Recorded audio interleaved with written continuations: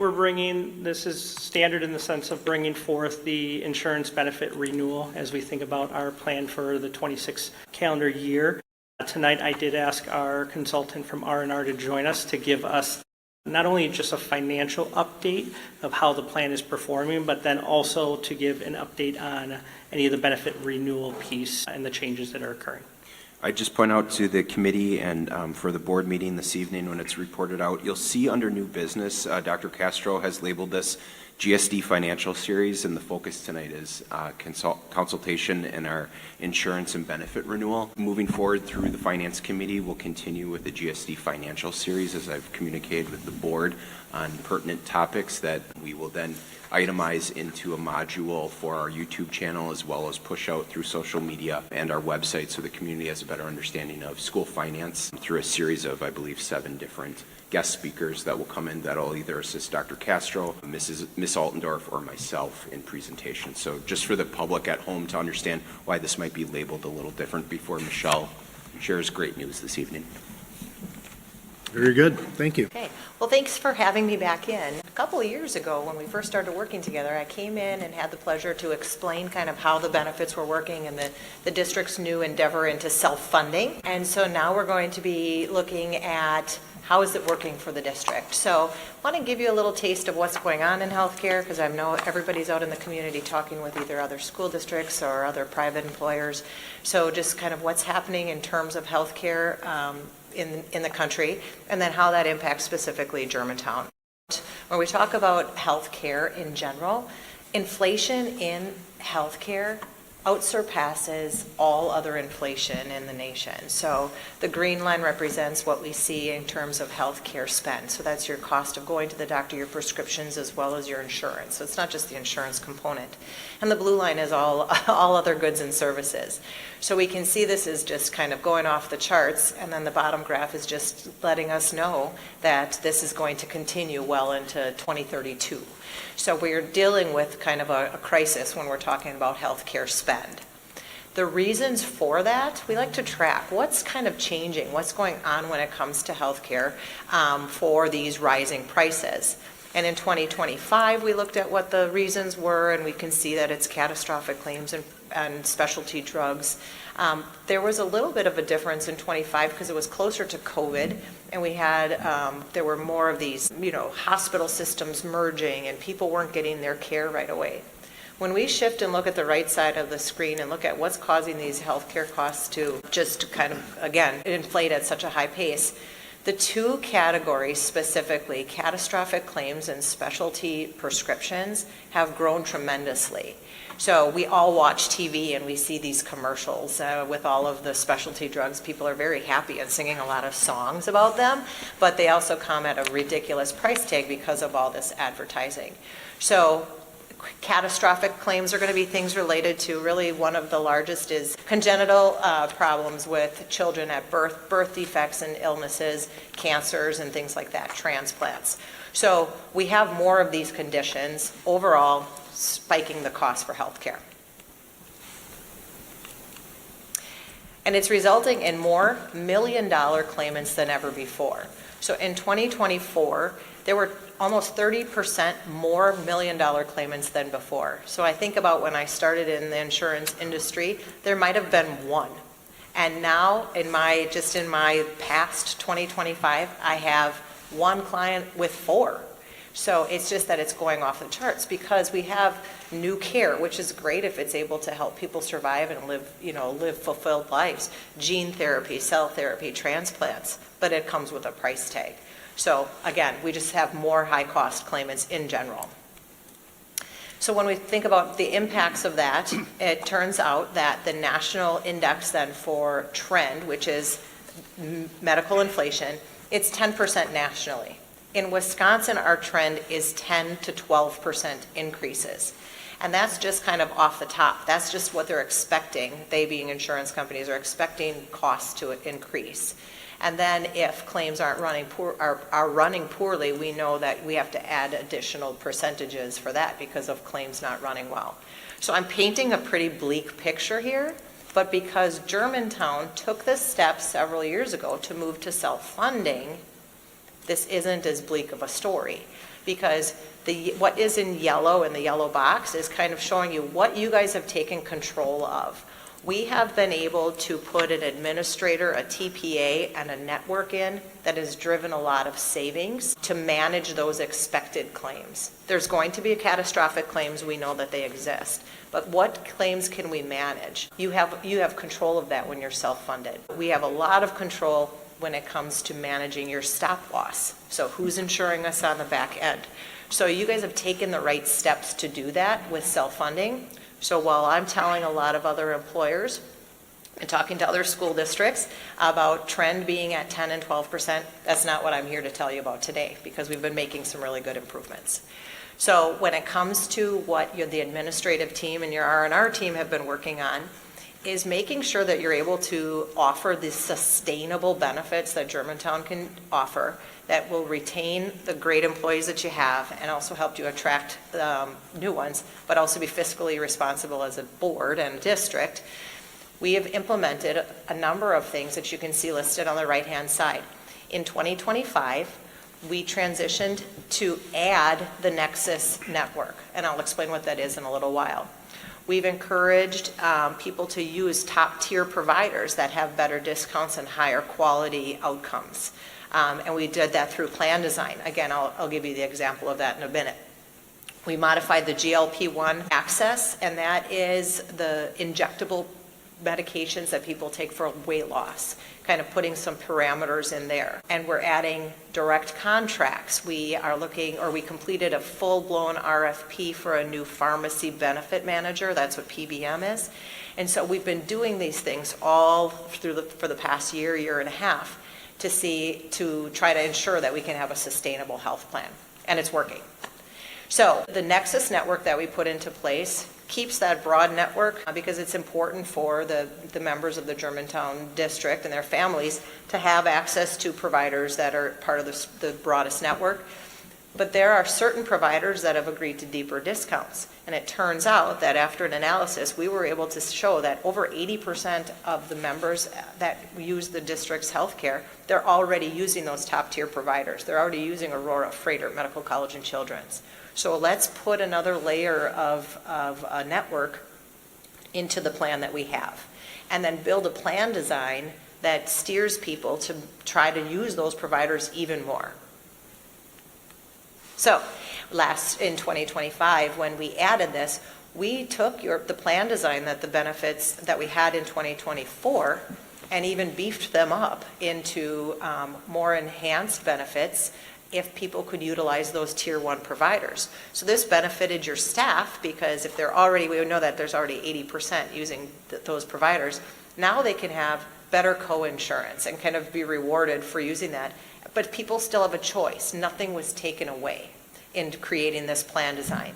And because it has worked for the district, we're able to keep the same plan design and keep it for 2026. So we aren't looking at people having to make any changes. All we want to do is continue to educate people about the benefits of using these tier 1 providers.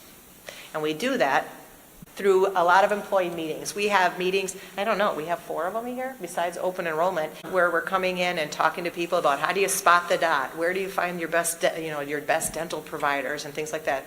So the district administrative team has invested a lot of time and put forth, having me come in and talk to the staff, and people are responding positively to that. So because of that, keeping the same plan design is the recommendation for 2026. And because when we look at how the plan is performing in the next few slides, you're going to also, I'll spill the beans, with no increase in any kind of costs to the district or the members for 2026. So every month we review the benefits and we review how the plan is performing. So this is probably a graphic that you'll be seeing going forward, part of your financial series. But we track how was the plan running last year and how is it running this year. And we track all of the expenses that the district incurs. So your fixed fees for having that TPA, UMR, managing the plan, the stop loss fees for the insurance, what you're paying R&R insurance, and what we're paying then in pharmacy claims and medical claims. And we track this every single month. And we go into detail. So we're managing and looking at what these claims are and looking for those opportunities of what else can we do for our strategies so we can make sure this continues to be sustainable. To prove that it's working, what we did is just did an analysis of where would the district be if we hadn't moved to self-funding and put in some of these strategies, if we would have remained fully insured, taking these increases based on how your claims have been running, because we didn't always have a great year of claims. In the past, we had some tough years. And in a fully insured program, there would have been some significant increases. We wouldn't be looking at trend increases of 10 and 12%. It would have been more. So the kind of the orangish bar graph or line graph shows what we would anticipate your costs to be per employee per year if you were fully insured versus where we are in a self-funded program. So good decision. It was the right time, but it's important to continue to look at these strategies and keep encouraging, people to be good healthcare consumers. And I just want to mention here too, it's when we're able to save that money there, we're able to reallocate our dollars to other places, right? So how do we continue to be mindful of the money that we're spending for healthcare, and we're able to reallocate that, which is huge for our district. And we do the same thing because we have self-funded dental plan. So we do the same type of analysis where we evaluate how the dental plan is running each month. And we have a report that we share with the district. So we look at how many people are enrolled and what are we paying for Delta Dental to manage the health plan, but then what are we paying out in claims. And so we track this each and every month. For 4 or 5 years, there have been no changes in the rates for dental plans. You can see that how things are running right now, the dental plan is running kind of over budget. The cost for dental care is similar to medical care in that it's increasing because there's just fewer and fewer dentists that are out there. So rates are really going up. A lot of dentists are leaving networks. And just as a general rule of thumb, school districts use dental a little bit more than the average citizen, which is great. We want people to use the insurance. What we did during the 2025 year for planning for 2026 was evaluate the dental plan. Is this the right dental plan? Do we have too low of an annual maximum? Are there pieces that we should be adding to the dental plan? And we know after 4 or 5 years, it's probably time to do an increase. So with the help of working with Delta Dental, it was like we probably have to look at a 5.5% increase to the dental rates, which when the dental rates are only 40.67, a 5% increase isn't significant. But because we know that the plan is running higher, it's because there's an awful lot of claims that aren't going to the plan because it's maybe not as rich as it could be. So in 2025, we know with the plan loss ratio being at 115%, we wanted to suggest the 5.5% increase, and then again evaluate the benefits. So we looked at something called Checkup Plus. Checkup Plus is where your annual cleanings don't count towards your annual maximum. So right now, if a person in 2025 is going to the dentist and it costs $300 for your cleanings, that's coming off of their $1,000 annual maximum. So they only have $700 left for dental care. So we looked at, should we kind of maybe make a change to that? It would increase the rates, but it would really benefit everyone. We looked at, is it better to maybe just increase that annual maximum? Or do we want to increase or change the co-insurance? So we did an analysis to look at all of these different options. And really what we landed on, the way that the best recommendation for the dental plan would be to add Checkup Plus, because that's going to benefit any member who's on the dental plan getting their cleanings for 2 cleanings a year. It doesn't have to be 6 months apart, but 2 cleanings in a calendar year. Now that will just be something that will go toward the plan, and members will still have $1,000 towards their annual maximum. So if that's all you use your dental plan for, then it doesn't cost, it's not hurting you at all. So the recommendation is to add that Checkup Plus and have the district absorb the increase to the dental plan for the year, because as well as the medical plan is running in 2025, we're actually ahead of budget quite a bit when it comes to the medical plan. So having the district absorb the increase on the dental plan is the recommendation. And then these are the rates then that were provided. What you're just seeing is the rates that the staff is paying in 2025 would remain the same for 2026, which I think that hasn't happened in the medical side for quite a while. And then we can see the district's portion for the medical is not also going to increase. There would just be the increase for the dental. So things are going well. We're just here to support and keep it going in that direction. So questions? Tom? Can you go back to slide 10? It's probably how I'm reading it, but the prescription line, the bottom of the chart, Yep. deductible, then 10, 50, 100, 100. So does that mean if I got to go to Walgreens to get a prescription, I have to get up to my 3,500 single before the plan covers anything? That's how HSA health plans work. Yep. You reach your entire deductible before any co-pays or co-insurance begins. Okay, is there still a discounted cost on the prescription? Yes, that's a great disclaimer. So there's the manufacturer's cost, then there's the discounted price, and you would pay that discounted manufacturer's price. And with the medical plan and the pharmacy benefit manager that the district has in place, it's through CVS. They integrate with GoodRx, and so if there is a coupon that's available, it automatically integrates to give a person the lowest cost option if it's part of GoodRx. Thank you. Mm-hmm. Any other questions? No? So basically, the savings that we derive from the medical side due to the management of the plan, we're able to offset the costs on the downside. So no increased costs to the participants. That's correct. Okay. If I can just as a note, one of the reasons the district continues to offer two plans, an HSA plan and a copay plan, is if there is an individual that has a high cost or concern about prescription prices, then they're able to enroll in a copay plan and they don't have that deductible first concern. So that is one of the reasons that the district hasn't, like many districts have, get rid of a copay. They've maintained having both of those. Any other questions? Russ? I'm just looking at the self-funded versus fully.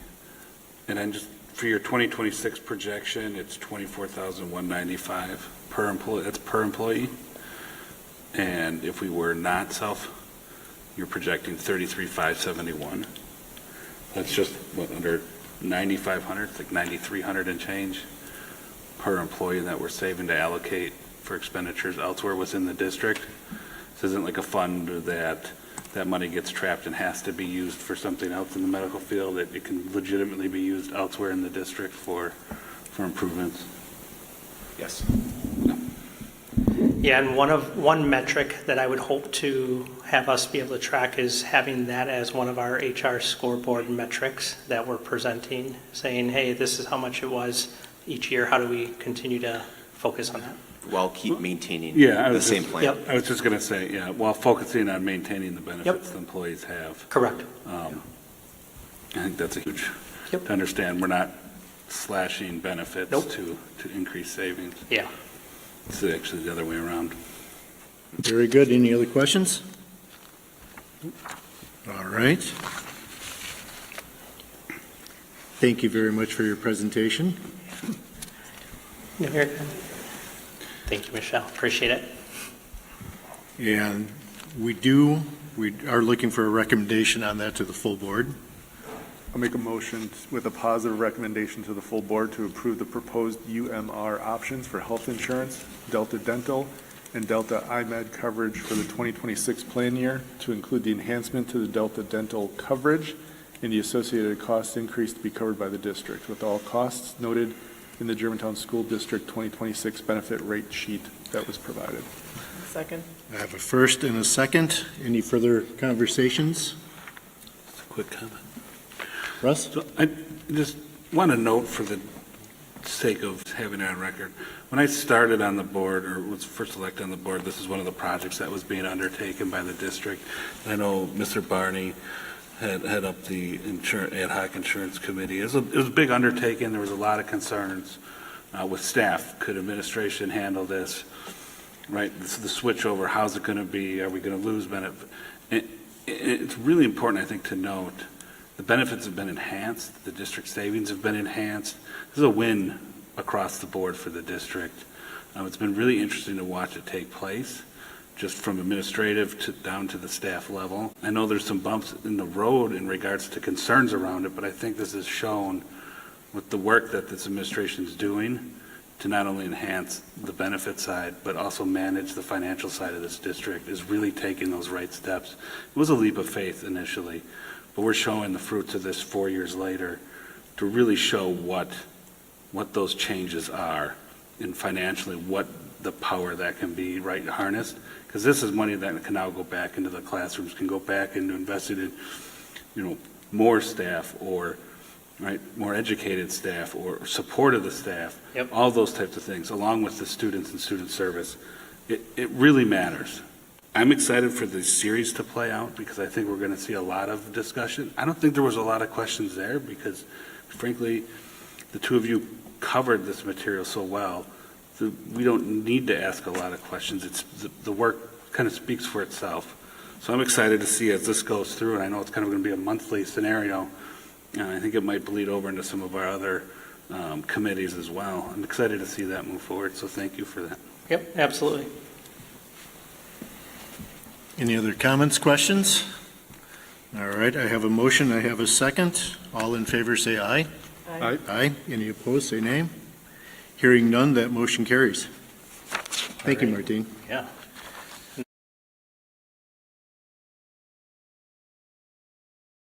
Budget planning, strategic goal number 4. Sarah Vera. I have Sarah Vieira here with me today from CISA 1. She is our second person that is presenting regarding our financial series. Good to see you. Thank you so much. Excited to be here. As Brittany said, my name is Sarah Vieira. I'm the Director of Business Services at CISA 1.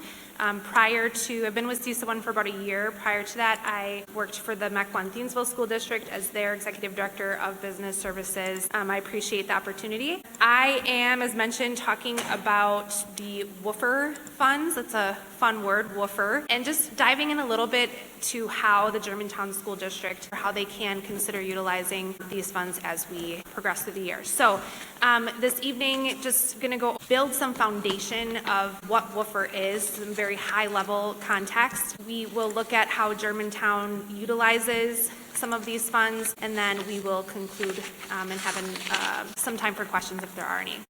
So again, I'm Sarah Vieira. I work for CISA 1.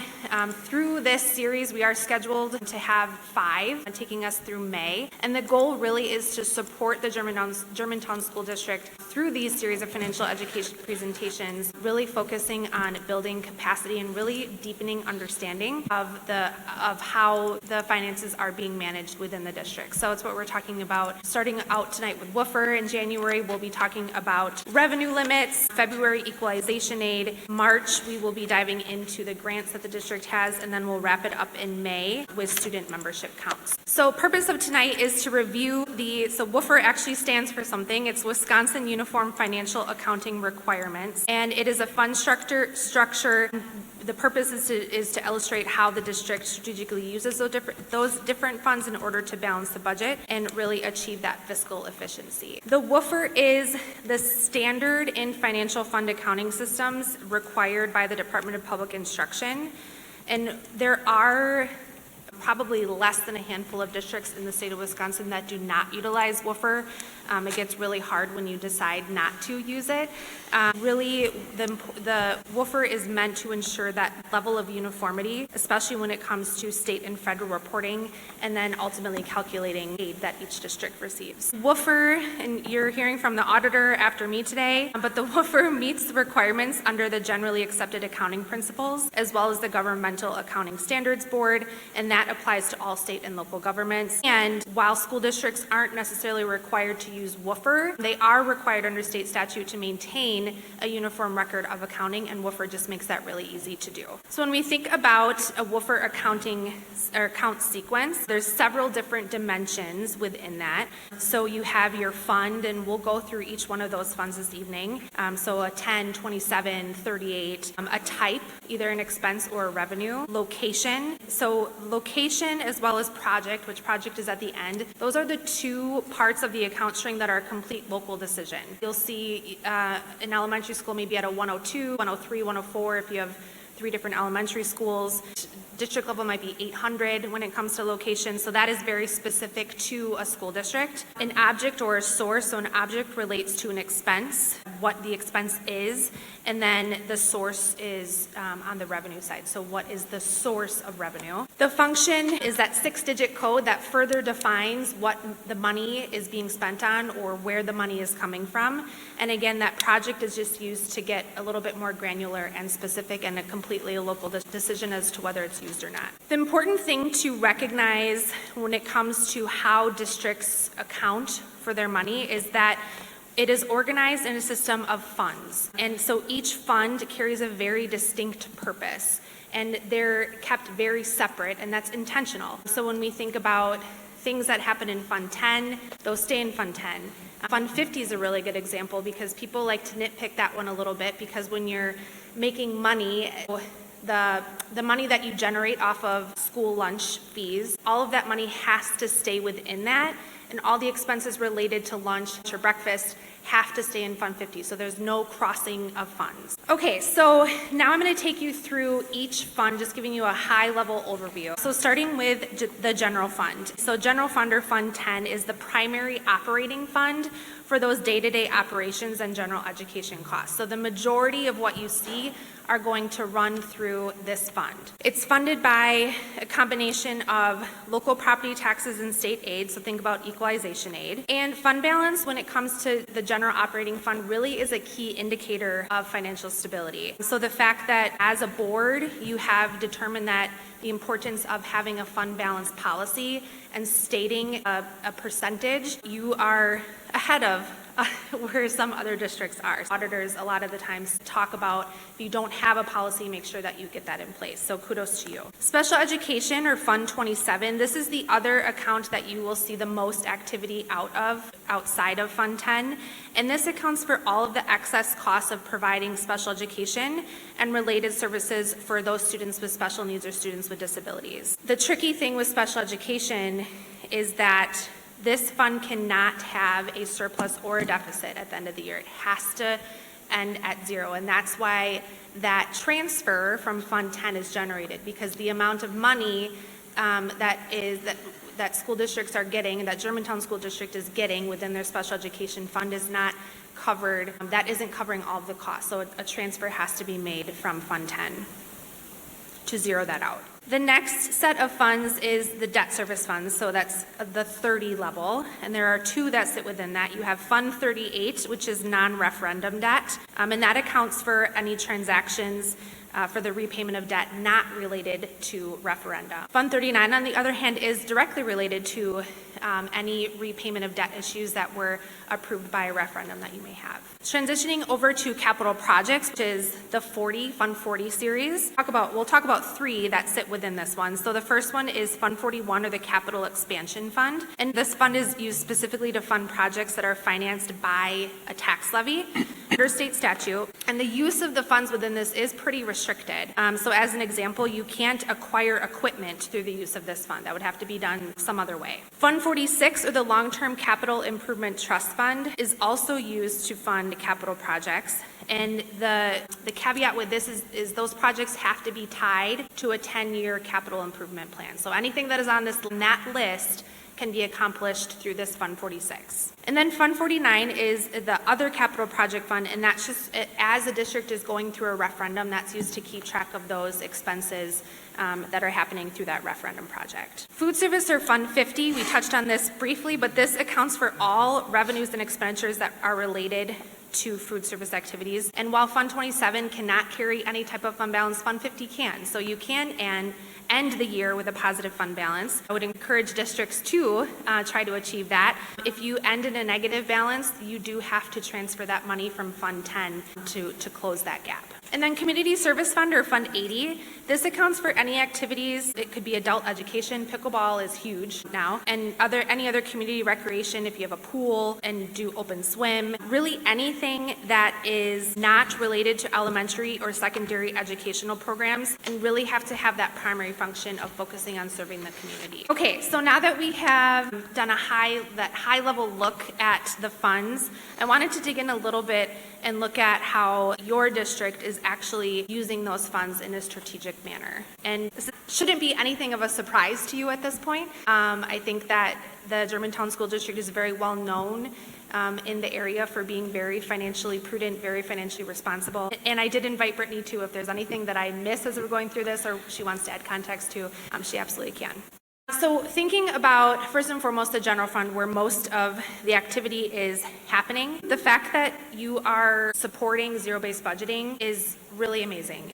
I like zero-based budgeting because it makes people justify every expense. You're starting fresh every year, not just rolling over from one year to the next. It really forces you to look at every single item that you're spending money on. It is definitely not a fix-all. When I was in MEC 1, we did zero-based budgeting, and typically the budget that came in was way above what you would have expected it to be. But the important part of that, I think, is that it really promotes conversation and collaboration. So I would highly recommend that you keep going down the path of zero-based budgeting. Why? So you might be asking yourself, why is it important that we're leveraging other funds, right? We operate out of Fund 10, so why do we have to have all of these other funds and accounts? But I think it really comes down to the fact that, number one, by utilizing other funds, you're protecting your instructional dollars. So if you can shift allowable costs to other funds, so let's go back to a Fund 50 as an example. Being able to purchase a new fridge or a new oven out of Fund 50 as opposed to utilizing Fund 10 and taking away instructional dollars, that's a benefit of using Fund 50. You're not impacting the classroom. Secondly, I think that it improves long-term financial stability, specifically when you think about those capital project funds, so Fund 41, Fund 46, having those just right off the bat encourages you as a district to have to plan. Right? You're not making decisions willy-nilly, last minute. You have to strategically plan for how you are going to spend those funds. And the fact that you have a Fund 41 and Fund 46, you can carry a majority of your facility improvements without draining down on those annual operating expenses or annual operating resources that you have within Fund 10. Thirdly, if you are able to leverage other funds appropriately, that can definitely maximize the amount of categorical aid and grant funding that you receive, specifically when it comes to Fund 27. So if you can make sure that you're strategically coding, we'll talk about this in a little bit, strategically coding of special education aid, per pupil aid, federal grants, that really reduces that pressure onto Fund 10. And when you put all of those together, if you're leveraging your other funds appropriately and only spending in Fund 10 what you need to be spending, that's only going to put you in a better position from a fund balance perspective. And there's so many instances where they're looking at your fund balance, looking at your financial planning, thinking about going out for debt, right? If you have to go out for debt again, they're looking at your fund balance percentage. They're looking at how well you're planning for the future. They're asking all of those questions. And if you can build up your fund balance well enough and maintain that, it could reduce the need or eliminate the need altogether for you to have to short-term borrow. Okay, so I say it's not just a Germantown School District thing, it is all districts. Because Fund 27 is so tightly regulated, right, we talk about how you can't end the year in a negative or positive fund balance. Districts have to walk a very fine line between compliance and creativity. Compliance is thoroughly tracked in Fund 27, and so how do you work within your constraints to make sure that you can make the most of the money that you have? And so it really comes down to more about structuring your costs and reimbursements in order to maximize that amount of aid that you're bringing in. So when we think about some ways that this is happening, so number one, it is, and we started to get into this a little bit, but that accurate coding, and I call it reimbursement mapping. So really ensuring that every eligible salary, benefit, purchase, service, if it can be in Fund 27 and you can somehow collect or apply federal funds to that, that is absolutely what you should be doing. Missed allocations to Fund 10 can really result in lost reimbursement opportunities. And taking the time to identify, maybe you have a partial FTE, right? So maybe you have a teacher that is 75-80% regular ed, but she does this small part with special education students. Being able to identify that, collaborate with the special education department,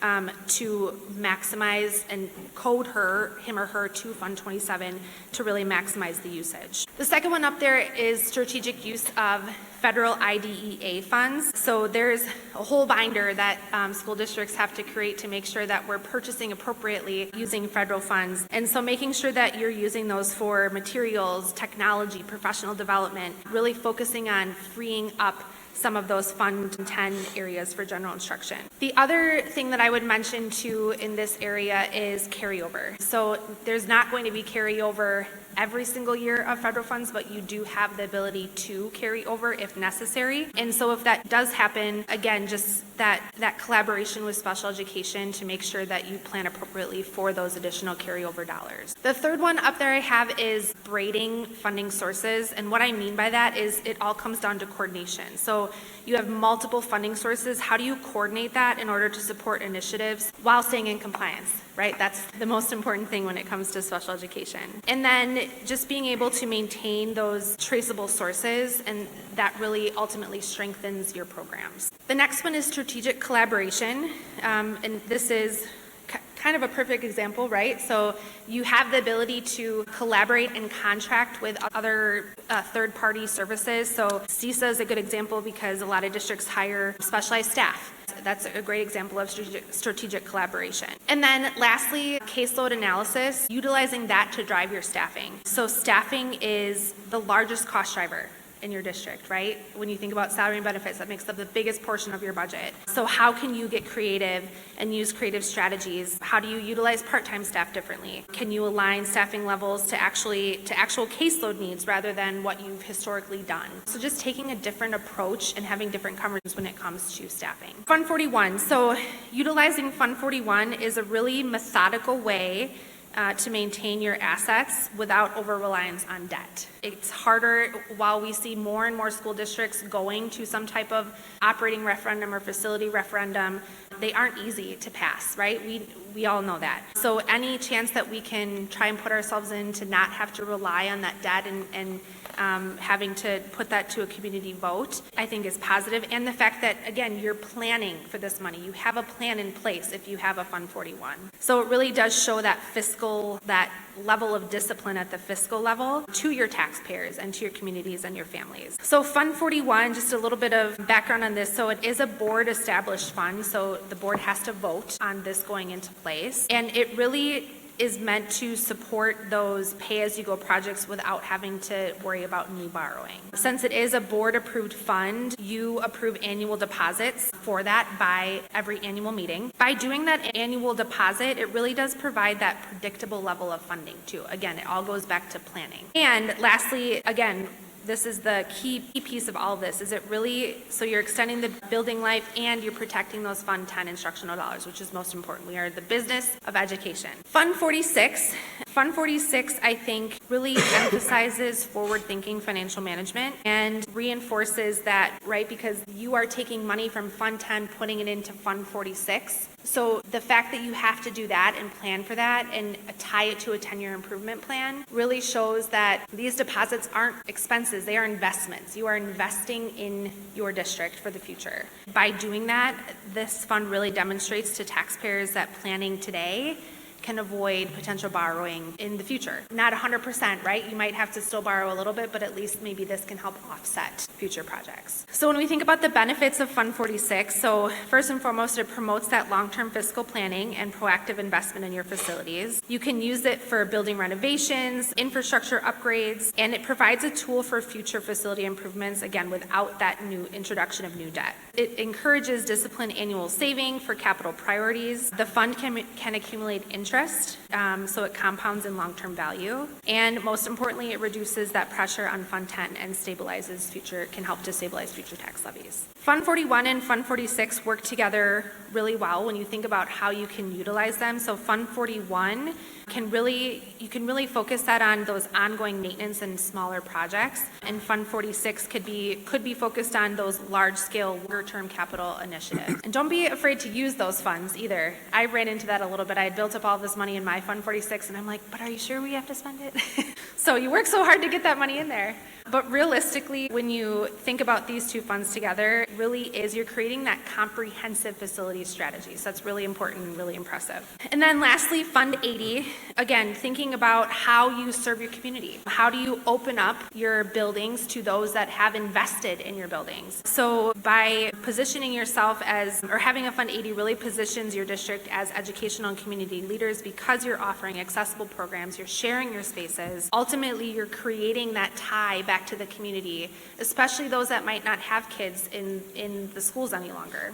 And by having everything separate into Fund 80, again, you're protecting those instructional dollars, and you might be even generating a little bit of revenue that you can help to put back into programs or whatever it may be within Fund 80. So again, Fund 80 accounts for those programs that primarily serve the community, so not focusing on that K-12 instruction piece. And that's important because if you get caught up in that, you could get some type of penalty from the Department of Public Instruction. So it's important that you continue to monitor that well. It's funded through a completely separate property tax levy outside of the revenue limit. So that is something that you approve at your annual meeting. Provides flexibility to support public use initiatives while focusing on preserving those instructional dollars. It offsets your operational costs to the community, or can offset the operational costs for your community. It ensures that Fund 10 remains focused on K-12 instructional purposes, and it can be used to support partnerships that could strengthen community engagement and really boast that district goodwill. So in all, bringing it all together, first and foremost, WOOFR really enables that transparency piece and that compliance piece. So having a uniform financial reporting really puts you in a good position as a district. Fund 10 stability has to be and has to continue to be central. So focusing on and continuing that zero-based budgeting approach really creates an intentional, conservative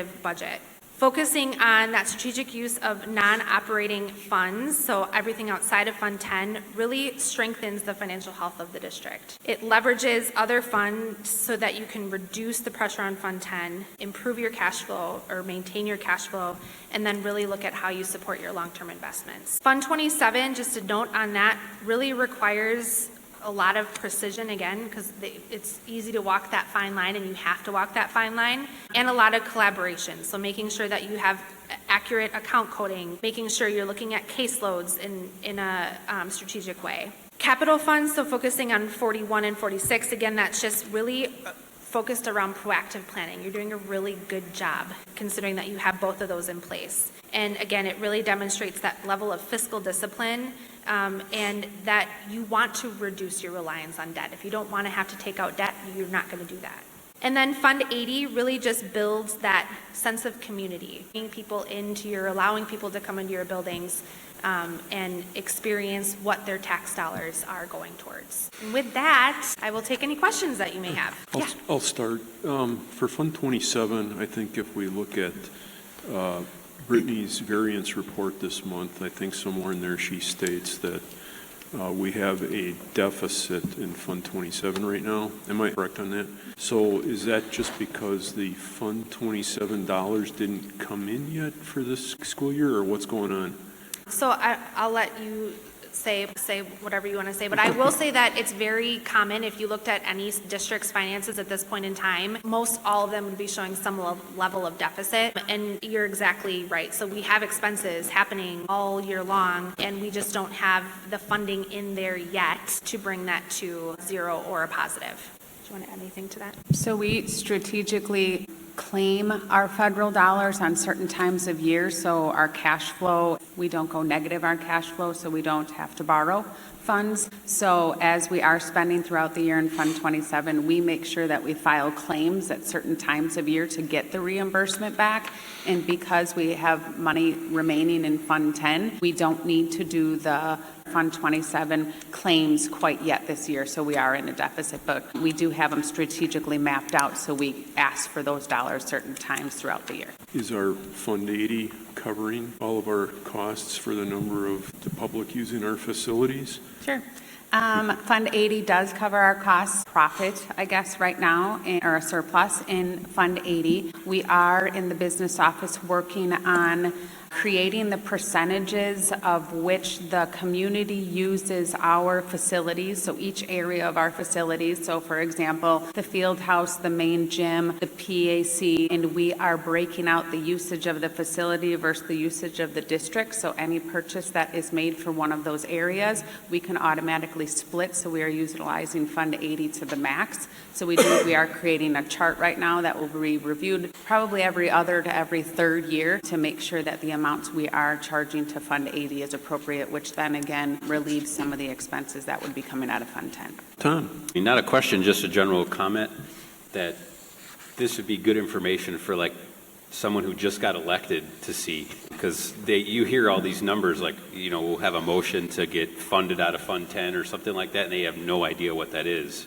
Right. At least pieces of this would be good for anyone that's newly elected. And to your point, Mr. Barney, we plan to break out segments of Ms. Vieira's presentation tonight to put on social media for the general public too. Think about the annual meeting, and we can prep and educate when Brittany's throwing out these account numbers and different balances, what that means ahead of time, as well as throughout the budgetary process, pre and post board meetings. Perfect. Over time, I think board members pick up on the account numbers, but I remember in my early days on the board, it seemed like the older board members were whipping these account numbers out like everybody just was supposed to know what they were talking about, sort of like acronyms. So I was impressed that woofer was eventually defined, but it was about 3 pages into your presentation. Were you warned? I'm the acronym guy that if they're not defined, I kind of get a little upset or start making jokes about that sort of thing. Were you warned or no, Sarah? I did not warn. No, it wasn't Sorry. warned. Okay.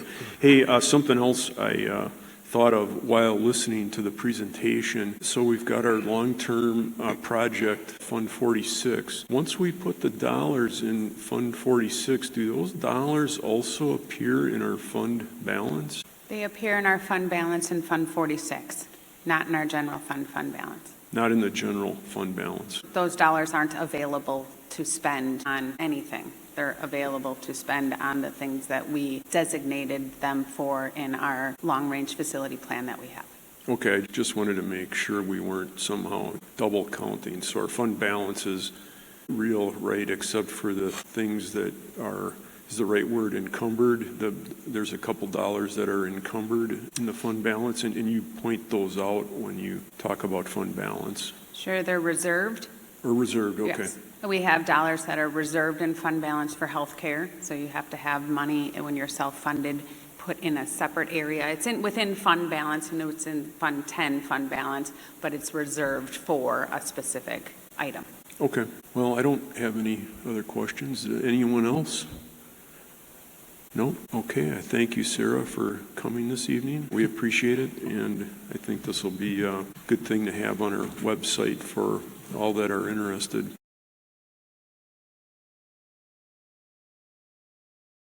Okay, next item. GSD Financial Series number 3, Baker Tilly 2024-2025 Financial Audit Review. Mr. Paul Franz here this evening. Okay, very good. Welcome. As alluded to, Paul France. I'm a principal at Baker Tilly. I work closely with Wendy. Her and I share the governmental municipal market through Baker Tilly in the Milwaukee area. And at one point in my career, I worked as I think a senior on your account, testing some programs. So nice to be in this seat. Nice to be with you tonight. I've heard nothing but great things about management in my discussions with Wendy to share with you this evening. The agenda's up on the screen.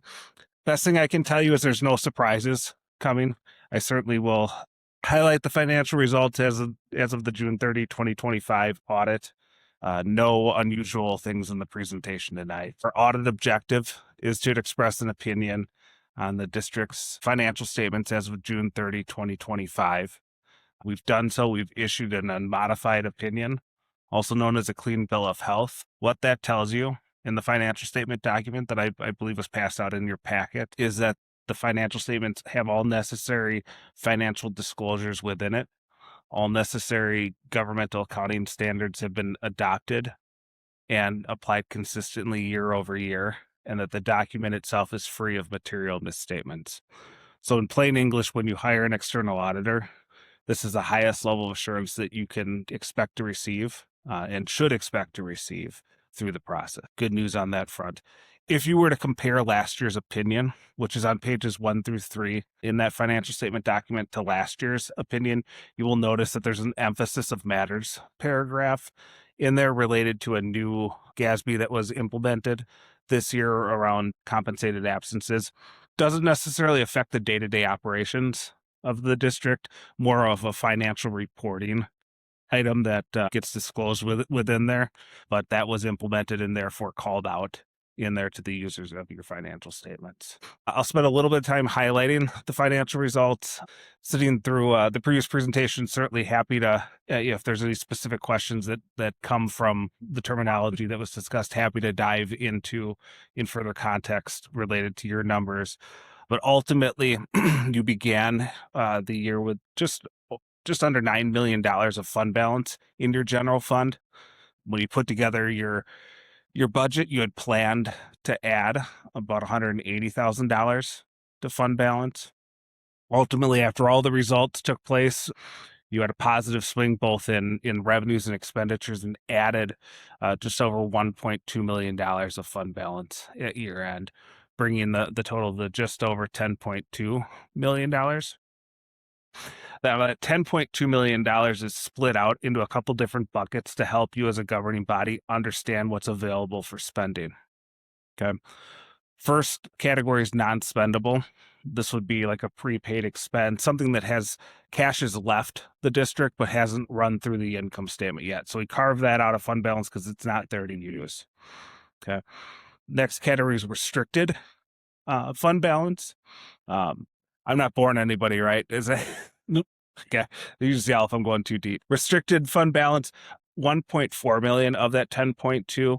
That's where you're restricting some of those self-insurance costs that could come up in the future. We've earmarked that for a specific purpose. I think you've got some mental health items identified in the restricted category. They're carved out. Next category is committed.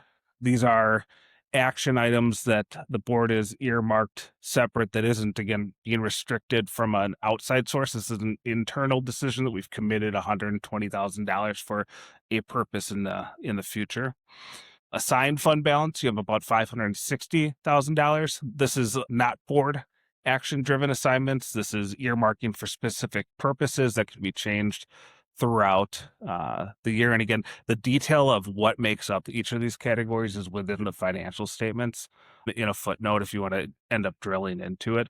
But why I go through it at this this level is what's important is we get to the unassigned category, which is really your reserve, your rainy day fund, the savings account of your main operating fund, which was about $8.1 million. I think there was a discussion before about fund balance policies and percentages, and this is kind of where that percentage will get driven from. You'll take this unassigned category, divide it by your operating costs, so up above at the top there, about 50.7 million in operating costs. So if you take those two, the 8 million, and divide it by the 50, you get about a 16% fund balance percentage.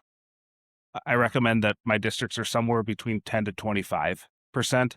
So no concern in that. I have districts that are below 10%, well above 25%. As long as you've got a fund balance plan of what you expect to see there and you're not just piling money, that percentage can be really where in there. But the 10 to 25 comes from a cash flow standpoint. Yes. Just can you refresh my memory, Brittany? What's our policy for percentage? Over 17%. Over 17%. Over 17. Okay, thank you. Yeah, and again, I did a quick down and dirty calc on my phone here before the presentation. It was like 16 point something based off the number here. And so that number may include some transfers that aren't part of your policy that would change that. But you are right on. There's no disclosures within your notes to say that you're not in compliance. We're working on it, and I think Okay. we're comfortable. Good. But again, nothing of concern to note related to the ending place of that reserve. This encompasses the other funds that were discussed earlier, first being the special education fund. As you'll see, middle of the page, no ending fund balance. The next two funds are your debt service funds, ones that are referendum based, ones that are not. And you do have fund balance sitting in there. I would suspect that based off of aid calculations, you have maybe some principal and interest payments set up to flow back and forth each year, but currently you have about $13 million of fund balance sitting in the referendum fund. Possibly there's a timing difference of a refunding, or you're doing every other year. Yeah, and that every other year is again really based around maximizing the aid calculation that you get in support. And so that money that sits in fund balance in the debt service fund has already been earmarked for future principal and interest payments. Where it becomes a focus is if you just see that fund balance compiling in the debt service fund and we're not taking action and using it, that we'd want to call that out. But again, management has a good plan in place and is all over that. Next one is the capital project fund. I suspect that houses your Fund 41 and 46, and if you had a Fund 49, the report groups them all together. All the reporting to DPI and as tracked by management is individual based, but in the report, it has been combined, and there's about $2 million of fund balance sitting in there at the end of the year. Last column is your non-governmental funds that houses your Fund 50, your Fund 21, and your Fund 80, all with positive fund balances and all for specific purpose use. So they have revenue sources that are supporting them, and ultimately, as described earlier, can be used to support different operations in the manner that they're defined for. The ability to borrow 10% of your equalized value, which in geo debt, which equates out to about $566 million. As of 6/30/25, you had about $60 million of debt. So certainly no concern with how you're leveraged from a debt standpoint, but certainly have the flexibility that if it was there and needed, it wouldn't change the answer in our perspective on that. You do have two actuarial-based liabilities in the total OPEB and the net pension liabilities. Those are paid as you go type liabilities, but are based on actuarial calculations of things that may happen in the future. They get pulled in based on that actuarial study as a liability within the financial statements, not in your day-to-day funds where you're managing, but if you were to look in your footnotes about the outstanding long-term obligations of the districts, you would see that noted in there. Just know as far as planning purposes, you are including those type of costs in your budget decisions and are there for presentation, not necessarily to raise concerns. Lastly, as part of our work, we do a federal and state single audit because the district receives more than $750,000 of federal grant dollars and expends that within the fiscal year. You're required to have a single audit. And in Wisconsin, when you have a federal single audit, you also get a state single audit. And so what that is an auditor evaluating the grant dollars that the district receives and make sure that they're spent in compliance with what those grants stipulated. And so we've completed that. Happy to share with you that we've issued an unmodified opinion over that audit. We had no findings related to that audit. Good news on that front. Lastly, besides the financial statements, you also received a reporting and insights letter or an audit results letter. It's got, I think, a staircase cover to it this year that houses a number of different required communications that we have with you, the governing body, and management.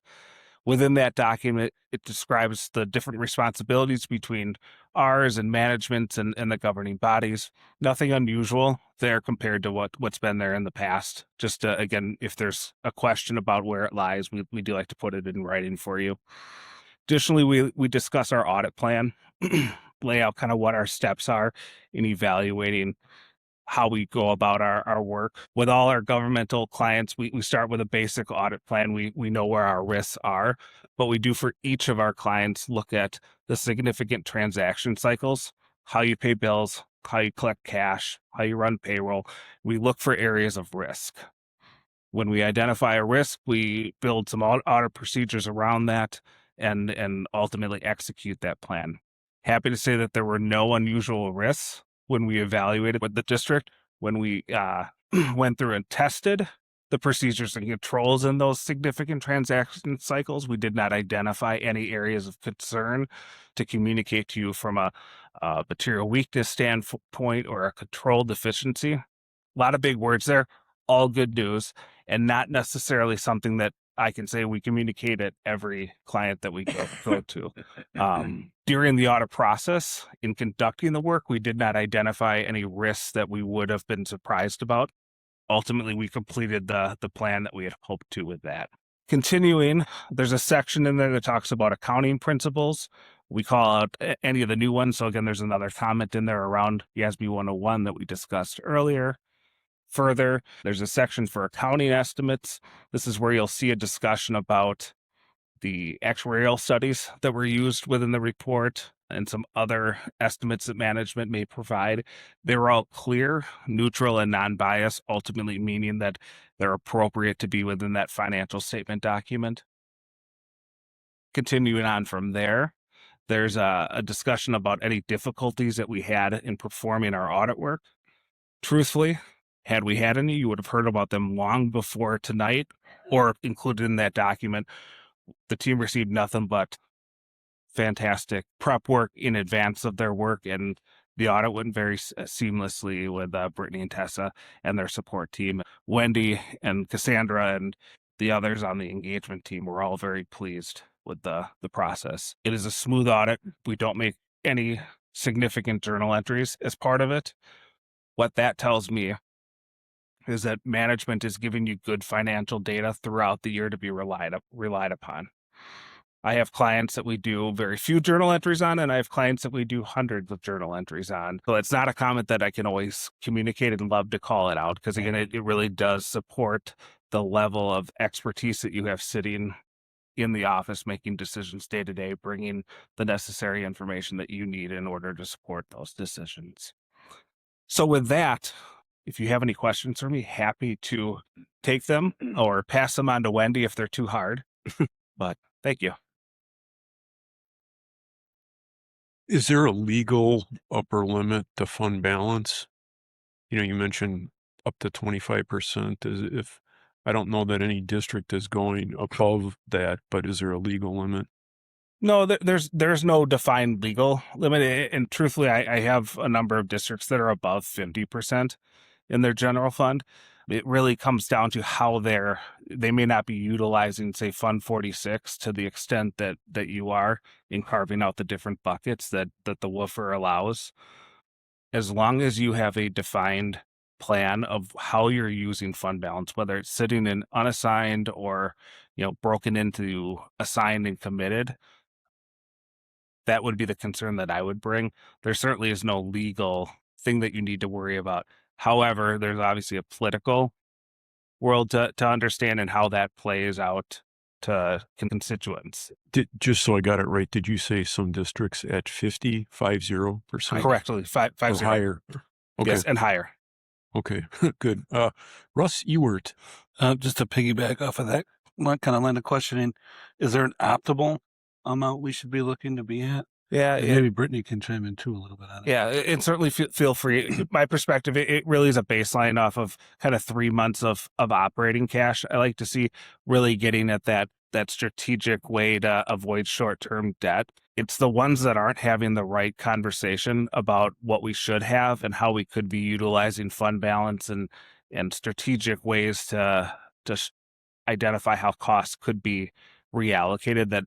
That's what speaks to me as concerning versus, the ones that have, 7% have a plan as to why it's at 7% versus, the ones that have too much and they aren't discussing, but are still taking debt for that matter.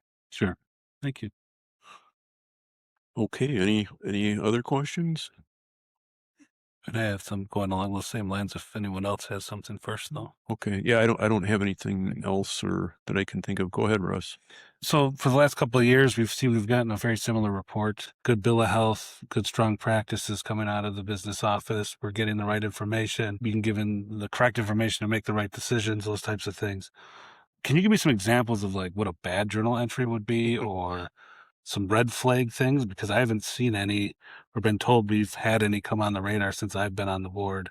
And I don't, maybe you can help me know what to look for Yeah. from that aspect. Yeah, great question. Again, I think it speaks more to again your board dynamic that it's a question I think I've only been asked one or two times in my 20-year career, so it's fantastic. Red flags obviously start with turnover. Very common to see turnover lead to bank reconciliation issues where we're not maintaining if you think about your own checking account, understanding the ins and outs of that and how that might be tracked in your checking account. I've seen many districts and municipalities across the state through the turnover fall years behind in audits because of that. So first thing is just if you have turnover is immediately assessing kind of what the support plan is around some of those just functional things that happen monthly. Specifically to the journal entry question, can come up with large referendum projects in accrual based accounting where we're not getting payables right, we're not working to get timely invoicing, we're not coding them in the right corresponding funds. Things that would stand out to you as a board member, again, thought the question around Fund 27 being a deficit, things that just don't look right in a budget to actual space is the first place that you're going to catch it. The accruals become an issue. The discussion about having timely, specific submissions of your claim forms around grants. That's another thing that if things aren't functioning appropriately, that's going to go wrong and that's going to stand out in that budget to actual report. So as the year goes on, you should start to see some of those revenue categories fill in. But if something wasn't functioning, that's going to stand out as the year goes on. So those are probably the most common things that we run into, but I really worry about the procedure and control that exists in the day-to-day environment. And when somebody leaves, whether that comes as a one-off or a mass exit, is where I've seen over the last 10 years with more movement, whether it was retirements or just job hopping that we've seen. A number of districts that were in a positive position fall behind where they were. Thank you. Yeah. I don't think maybe it's in the full report. In years past, there's been a comment, even before Brittany was our business manager, and I don't think it's changed, but there was a comment by the auditor that the department was too small to have proper checks and balances. And of course, if everybody's honest, you don't have to have checks and balances. And the rest of the story is a department that is too small, saves the taxpayers monies. So there's kind of a, a positive and a negative there, depending on how things are going. So I'd like to see, I believe everybody in the business office works very, very hard. I compliment them as much as I can. I believe Brittany is one of the best business managers in the state, if not the best. And so anyway, are we still is our business office lean, I think is the question. Yeah. And great question. And you're right. If you looked in the report over the years, we've certainly communicated two material weaknesses around one being financial reporting, that financial statement document, you are outsourcing that to Baker Tilly to prepare for you. That is not unusual. 95% of the clients that we work with outsource that from a cost benefit decision. Additionally, sometimes that'll be tied to the just management's lack of understanding the amount of journal entries that we may do. So first off, not unusual on that front. Related to the lien comment around segregation of duties, certainly that remains there. We put it in there under our professional standards because we're required to bring it to your attention, not necessarily highlight that you should go spend more money. There's a cost benefit decision that goes directly into that.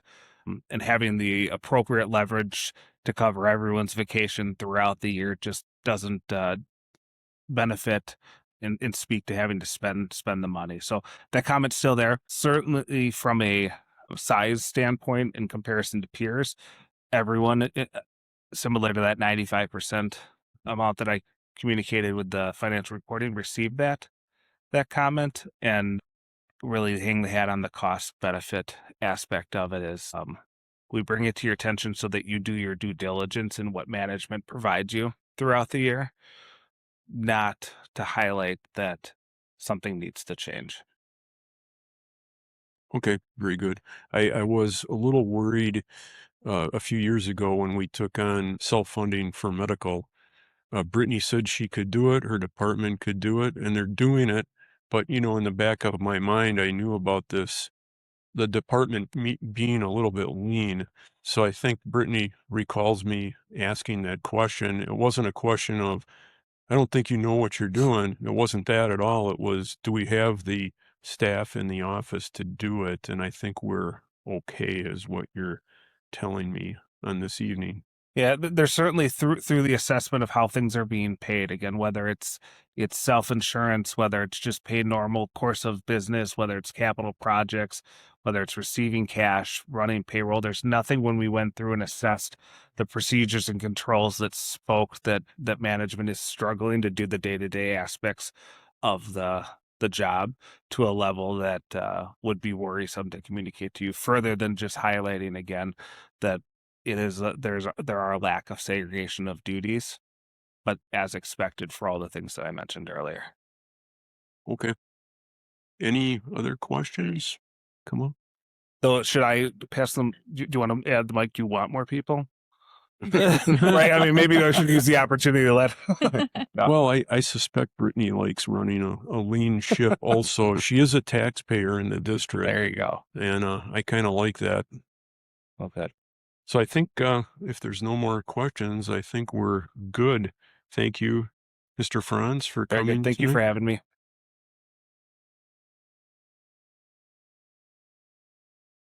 Next item, a GSD Financial Series number 4, revenue limit. And I believe we have Sarah Vera here. Very good. I'm back.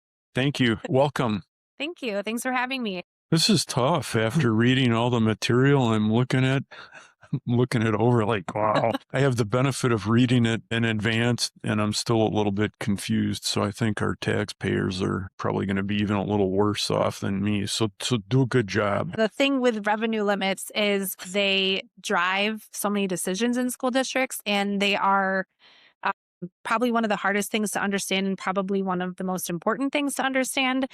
Unfortunately, we could probably talk about revenue limits for hours. And as much as I would love to do that, we have limited time. So Brittany and I work together to try and find a happy medium of getting in a little bit into the weeds, but also we're really just scratching the surface on revenue limits. And so I would say if you have any opportunity to like if you're down at the school board convention, I know they have revenue limit deep dives for sessions. If you have any opportunity just to get in there, it's not going to be your district specific information, but just helpful as you're building the foundation. So I will do my best to give you as a good start of information. I pulled out some Germantown specific information from your revenue limit worksheet. So we'll review that tonight. This is our second series in a series of 5. So you'll see we're building a little bit off of the Woofer presentation from last month. So not defining specifically when we talk about funds. And then tonight's presentation will transition us very well to next month when we talk about equalization aid and how the equalization aid formula really fits in with revenue limits and starts to impact that. We are here tonight. CISA is here just to help build that capacity for board members and community members, not to influence decisions or anything like that. Tonight, we will talk about what the revenue limit is and what it isn't, go into a little bit how the calculation works, why it matters for budgeting, and then what it means for your district specifically. The revenue limit dictates how much general fund revenue a district can raise. This is not a calculation specific just to Germantown. This is all districts in the state. It affects everything from budget capacity, staffing decisions. It obviously impacts local taxpayers. So understanding the revenue limit and being able to explain the why behind it really, I think, helps create a level transparency when it comes to talking about your finances. So let's first start with kind of grounding ourselves in what that revenue limit actually does. So when we talk about that, what is the revenue limit, and just bringing a little bit more understanding to that. What is a revenue limit? I like to think of it as a pie. I think that's the kind of the easiest analogy, and this is Germantown's actual breakdown when you think of the revenue limit. So that, and it's kind of hard to see on the slide, but that the revenue limit is the crust. So the revenue limit is defining the size of the actual pie. And then there's only two contents within that pie. So if you're looking at this, it could be maybe red as apple, purple as blueberry, whatever your favorite pie is. But the contents of the pie is either your state aids or your local taxes. And so there can only be two fillings. The crust is defining the size of the revenue limit, and the only way that that revenue limit can get bigger is something like an operating referendum or your enrollment changes or some exemptions, which we'll talk about later, can help to increase that size, but you're very limited in how you actually grow the size of your pie. And then the other thing in here, when we look at aids versus taxes, it has an inverse relationship. So if you get more aid, so say you go from 63%, it grows by 5%, you're not getting more revenue. The amount of taxes is just shrinking by 5%. So it has that inverse relationship. And so when we look at the breakdown of Germantown, you're sitting at about 63% of your revenue coming from state aid and 37% coming from taxes. So you're definitely you rely a little bit more heavily on state aid as opposed to property tax. Do you have a question for Sure. you? I don't know if this is the right place or if it's even the right question for what we're talking about, but I've heard in the past that because Germantown has so much industry compared to Mequon, for example, that on relative terms, we're paying twice the taxes in Germantown for our schools as Mequon. Is there any truth to that? Because this piece of the pie here looks like we're paying about 1/3 of the bill and the state's paying 2/3. And it was insinuated that in the past, I don't know if it's true, that we were paying 2/3 and the state was paying 1/3. That's obviously not what your pie says, but it says, it was a deal where I thought Mequon was more in line with the pie here and Germantown was more in line with something else. So I can tell you in Mequon, so it's very much based on the wealth within your district. So, and that's a weird way to put it, but when you think about values of properties, Mequon's property values are much higher. So when you look at Mequon's pie, they receive almost no state aid. And so they're almost 100% reliant on the local tax base as opposed to state aid. So, and it could be dependent on, again, I'm not familiar with businesses within Germantown, but I don't know if they're like within TIF districts or like that can play into that. But this is really the state looking at your makeup, and they're really looking at like that property wealth of your local tax base to determine how you fall state aid versus property tax. Okay. It seems like some of the statements we've heard in the past might be false. In other words, we're being told we're being screwed in Germantown, for taxes based on, state aid. This says we're not. This says we're in pretty good shape, actually. Sarah stated before that the revenue limit is extremely complex. So there's other things that we're doing that have changed this over years, not drastically, not like you're stating if you think it was completely backwards years ago. But the way that we're structuring our debt has changed this, that it allows us to have more aid than we do in property taxes. So it's slowly shifting. There are other things like the TIF districts that we have don't pay property taxes. So that's in there as well. So as they come onto the tax roll, you could see part of this changing. So there are a lot of factors in there that this is just simplifying the whole concept of the revenue limit. So there's more in it than just taxes and just worth of our school district compared to Mequon's. Okay. When you think about the actual definition of what is a revenue limit, so the revenue limit is the maximum amount of revenue a district can receive from state and local property taxes. How much a district does levy is completely a local decision. So the majority of districts do levy to their maximum authority. That is ensuring that you're putting the most dollars possible and available to you into the classroom and into serving students. Admired and acquired from something that Wasville had put out. But I think it's a really good representation when you think about how does the revenue limit come about. And it is that mix of state aid and property taxes. And then to actually get your property taxes, and we'll go through this a little bit, you're taking your revenue limit, subtracting off any aid. And that's how you eventually get to what the taxpayers are responsible for their school district portion of their taxes. What the revenue limit is not, I'm going to have trouble saying that word, I think, by the end of this presentation. So the revenue limit is not a spending limit by any means, and it is also not any type of guarantee of funding.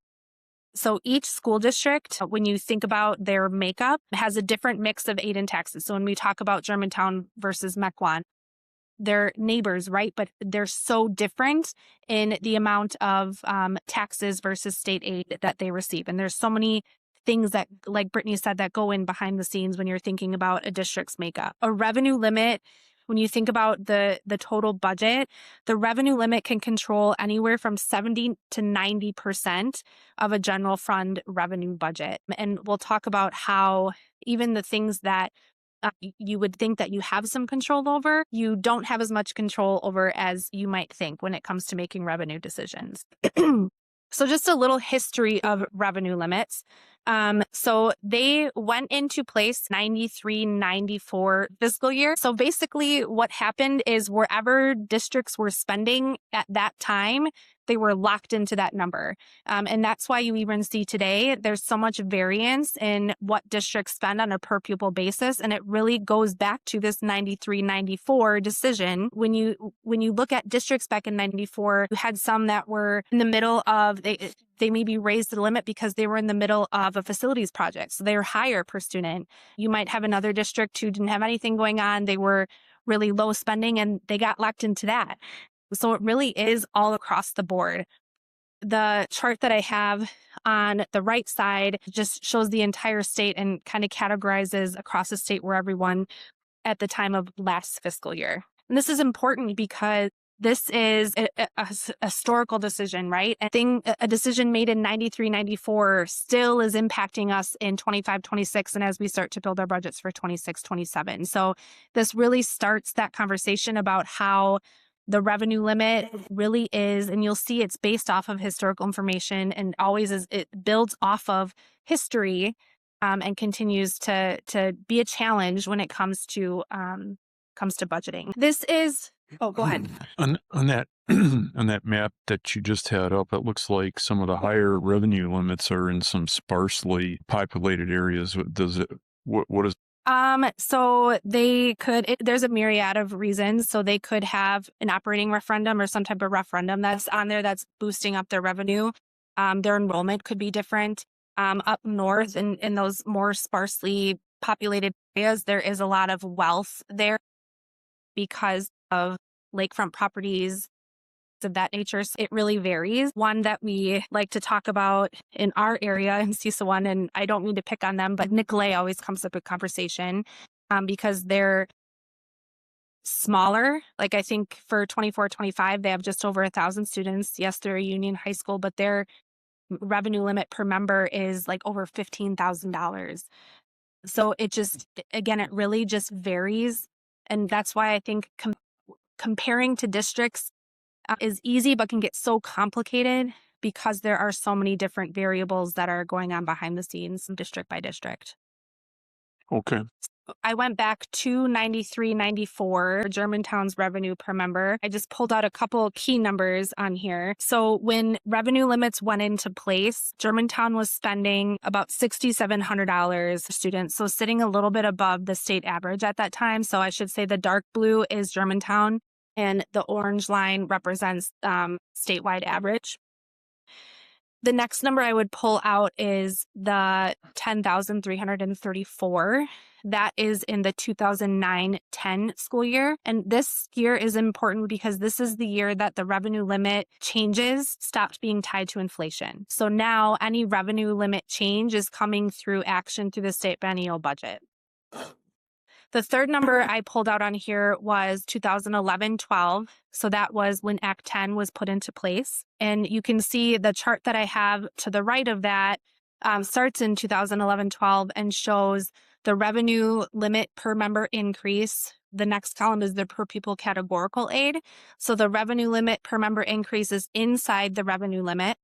And the per pupil categorical aid is a categorical aid that sits outside of the revenue limit. So you can see since 2011-12, 10 took away a lot of revenue from school district. Who were to calculate that out, and the decrease in 11-12 led to millions of dollars in lost revenue. And the idea behind that was that districts would be able to eliminate expenses. So we were losing revenue, but then we would also be able to eliminate expenses through like cost sharing for Wisconsin retirement system, as an example, restructuring health insurance benefits. So school districts were kind of forced into the opportunity of restructuring some of their costs. We end up evening out or kind of getting back to zero, back to positive right around the 23-24 school year. And again, this all represents changes that have come through the state biennial budget as far as increases.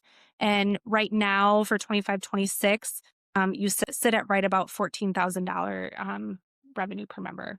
We're going to start getting into the weeds a little bit here.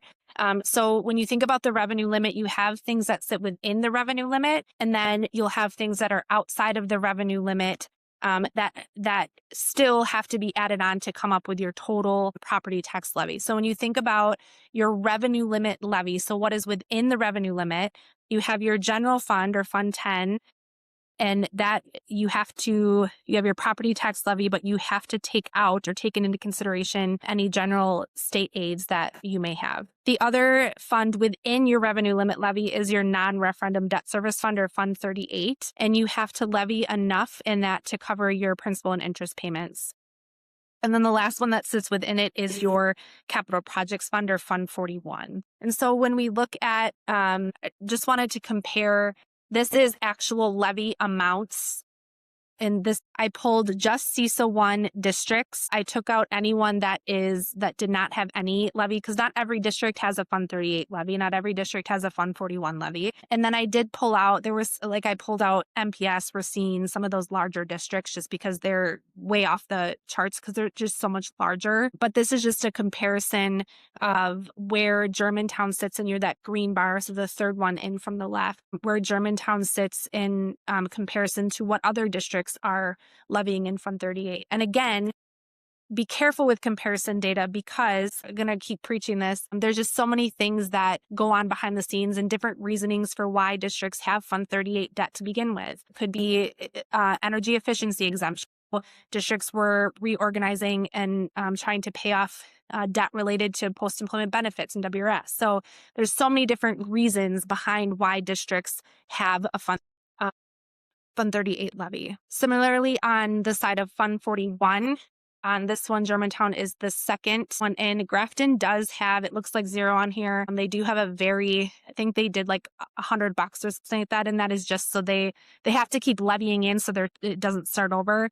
So they just levied in a very small amount. But you can see here, this is a good example of how districts are utilizing Fund 41 in different ways to pay for their capital expenditures. And again, everyone's in a different situation. Some of them have facility referendums that are attached to this. Some of them have Fund 46 to complement this. Some of them do not. Germantown does have a Fund 46 complementing this, which we talked about last time, but just gives you an idea of within CISA 1 where other districts are sitting. So what is outside the revenue limit? There's a few different areas. So these revenues sit outside, so they're not increasing your revenue limit authority that you have to as part of your calculation to get your levy amount. And just because they're outside doesn't mean they give you any more flexibility. So when we think about categorical aid, so we talked about the per pupil categorical aid, right? That's set by the state. So we can advocate as much as we can to get that number where we think is fair for districts. But at the end of the day, it really is up to the state budget. Same thing with special education categorical aids. We can advocate for increased spending or increased amounts, very much dictated by the state, and same with transportation aid. The state and federal grants, those are very, very much static from year to year unless there is a big change or more funding is put into it. Obviously, right now, there's a lot of questions and up in the air about what's happening, especially at the federal level with grants and how that will impact districts. And I think that Germantown and Brittany does a really good job of looking for new grant opportunities. So if something were to come up, determining if the district qualifies for that and going through the process to bring on new grants. Student fees, I think, is a hot topic. And I think something that every board in the state discusses at one point or another. And the truth of the matter with student fees is you can increase it, but you're limited by state statute by how much you can actually increase it. And if you're really looking to make up revenue, that really isn't the place that you're going to find to do that. So just another area. And then two, that you do have a tax levy for referendum approved debt. So again, outside the revenue limit, but you'll see later we added on to get to our total levy. And then the same thing with the tax levy for community service fund and Fund 80. Okay, so now we're going to move into, this is where we continue to get a little bit more into the weeds. I'll show you some actual snippets from the revenue limit worksheet and walk you through it as best as I can. Please stop me with any questions that you might have. So really trying to take a complicated thing and simplify it as much as possible. So when I think about the revenue limit, I focus on these four main components. So you have to calculate, you have to start somewhere. So you have to have your base revenue. Enrollment is a key driver in your revenue limit. You have your per pupil adjustments that are coming from the state budget, and then you have exemptions. So we're going to focus on, I'm going to take you step by step through those four areas. So to even get to your allowable revenue, we have to, the simplified calculations. So you're essentially looking at your membership, which we'll define. You multiply that by your max revenue per member, which is a state calculation. You add on your exemptions, which the state also tells you what those are. And then that gives you your total revenue limit authority. So if we start with base revenue, so each district's revenue limit begins with a historical base amount, right? We're building from year to year. So we take our prior year's final revenue and use that to start calculating the current year. It represents the district's ongoing revenue authority. It carries forward from year to year unless it's for some reason adjusted by law. And it really serves as that foundation for all future calculations. So this is the calculation for Germantown School District for base revenue. So the base revenue for 25-26 is about $43.6 million. You see that on that very bottom line. So essentially what you are doing to get to this number is we're looking back at 24-25. We're taking all of the state aids for 24-25, adding those up, and then we have to subtract off the total levy for all levied non-recurring exemptions. And we'll talk about exemptions in a little bit too, but those non-recurring, because those are not base building from year to year. So we have to take those off. So that is how we determine our base revenue as we move forward. So I mentioned that enrollment is probably the most important thing when it comes to a revenue limit. The complicated thing with the revenue limit is that you're not just your membership. So let me back up a little bit. So enrollment is key, but the revenue limit uses something called membership to calculate how much money is generated through the revenue limit. Membership is not going into a classroom and counting heads.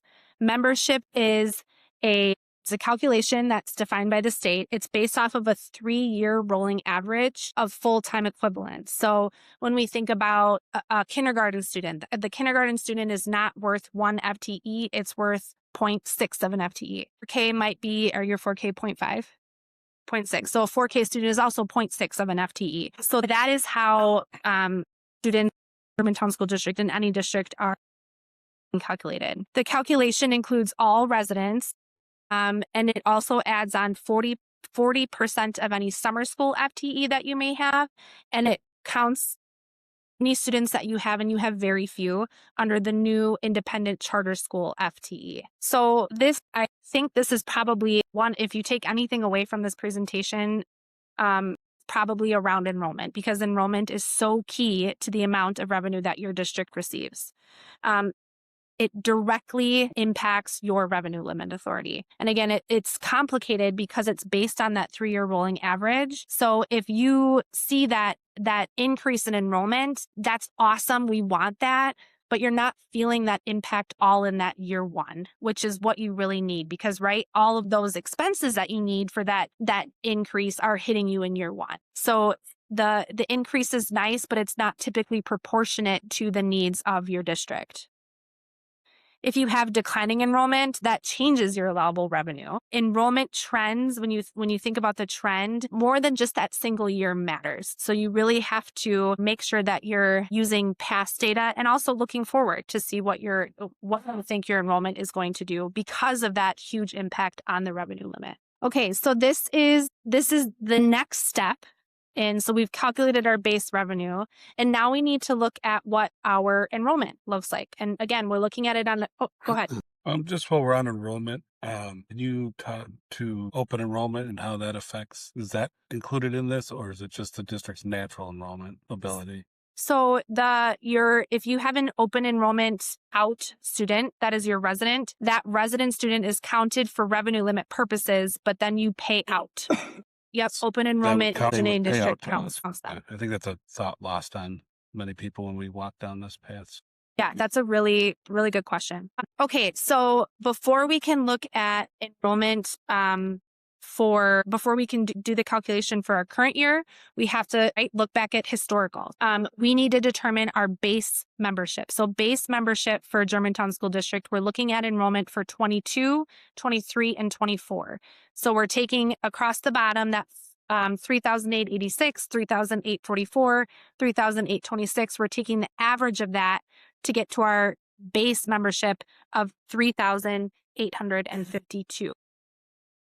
I want to pause and just talk about per pupil revenue adjustments quickly, because I think it's important when we talk about how we see increases in the revenue limit, and it's not always proportionate to offset the expenses that we have. So the per pupil revenue adjustments that we see are authorized by the legislature on a per pupil basis. So right now, we're authorized at $325 per pupil every year until the year 24-25. Right now, I know that there's push in the legislature to have the governor support a veto of that in exchange for giving some additional revenue in other places. So it'll be interesting to see what happens with that. The other thing I would note about per pupil adjustments, which we always want to advocate for additional revenue for our school districts. And I think a reason why you see districts advocate for not only an increase in revenue limit per pupil, but also categorical aid per pupil, is because in a time of declining enrollment, which Germantown School District is in a time of declining enrollment, you have a declining enrollment exemption on your revenue limit worksheet. Simply put, a per pupil revenue adjustment, if you're in a period of declining enrollment, kind of gets eaten up by that declining enrollment exemption, because it really is just kind of backfilling as your decrease in declining enrollment exemption falls off. That per pupil adjustment kind of backfills that. So you're not, in comparison to a district that were in not declining enrollment, they would realize much more of that $325 per pupil than Germantown would right now. Go ahead. Just to be clear, when you said 24-25, you're not talking about last year and this year. That's the 400-year. Yes, the 400-year. Yep. And that's the $325. Yeah. So for just an instant there, I took it as last year and this year versus 400 years out. Yeah, 400 years from now is when it is set to expire. Just so everyone knows. I think most everyone on the board knows that, but I don't know if people watching at home would know that. Yeah, that's a good distinction. Thank you for that. Yep, you are welcome. Let's dial in a little bit on this. So that 325 per pupil is a conscious decision that this business office has to make a recommendation to this board, and we have to make the conscious decision to tax our citizens at that extended rate per pupil. Is that a correct assumption or understanding of the situation? Yes, so we're allowed to tax to the levy, the max amount we're allowed, which this includes. So the state says you're allowed to levy this dollar amount, which includes 325 times how many students, with a lot of other information in there. If we choose not to levy to the max, you could say it comes for this part. We're still given this part. Does that make sense? So it's probably coming from somewhere else. I think what I'll dial in right there is we aren't given anything. We are choosing to tax our citizens at a current rate. And in this scenario, let's say everything stayed equal, we could then raise it by $325 per student, our pie size. That would be passed on to the local taxing authority, vacant any assistance of the revenues, the aid revenue side. Yes. So if the $325 increases and our state aid doesn't increase, we are given the authority, or we are. My point, what I'm trying to get to is that money comes directly out of our taxpayers' Yes. wallet, not anything to do with the state aid. If your state aid doesn't change, correct. Thank you. So this is the next snippet of the revenue limit worksheet. And now we're moving to the 25-26 side, so current year. So if you remember back to this slide, we calculated that 3,852. So now we're taking that over to this side. And so what we do is have calculated our base revenue. We have our base membership from 24-25 that we're carrying over. We divide those out to then get the base revenue per member, which is right now $11,327.13. So then we have to add on that the $325 per pupil. So that brings us to $11,652 as our max revenue per member. The next step is we have to now calculate our current year, 3-year rolling average. So now we're taking it 1 year further. So remember, for the 3,852, we started in year 2022. So now that year's dropping off and we're adding on 2025. So we have the 3,844, 3,826, and 3,716.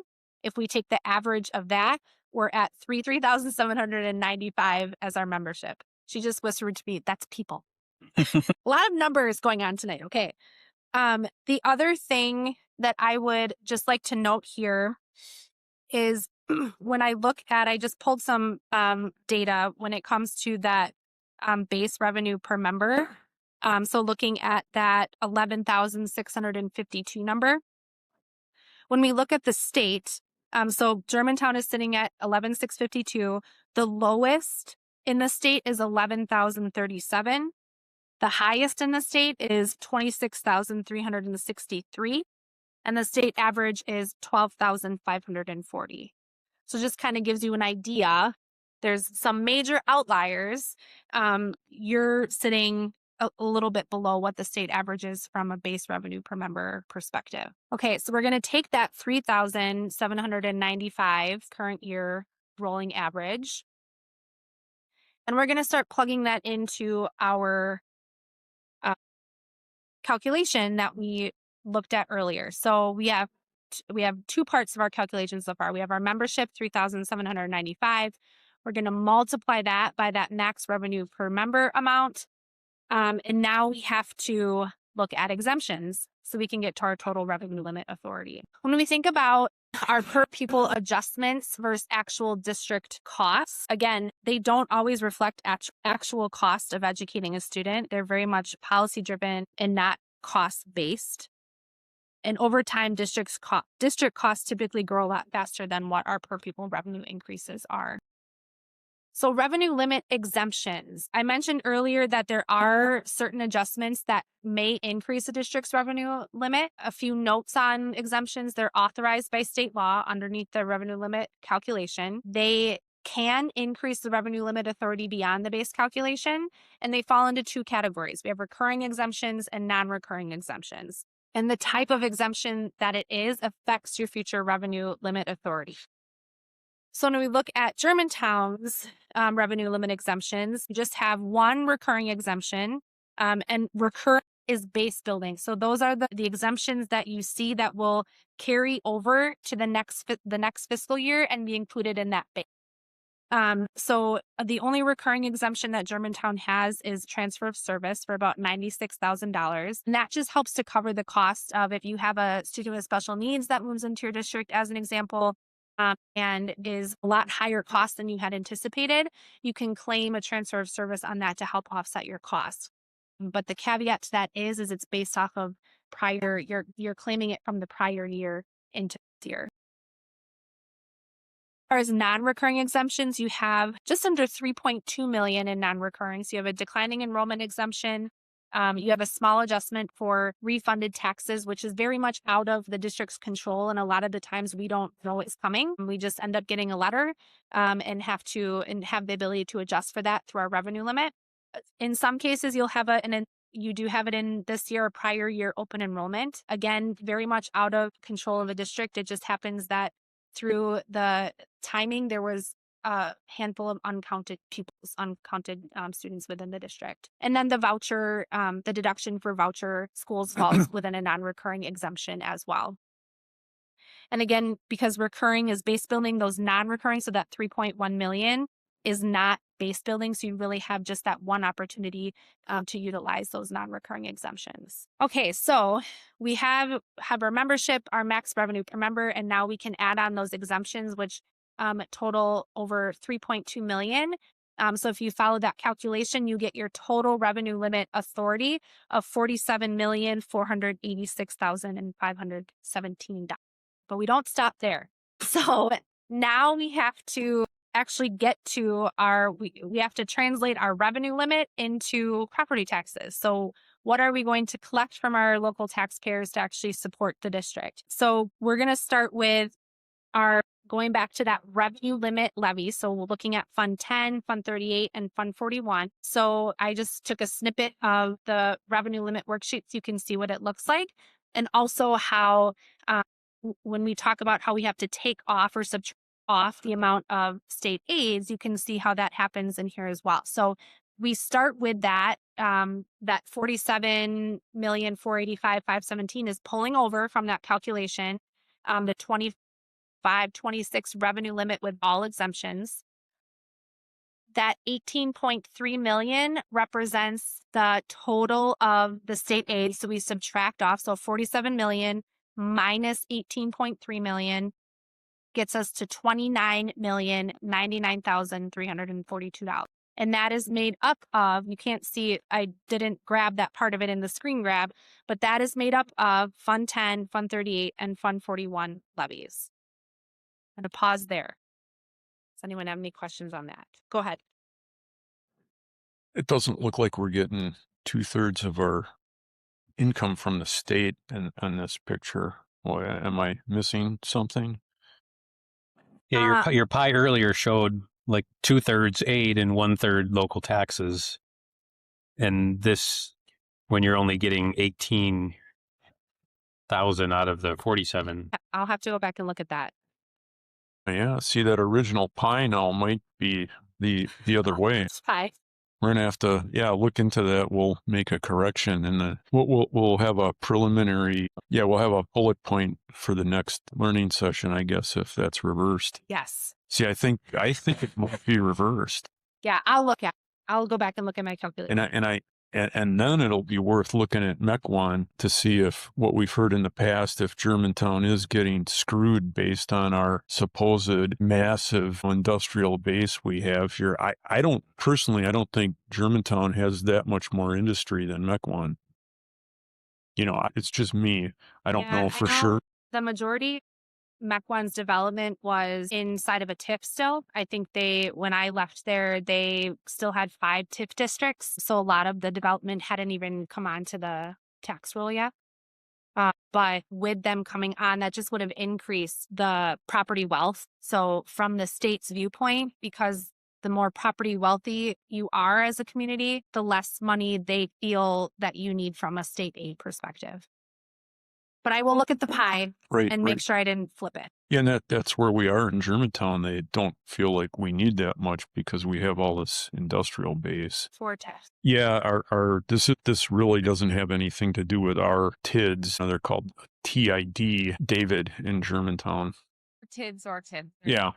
I'd prefer TIF myself, but that's not what, the Germantown people call.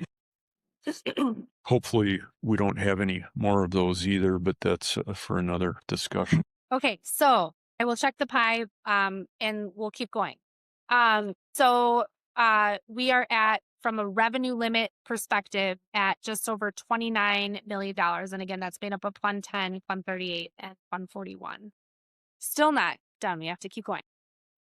Okay, so now this slide, I apologize, has a lot going on, but I really wanted to try and show the transition from, we're at that revenue limit levy of just over 29 million, but we have to add on the other work that we have going on, right? So we have those levies that are outside of the revenue limit that have to be included to get to your total tax levy and ultimately determine what taxpayer responsibility is for the part of the school district. So we start at that 29 million.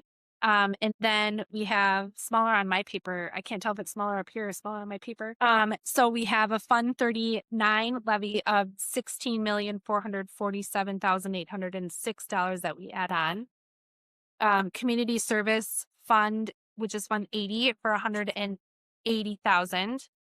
And then prior year, in this can vary from year to year, how much you levy for prior year, any potential chargebacks or uncollectible taxes. And again, that number is very much out of our control, and we usually just get a letter telling us what that number is. But it's good that we're able to levy for that, because we can get that revenue back, because it is an expense we have to account for too. You add now all of those together. That's how you end up with the total tax levy, which in the case of 25-26 is $45,753,148. And then down at the bottom, I just put what the calculation is to actually calculate out the mill rate for the district. So you take your total levy divided by your equalized property value, multiply that by 1,000, and that gets you your mill rate for the district, which is $8.15. Go ahead. I think this screen might be a good place to ask the question. So Fund 41 is our maintenance budget, I believe, correct? And Fund 46 is the 5-year planned maintenance? 10-year. 10-year. Mm-hmm. Okay. And so Fund 46 is not on this chart. Correct. And that's because it's coming out of Fund 10? Yeah. So Fund 41, you have to levy for. Fund 46, you can set a budget for it, and you can just transfer from your general operating fund, Fund 10, into Fund 46. It does not require a separate levy. Okay. And is there an advantage to that other than we're planning, or what is the dollar and cents advantage to having Fund 46? Fund 46 is, so we talked about this a little bit last time in the presentation around woofer. So Fund 41 and Fund 46 actually work really well together. But Fund 46, I think, gives a lot of flexibility for districts what might have capital projects that need to be completed. So it's tied to that 10-year maintenance plan. So the only projects that can be completed in Fund 46 are the ones that are on that plan. So when you think about using Fund 46 in conjunction with Fund 41, you have more opportunity for access to funds to complete these capital projects and potentially avoid referendum or a larger referendum than you might need. It's really nice too, because Fund 41, because you have to levy for it, requires some level of pre-planning. Fund 46 is nice because if you have a surplus at the end of your fiscal year, you have until July 31st. You have until July 31st to make a transfer into Fund 46. You wrap up that fiscal year. So it just gives you a little bit more flexibility to fund it. Go ahead. I also want to add that Fund 46 was created at the state level for school districts that are negatively aided. There are 3 levels of aid. There are primary, secondary, and tertiary aid. And if you're in a tertiary aid, part of your aid is removed. So they call it negatively aided. If you fund into Fund 46, that amount of shared costs that you put into 46 out of 10 every year is part of your shared costs. When you make the expenditure out of Fund 46, like let's say it's a large amount because you've been saving up, that is not part of your shared costs. So when you are looking at state aid, they say, how much are you spending every year? If you have one large amount because you're spending that Fund 46, the state will say, no, you don't need any money because you just spent a whole bunch of money. So spending a small amount each year into Fund 46 is better for when they're looking at the amount of state aid that you should be receiving than if on that one last year where you're spending the large dollar amount out of 46, you won't get hurt that following year, if that makes sense. Yes. Okay. Yeah. So there's another reason for it. And just another question. You mentioned 3 categories. Which one is Germantown in? Tertiary aid. Well, we're all of them. Everybody is secondary aided and some go into tertiary aid. Not all of them. If you do go into tertiary aid, which we do, you then are losing aid. So the more we can get out of tertiary aid into secondary aid is better for the district. And we are slowly moving out of there, but it takes a very long period of time to do. Okay. Okay, any other questions before we move on? Equalize the property value. How is a TIF or TID district impacting that? My understanding would be any property that's within the TID, any realized value that's been increased while it's in the TID isn't applied to that equalized property value. It will be once it comes off the TID, but while it's in there, which could be 20 to 30 years, it is not part of the formula, which overburdens anyone outside of that. Is that a correct thought? Because it's been explained to me both ways that yes, that's correct, and no, that's not correct. And it seems to be the entity explaining it, and you seem to be a fairly neutral entity in that conversation. Yeah, so when the project is within the TID, it's not coming out, it's not part of your calculation.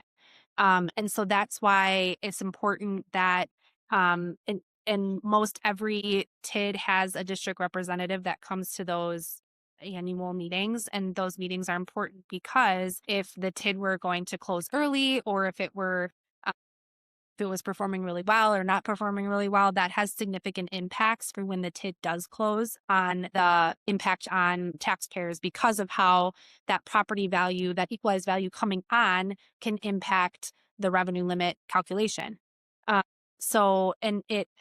It's been a while since I've been on a closed TID, but I think the year that it closes, and correct me if I'm wrong, the year that it closes, it doesn't actually go on until the year after.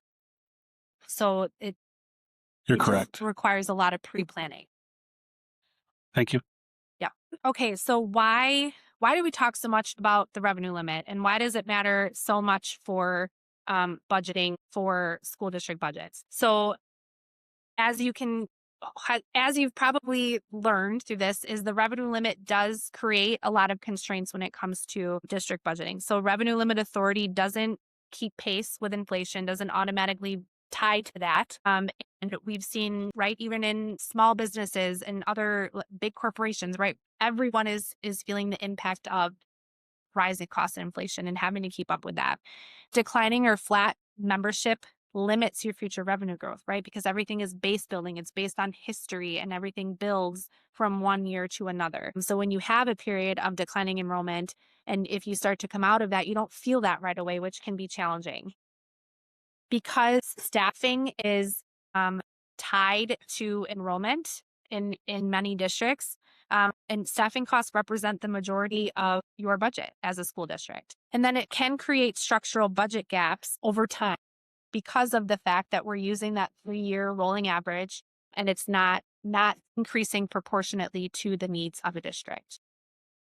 We started to talk a little bit about this when we think about looking at trends of enrollment, but really the timing and trends matter. So revenue limits often create that delayed and very cumulative impact when we, again, keep talking about how it builds off of history and what has happened in your district from a membership perspective. And this is why long-term planning really matters. So when we think about the work that the Germantown School District is doing, utilizing multi-year forecasting to look at not only what is our enrollment going to do, but what does revenue limit changes mean when the state budget is talking about increasing $325 per pupil or increasing special education percentage? What does that mean for our budget, not only in the year that we're looking toward, but several years after that?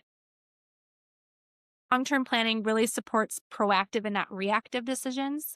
So again, going back to the conversation of planning for Fund 41 and Fund 46, many times when districts are faced with budget restrictions and the need to cut budgets, one of the first places that people look, and it's really easy to look, is buildings and grounds, right? What roof can we not replace?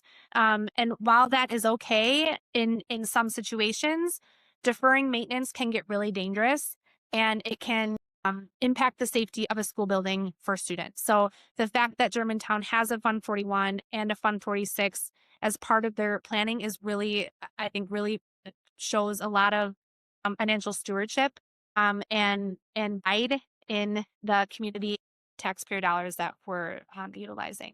I think, and just to kind of levy on that, and I don't like pointing out other school districts, but I think we can all see Arrowhead's issues currently.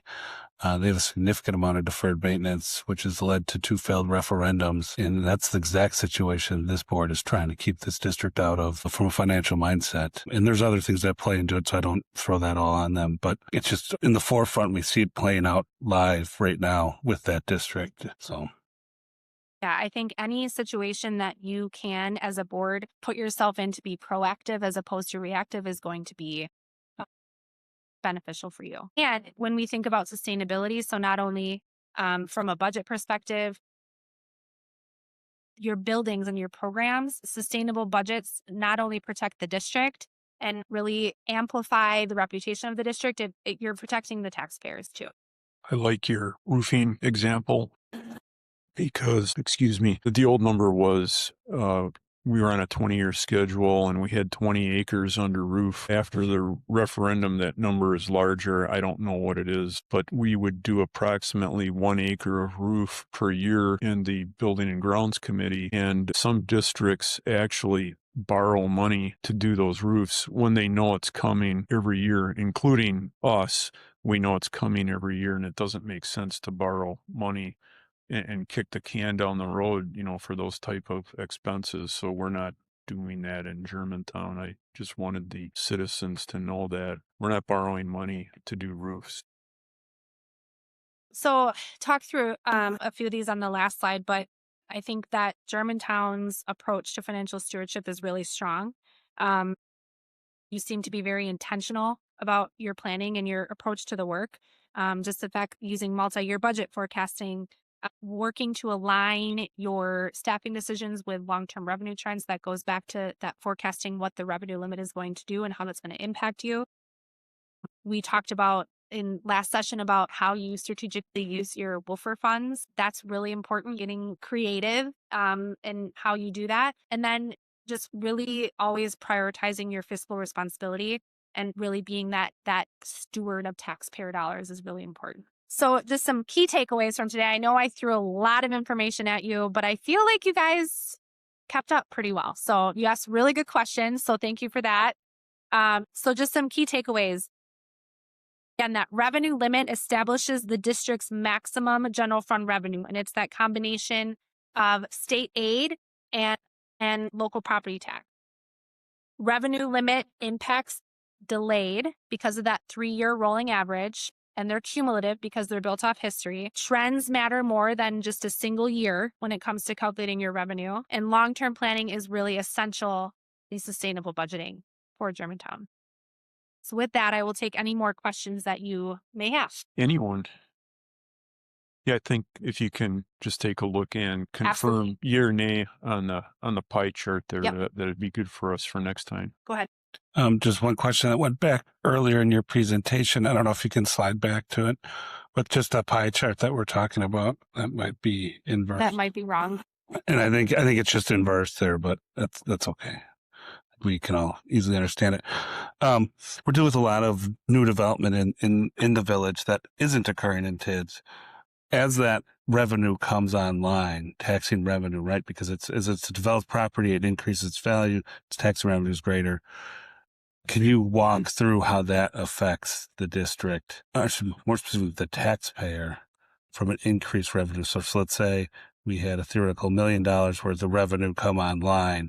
We don't get, if our piece is $500,000 of that, we don't get $500,000 in expansion of our revenue limit. We just get to take that and decrease the liability across the other taxpayers within that. So their portion, their responsibility can be decreased. Now it's over a lot of rooftops at that point, but each development that does come online outside of a TID is decreasing their share of the pie that has to be paid to help support this district. Is that a correct thought? So the revenue that is going to come on through those properties is going to ultimately increase the equalized value for the district. I should say too that, and I didn't put this on here, but there is a difference between equalized value and assessed value when we're talking about properties. So school districts under the Department of Revenue calculation utilize equalized value. And it is simply put, the equalized value is calculated. There's a factor applied to it by the Department of Revenue, and it's just meant to make it more equalized value across municipalities. So as more comes onto that equalized value, and it's not going to come on all at once, right? Think about if you're building a new home, your property tax in year one is based off of the land, essentially. So then the next year, that's when you start to see what the actual value of that property is worth. So it comes on slowly. And if you think about the calculation of how determine property taxpayers portion, so that mill rate, if your equalized value is growing, your denominator is getting bigger, it's going to, even if your levy is potentially going up, your mill rate could still go down depending on how much that equalized value is increasing. So that's not a straight answer. I would say it really depends because there's other factors in that calculation, but realistically, your equalized value is going up. But positive responsible development Yeah. can drive the equalized value up, which drives the mill rate down.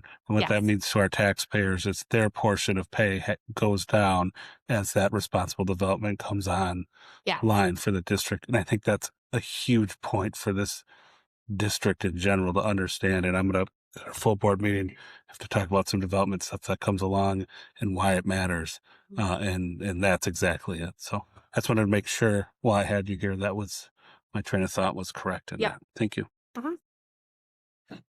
So this is the first I've heard of equalized value versus assessed value. I thought they were one and the same. Is the multiplier the same for everybody across the district? And is it greater than one or less than one?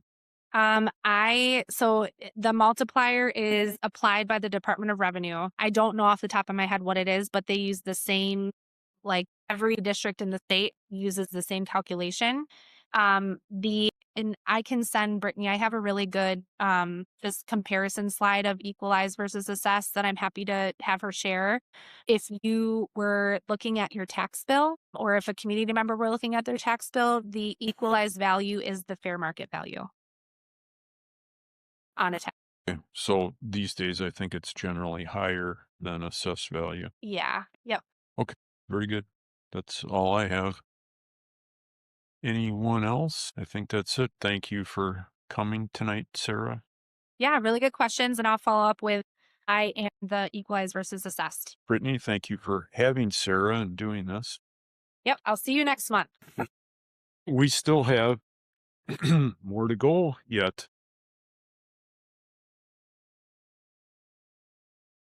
Item 6A, GSD Financial Series number 4, Sarah Vera CISA 1 Equalization Aid. So, thank you for coming tonight. I only read the material once. My head was kind of spinning. The best way I can put it is, everyone jokes about a postcard from the federal government, to do your taxes. But what we get is what we really get with deductions and, 1,000 pages of stuff. Well, this isn't a postcard. This is 1,000 pages of stuff here in just a few pages. So that's why I think I'm valid in saying my head is spinning after reading this. So anyway, thank you for coming and trying to make sense of I'm sure you're going to do a great job, but your work is cut out for you because it's not a postcard that says, how much did you make? Send in 10%. It's about a little bit longer than that. If only all of school finance was that easy, right? You know, I mean, a lot of this stuff isn't new. You know, I've been looking at it for a long time, but it's still crazy. It's just crazy what is all going on. And some of this stuff I'm kind of wondering, well, what's the point in that? So I think I know there's a question thing at the end, but I think we're okay answering questions, you know, on any given Yep, slide. absolutely. You're good with that. Mhm. Okay. Thank you. Yeah. Okay. It's all yours. Awesome. Well, excited to be back here. And I think equalization aid, if you didn't find revenue limit, just absolutely ribbon equalization aid might do it for you. Oh, yeah. But in all reality, so I mean, when we think back to the revenue limit presentation last month and trying to walk through that and I'll say the same thing as this presentation, there's just so much information that you could put out there. And it's just finding that balance of trying to explain it, but also trying to stay out of the weeds, because when you get in the weeds, you can't get out. So I'm hopeful that as we walk through, this will give you a in the weeds a little bit, but trying to stay a little bit more high level and just really trying to understand that the foundation and how the formula works. And I sprinkled in some Germantown specific examples too. Just a reminder, this is our third presentation of 5, kind of to Michael, what you said about how you've been doing this for a while and there's still question marks. And I think that's why doing something like this is really important, because there's community members that are hearing it for the first time. And so just being able to get out there and be transparent and talk school finances is really important, especially now as we think about everything going on at the state level. So where have we come, or where have we been? So we started out with talking about WOOFR, and WOOFR really focuses on where our funds live, where our money lives, and how we are using those funds. Revenue limits talks about and focuses on how big the funding pie is, right? Last month we talked about that pie analogy. And then equalization aid, which we'll talk about tonight, really is determining and having the conversation is paying for that revenue limit pie. So we're looking at state versus local property tax. You guys passed the test last month. You caught the If that was in there, right? Yeah. I could find it. But seriously, though, the fact that you were able that you followed along in that presentation and got to the end and realized that you were able to pull out that calculation really speaks volumes that you guys followed along with it and understood the calculation. So I did send a completely updated presentation of revenue limits with this in there, but still pulled this in here too, because I think it's very relevant to what we're talking about tonight. So just a reminder, revenue limit is, if you focus on that pie analogy, so the revenue limit is defining the size of the pie, so that crust, and then the 2 fillings within it are made up of taxes, which for Germantown's example is made up of 63% taxes, and then aids, which is about 37%. Oh. Go ahead. So here's the question or the assignment for Brittany, Chris, maybe you also. The question is, same as last time, we've heard that Mequon is a 1/3 tax, 2/3 state aid. And I suspect properties might be a little higher in value in Mequon because their school taxes are lower. So you can afford more house when the school taxes are lower. So the question is, and you don't have to answer tonight, but the thought is, I couldn't quite pull it out of reading the documents. I would have had to read it a few more times. What has to change in Germantown to get us into the 1/3 taxes, 2/3 state, if indeed Mequon is in that category? You know, because I feel like somehow Mequon is cheating the system. No, I don't know if that's true or not, but we've heard Mequon is a 1/3 their property taxes and 2/3 from the state. And if there are more affluent people and higher dollar homes in Mequon, why is that? And why is Germantown getting scalped? then, might be the answer. So can we determine first the premise of one's a 1/3, 2/3, 1/3 property taxes, 2/3 state aid or whatever we're calling it, then what do we need to do in Germantown to flip the numbers? Because we'd reduce our school taxes quite a bit if we could be in the same category, if indeed Mequon is in that category. This is what I've heard, these numbers have been given to us in the past by previous administrators, and I can't verify what the numbers are. I mean, maybe I can, but I don't know how to do it just yet. I'd have to I'd have to figure it out. But I think there's people here that are smarter than me. See, I know what I'm good at, and I know what I'm not so good at. And, this might be one of those things I could use some help. See, good engineers know when to ask for help. We can bring that information back Yeah, to I you, can. Mike. I can pull some MEC1 data. I know so I was last in the district in what year is it? 26. So I left there in 24. And when I left, MEC1's pie was 97% taxes, 3% state aid. So that was completely opposite of what I just said. Yeah. And that's fine if I'm wrong and I've repeated stuff that others have told this board in the past and it's wrong, that's fine. That's perfectly okay. But I think, I have thick skin. I'm used to being wrong yeah. about all kinds of things. And I think that, it's not bad to look at MEC1's data and understand how Germantown compares, especially since they're one of your neighbors. So I'm happy to help dig into that with you. That would be great. Thank you. Okay, so transitioning now to equalization aids. When you think about equalization aid, really the fundamental purpose of equalization aid, the formula is to really level the playing field across districts. So it's meant to and created in a way that it's providing greater support to districts that are viewed from the state as having more of an inability to pay. So they have lower property wealth in comparison to another district. So it really, really looks to ensure that there is that reasonable tax burden across the state. So that is why it is in place. Yeah, go ahead. Is this the same area where when the city of Milwaukee public schools weren't filling out their paperwork properly, Yes. that they were kind of screwing all the other districts in the state? Yep.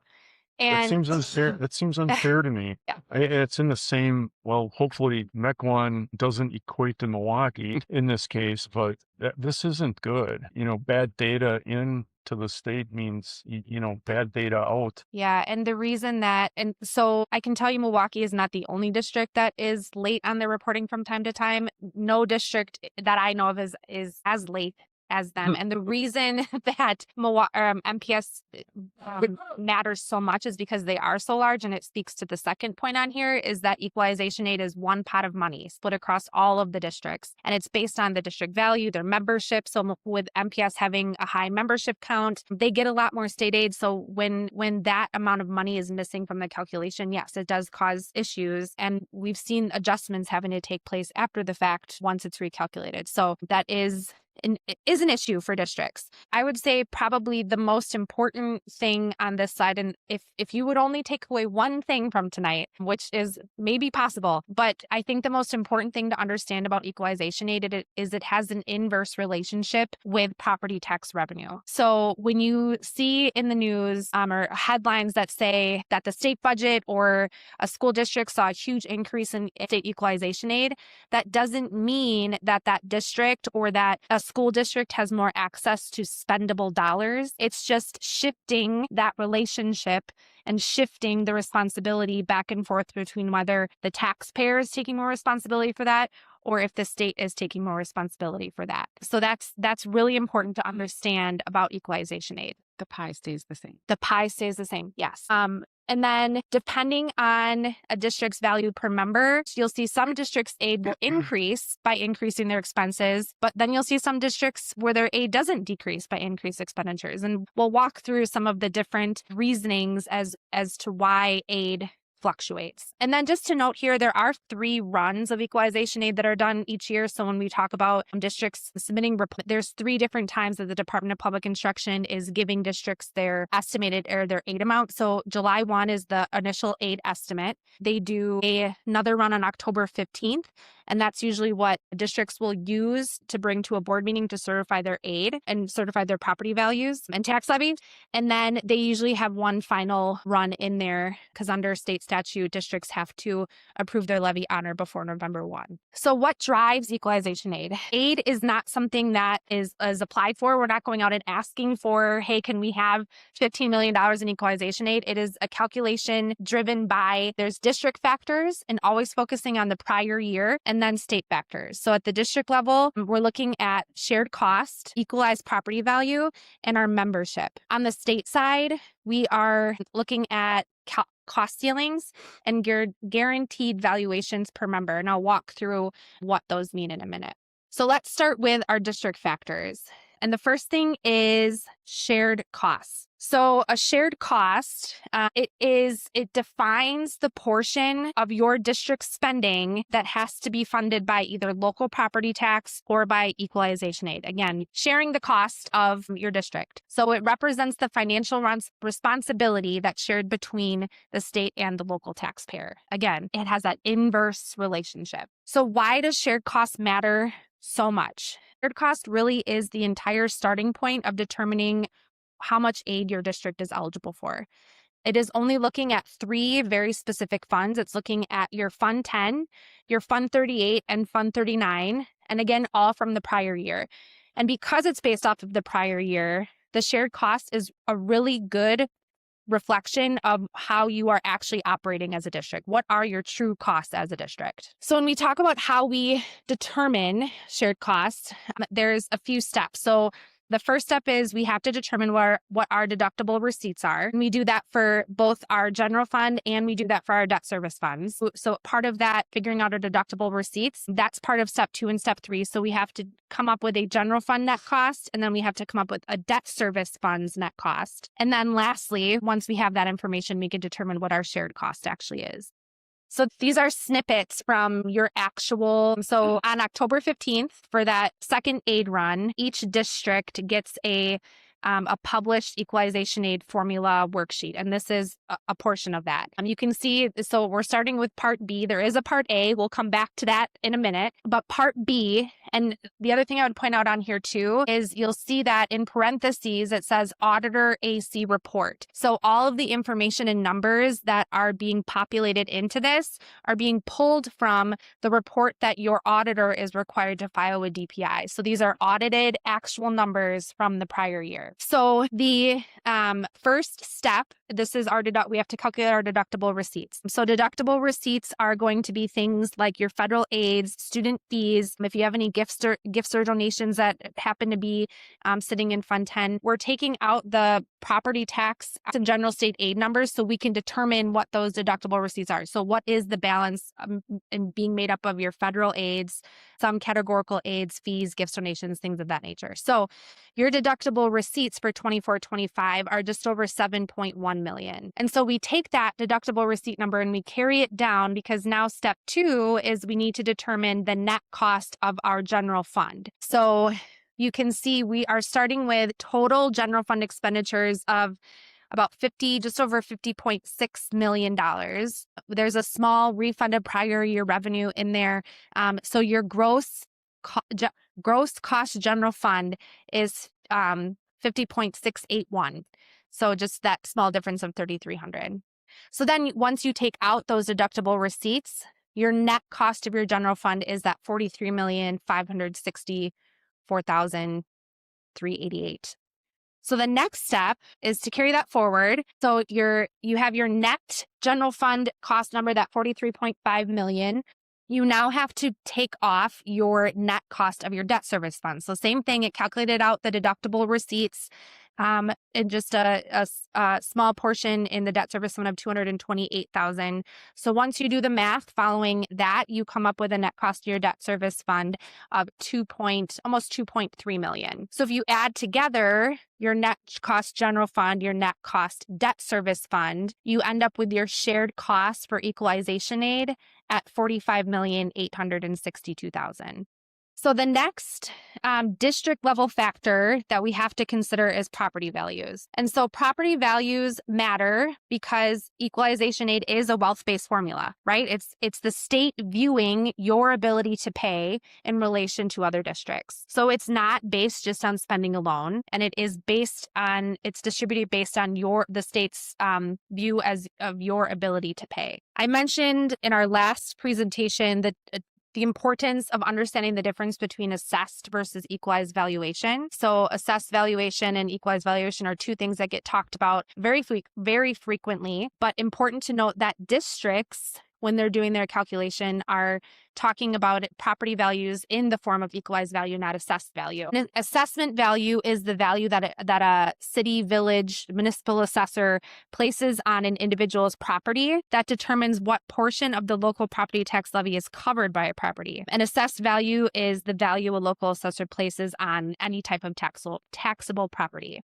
The most important thing and what differentiates assessed and equalized valuation. So the point about assessed value is meant to maintain equity among individual taxpayers within a municipality. When we talk about equalized valuation is creating equity between the municipalities. So assessed is individual taxpayers within the municipalities. Equalized valuation is taking municipality and comparing it to municipality. So it really is there to ensure that each type of property has some type of comparable value regardless of local assessment practices. So as an example, and I don't know, I'm just making this up, but so assessments aren't required to be done every year. They could be. So Germantown might do their assessment every 3 years, but Cedarburg might do their assessment every year. So that's why equalized values are so important and why districts use equalized values as opposed to assessed value. And I mentioned last time, if you're looking at your tax bill and wanting to know where your equalized value shows up, it is your fair market value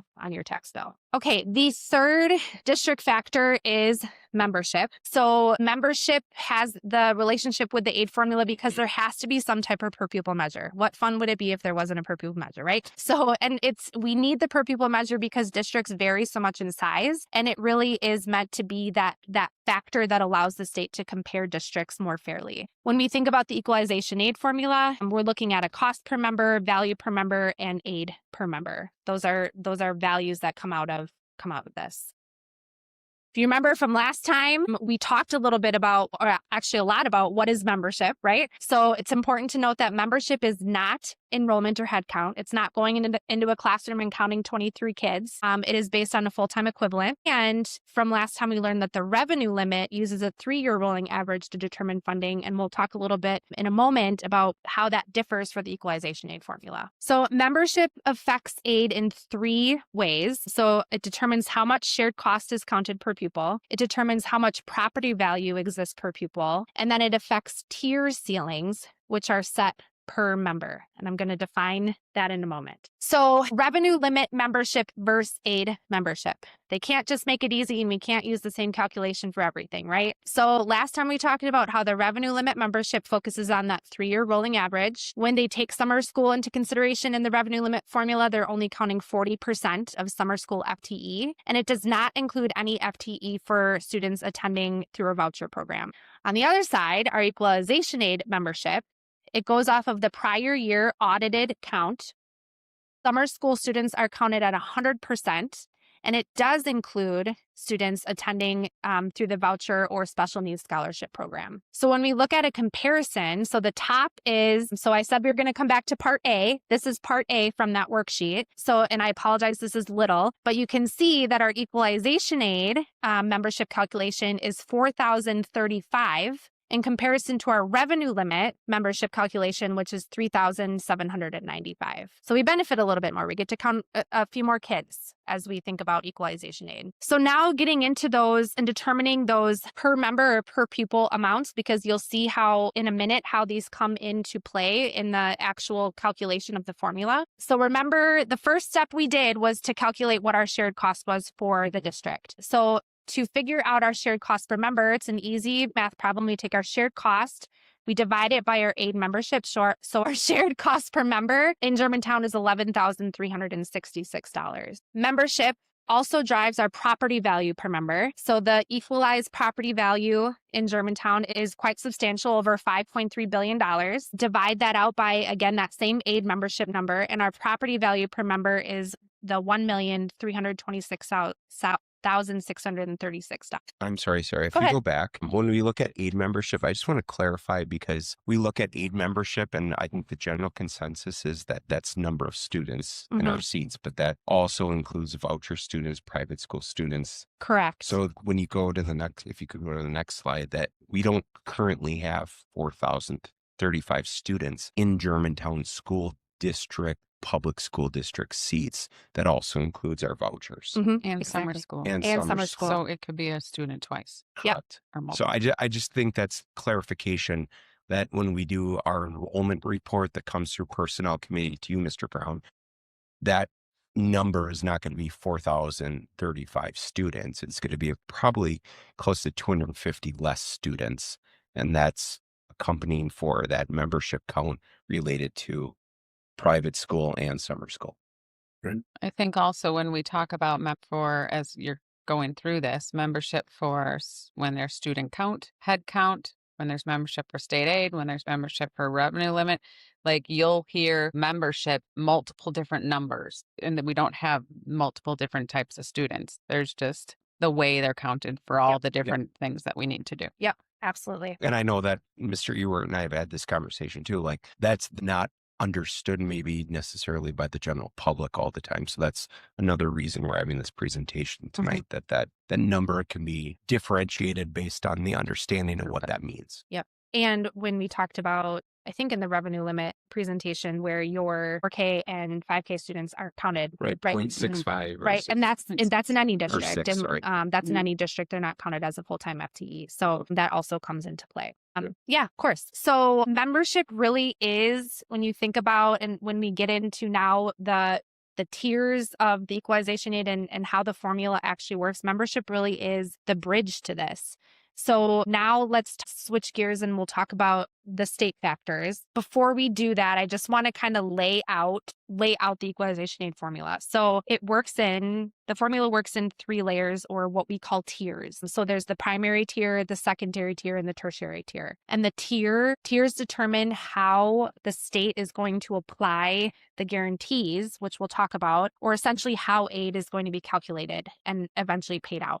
I thought that the visual was very appropriate. So that's how I think business managers feel sometimes. So, okay. So with the 3 tiers, the primary, secondary, tertiary, there is a cost ceiling and guaranteed valuation at each of these tiers. So these are essentially the levels of expense sharing within the equalization aid formula. So these levels are not just Germantown specific. These levels apply to all districts, and the amounts are set within state statute. So these are not just random numbers that we came up with. These are in state statute. So the primary cost ceiling, so that the shared cost is covering that, the shared cost that's covered under primary is that first layer. The cost ceiling per member is $1,000. At the secondary, the cost ceiling is the calculation to get to that $12,678 is 90% of the state average shared cost per member. So again, that's calculated by the state and we are given that number. Tertiary shared cost that's covered at this is all excess cost. There is no limit. There is no cost ceiling to the tertiary level. And when we talk about guaranteed valuations at the primary level, the guarantee is $1.93 million. The secondary level is $1.98 million, and the tertiary level is $1,055,000. And when we think about how each of those levels impact aid, so the primary level is really meant to start that equalization. Secondary is where you're going to see most of your aid coming in, and we'll see that in a couple of slides. And tertiary, because it can be negative and there's no limit, can actually decrease the aid that you receive. Isn't that fun? So the state guarantees a minimum equalized property tax base in order to support educational costs. So if your tax base per member falls below the guarantee, that means that the state aid formula is going to kick in and supplement you up to that guarantee. So that's focusing on that primary level. So you could see Germantown's value per member, which we calculated, is that 1.3 million. So you can see at that primary tier, the 1.3 million is below the state guarantee of 1.93. So since it's below, it's generating aid. When we look at the secondary and tertiary levels, those two use a combination of the cost per member and the guarantee to determine where you fall. And I'll walk you through on the next slide the calculation of the secondary guarantee. But before I do that, so at the secondary level, if you fall below the guarantee, you're generating positive aid. So you can see in this case, Germantown is. And then at the tertiary level, if you're above the guarantee, you would generate negative aid if a cost existed in this tier. So it's not guaranteed that you would generate negative aid, but you could. Okay, so this is the Germantown for 25-26, the calculation of primary, secondary, and tertiary. So as we look at the district shared cost per pupil, so we can see we'll start with the primary level, we have that $1,000. And that goes back to, so when we talk about this, that cost ceiling per member, that first $1,000. We have the district value per pupil that carries across the primary, secondary, and tertiary level. We just talked through the guaranteed value per pupil. So we have the 1.9 million, the 2.1 million, and the 1.05 million at the tertiary. And then for each primary, secondary, and tertiary, it calculates out the guaranteed value per pupil, the percent local share, the local share per pupil to come up with your state share, percents to the state share, and then ultimately your total equalization aid. So if we look at the secondary level, so if you remember, we calculated back our shared cost per member, shared cost per pupil, which is the 11,366. So to start the calculation with the secondary level, we have to take away what we're already accounting for in the primary level. So we're taking 11,366 less 1,000. So we're starting the secondary level at 10,366. Once we have that, we have to take our value per member, so that 1.3 million, and we're going to divide it by the secondary guarantee, so the 2.1. And that gives us our percent local share of 60.95%. That 60.95% represents what the state of Wisconsin assumes that the Germantown School District can fund at a local level. So after we determine that percent of local share, that 60.95%, we multiply that by the shared cost per pupil, the 10,366. And that gives us our local share per pupil, the $6,317.78. If we subtract that number from the 10,366, that's how we get our state share per pupil, the 4,048 and 32. And then we multiply and this number isn't on here, but we multiply the 4,048 by our equalization aid membership, the 4,035.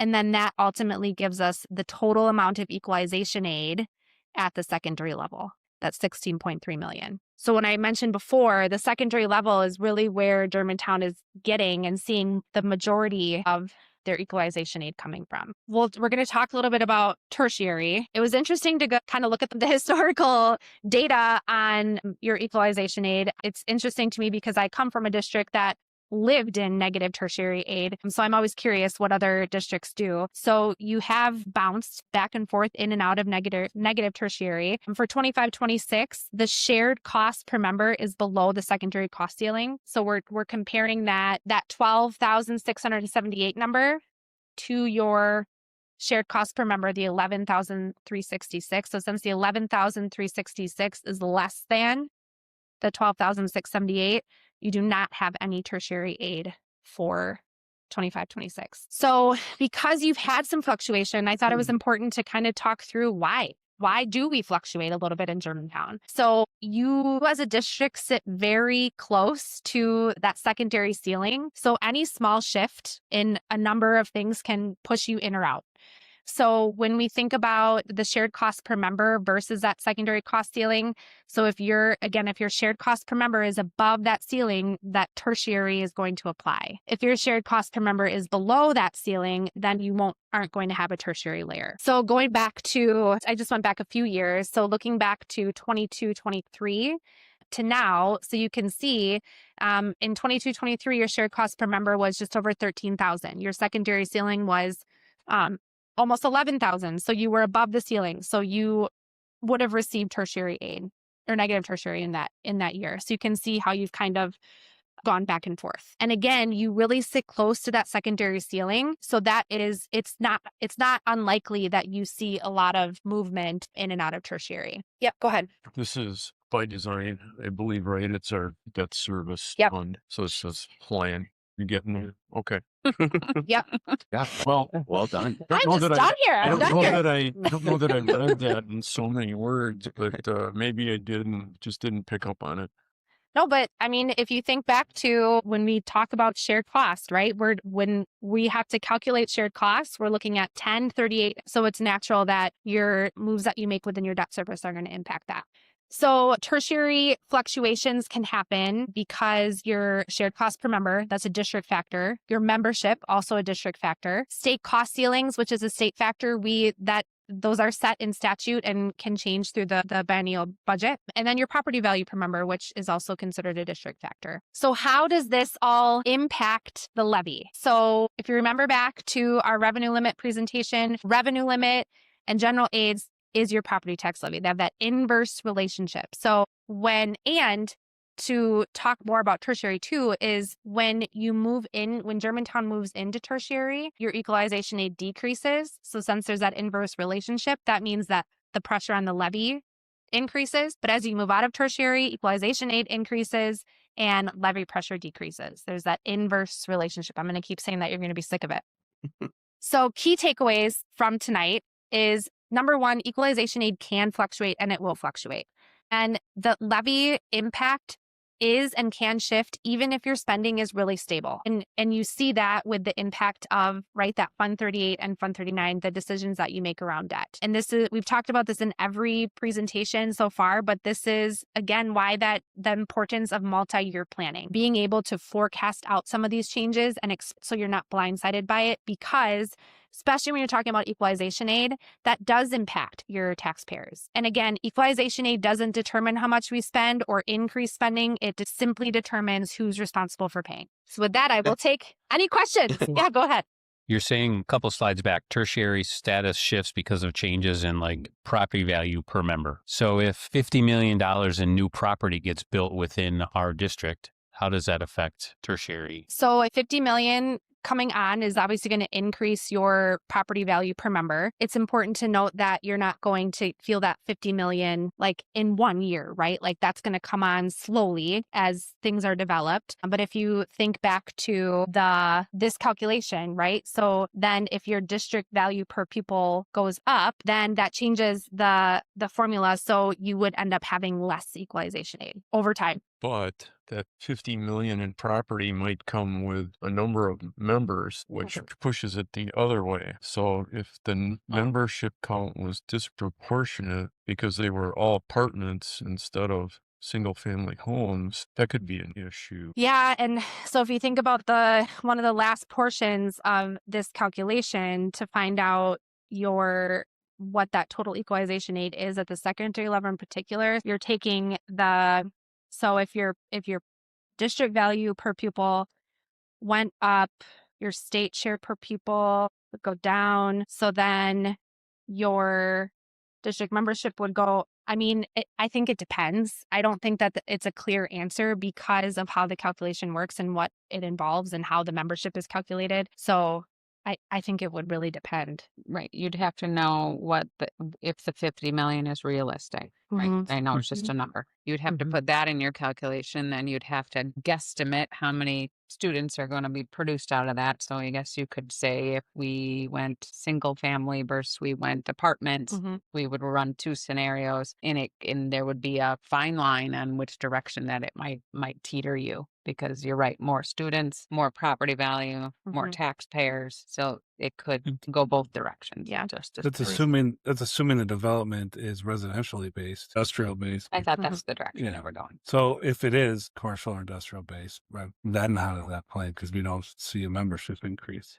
Correct. So if nobody would move here to work at the places that just became, then you would have more ability to pay and less state aid. Property taxes would go up, but property taxes would then be split over a larger amount of people paying property taxes. So yes, equalization aid would go down in that scenario. So the local piece of the pie would get bigger, but you'd have more properties to spread out That possibly, tax. yes, So you could still see a reduction in mill rate you could see a reduction in mill rate if it was enough. if it was property enough helps. to, correct, to sustain the reduction in state aid. And I know we generally talk about development takes time, right, to come on board. What if it's a expiring TID that equalization comes all on board at once? Yeah, and that's where the multi-year planning really comes in as an important factor too, because like we talked about last time, when a TID expires, it doesn't come on that year it expires. It usually it hits over the next 1 to 2 years. So, which is kind of nice because then as a district, you can plan for that coming on and run scenarios on how that's going to impact your mill rate, and impact your values. But yeah, that it takes 1 to 2 years to feel the full impact of that TID coming off. And so I think it's important to recognize our current TID situation is involving non-residential developments, right? Industrial or we want to look commercial. We want to look at that. And we'll have some coming up here. Thank you, Sarah. No other questions? Sure. Well, I'm not ending questions. I'm just thinking. Oh, okay. Yeah, I'm sure you're really looking forward to the next 2 months. I've gotten used to spending one Tuesday month with you guys. So we could really do this every year, 5 rounds. We'd still be somewhat baffled, as board members come and go too. There can be new board members coming on too. So I wouldn't recommend doing it every year, but it seems like, Well, I think that the point too of this, not only to bring Sarah's expertise with Brittany's, but we're capturing this video wise to build out this financial series that annually will publish for community to watch. so I think the way I've simplified this is if you were doing a budget for your home, you wouldn't do this. You wouldn't. I mean, if you really wanted to, I guess. Yeah, you wouldn't do it like the state and the school districts are kind of forced into by the state. You just wouldn't do this. And I think it relates well to state and federal income taxes too. Deductions and forms and lines to fill out. This is really government stuff, kind of how it works. Yeah, and I will share too that so at the state education convention every year, I help do the school finance puzzle presentation, and that's geared towards board members. And every year we have a handful of new board members, and it's interesting to see how they come in with one perspective and leave with another.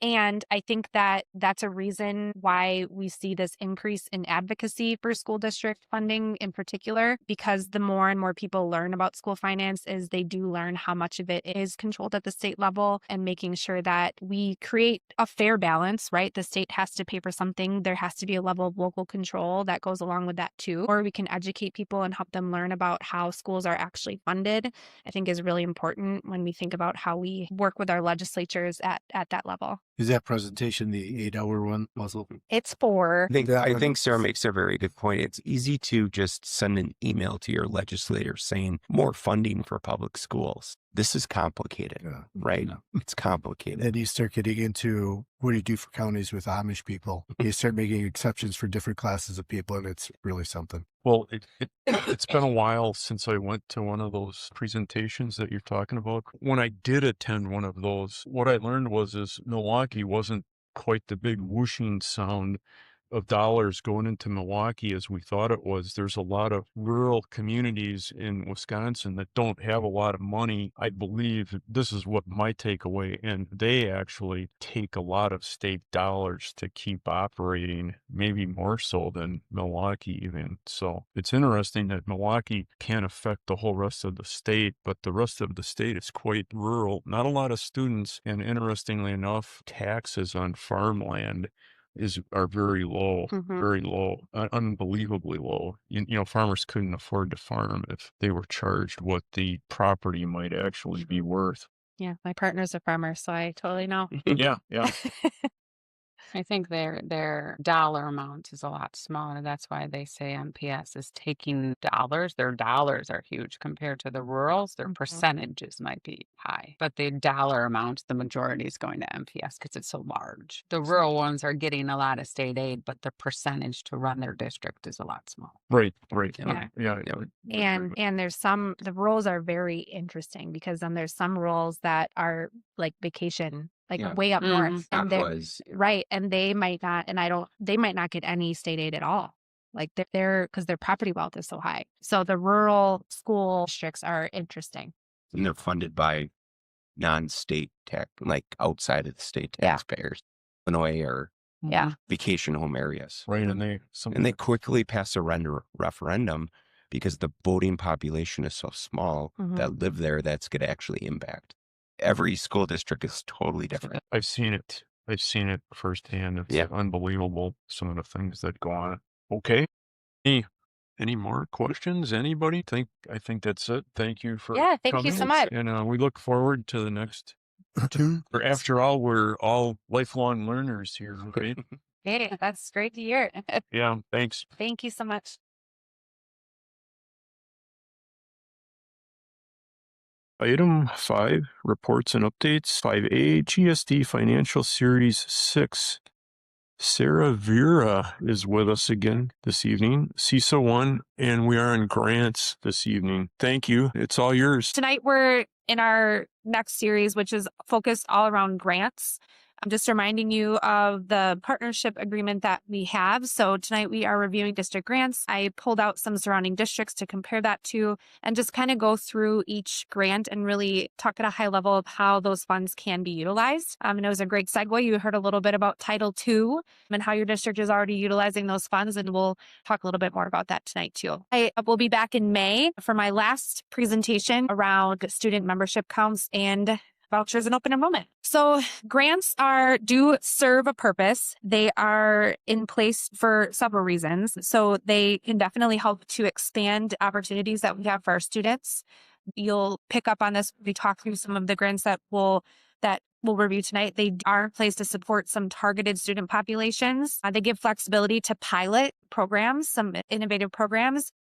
It can really work to provide services beyond what the core funding is that school districts receive. Grants are typically pretty restricted in the use of funds. So when we do get grant dollars, they are for a very specific reason. We'll talk about some of the monitoring that that districts have in place to make sure that we are using them appropriately. Okay, so there are two types of grants, and I admired and acquired this from a DPI presentation.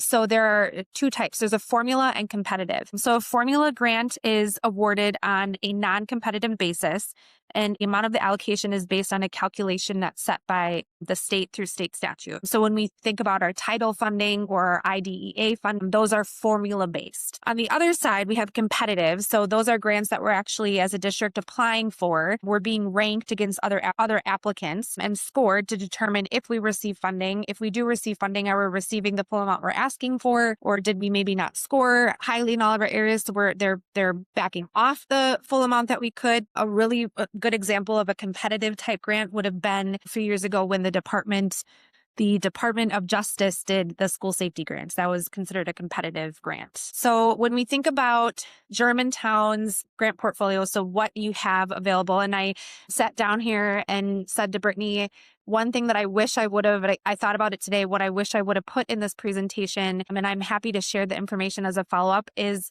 the private school set-aside that comes along with our federal grants. So on the federal side, we have Title 1, 2, 3, and 4. And then we have, and under those title grants, those qualify for that private school set aside. So what that means is from the title funds that the district gets, so the district gets the entire amount of the allocation, but then the public school district is required to then sit down and meet with the private school and do a meet and confer, do a needs assessment to determine how much so when the allocation comes through, how the private school intends to use those dollars, because it ultimately does come back on the district to make sure that those funds are being used appropriately. So there's a full calculation that the Department of Public Instruction uses for each of the title grants to determine how much does get set aside for public schools, and that's very common with federal grants. Sorry, Sarah, to interrupt. Jake, this is important for the board as well as those viewing to understand how we are allocated money from these title grants. However, we are doing the work. So Jake, if you could please speak to, given the example of Title I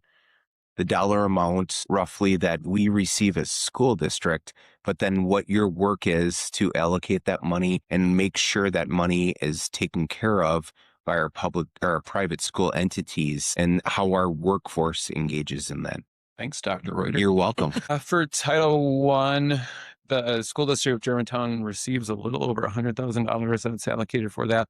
On our side of things, we use Title I funds to support students, specifically through our multi-tiered systems of support. So students who are accessing additional supports if they are struggling in reading or math. The vast majority of our title funds goes to supporting FTE in those positions to support children. When we talk about how we support the private schools, there is a private school set aside piece that all of our private schools also receive actually only one of our schools elected to receive Title I funds this year, but they also receive Title II and Title IV allocations, and we help manage that for all of the private schools that reside within the Germantown School District. So we work with the principals of those schools, and then they need to purchase things through us. So we purchase it for them, and then we send those resources to those schools depending on how they want to allocate those funds. I support those schools in making sure that they are accessing the funds in an appropriate way. So I provide guidance as to what the funds can and cannot be used for, as well as make suggestions to them as to how to allocate their resources. Thank you. Mrs. Cole, who's not here right now, but it's the same process for IDA funds as well. So I just want the board to be aware that our people are doing the work to allocate these funds and work with our private entities of their dollar amount that is resourced out of these different grants. Thank you, Mr. Miziak. Sorry, Sarah. So as Mr. Miziak stated, we do make all the purchases. So we get the revenue in and we make all the purchases. So the dollar amounts that might be listed in her presentation later aren't necessarily all our dollar amount. Right. So we're spending the money, but we're not getting the product. And we're doing the work for the private entities. Correct. I think Mr. that- Hubert, oh, sorry. sorry. That was going to be my question. If we're funding the resource employee work time, our knowledge for private education to expend these dollars, but we're not reimbursed for that labor. And correct me if I'm wrong, but we time and effort report for certain services that our employees are obligated to do under these grants, but the actual clerical work we're not servicing. We're not time and effort reporting that. Okay. So it's not as clear cut as. I'm sorry. It's not that clear cut. Correct. As far as. Okay. We do time and effort reporting to provide how much time we spend on it, but it's not like we get additional dollars later because of that time, if that's what you're trying to say. Yeah. But we don't. It's just for the reporting purposes to say that this is how much work we are doing in these grants. If you have an employee that does get paid out of a grant and not out of a grant, that's why they have to do time and effort reporting to show that if we are reporting that they are doing 50% of their job out of a grant and 50% not out of a grant, they have to be able to report to the state what work they're doing to show that 50% of their salary can get paid out of the grant. So it doesn't have necessarily anything to do with how much the private schools get and we get. It's just an accounting to make sure that we're accounting for people correctly. Yeah, you're not invoicing anybody for that time and effort. Correct. Yeah. Thank you. I only bring that up, sorry to derail you, Sarah, but that's not understood, I think, by the general public when it comes to grants and our fiduciary responsibility to private schools. We ran into some of this with the busing issues. Yep. Case in point, yesterday we called a snow day. Jake's text message for me was contact our private schools because they run on our same bus line. They run through our same scope and sequence. And Jake is the caveat to our private schools to let them know we're canceling school. So therefore they cancel school. So I think the reason I bring this up outside of the grant thing is the public entity of us as a school district has a lot of responsibility to the private entity that the general public does not necessarily understand. Thank you. I do have one thing to add in regards to transportation. If we do call school and they don't call school, we still have to transport them. Sorry, Sarah. Oh, no, this is all good. We want to get the right information out. So This is perfect. And one thing that I did hear, and I apologize, I don't remember his name, Jake. Jake. So one thing that Jake did mention was that he said that one of the schools turned down the title funds. They have that right. So if they determine that they don't want any funding from the district or from the state, federal level, that is their choice. You could see that happen. Okay, so we have the title funds. We also have IDEA flow through and IDEA preschool. IDEA is just the Individuals with Disabilities Education Act. That's what that stands for. Also on the federal side, we have the Perkins Career and Technical Education Grant. And I did put on here the National School Lunch Program as well, because that is a pretty robust program. And then on the state and local side, I will go over educator effectiveness and then the robotics grant. In total, so looking at the entire state of Wisconsin in 24-25, the Department of Public Instruction awarded over $562 million in federal education grants. So these are the formula grants like Title I, IDEA flow through, Carl Perkins. It does include some competitive grants that not every district has access to or didn't apply for. It does not include National School Lunch Program. I'm thinking this is the slide that I want to update and be able to show. So this is the whole allocation, but this is the amount that's going to the private school. When I have the ability to do that, probably tomorrow, I will update it just because I think it's good information.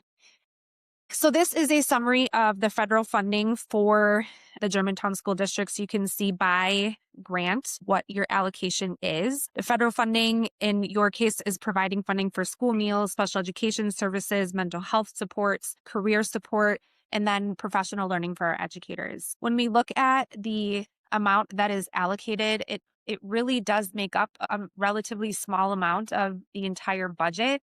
However, how the district chooses to utilize those funds and apply those funds, especially in the area of special education, can be a lifesaver when it comes to the budget. So small amount, but being strategic with these is very important. I would just add that there's been comments made with social media groups that we continue to cut special education services, which isn't true.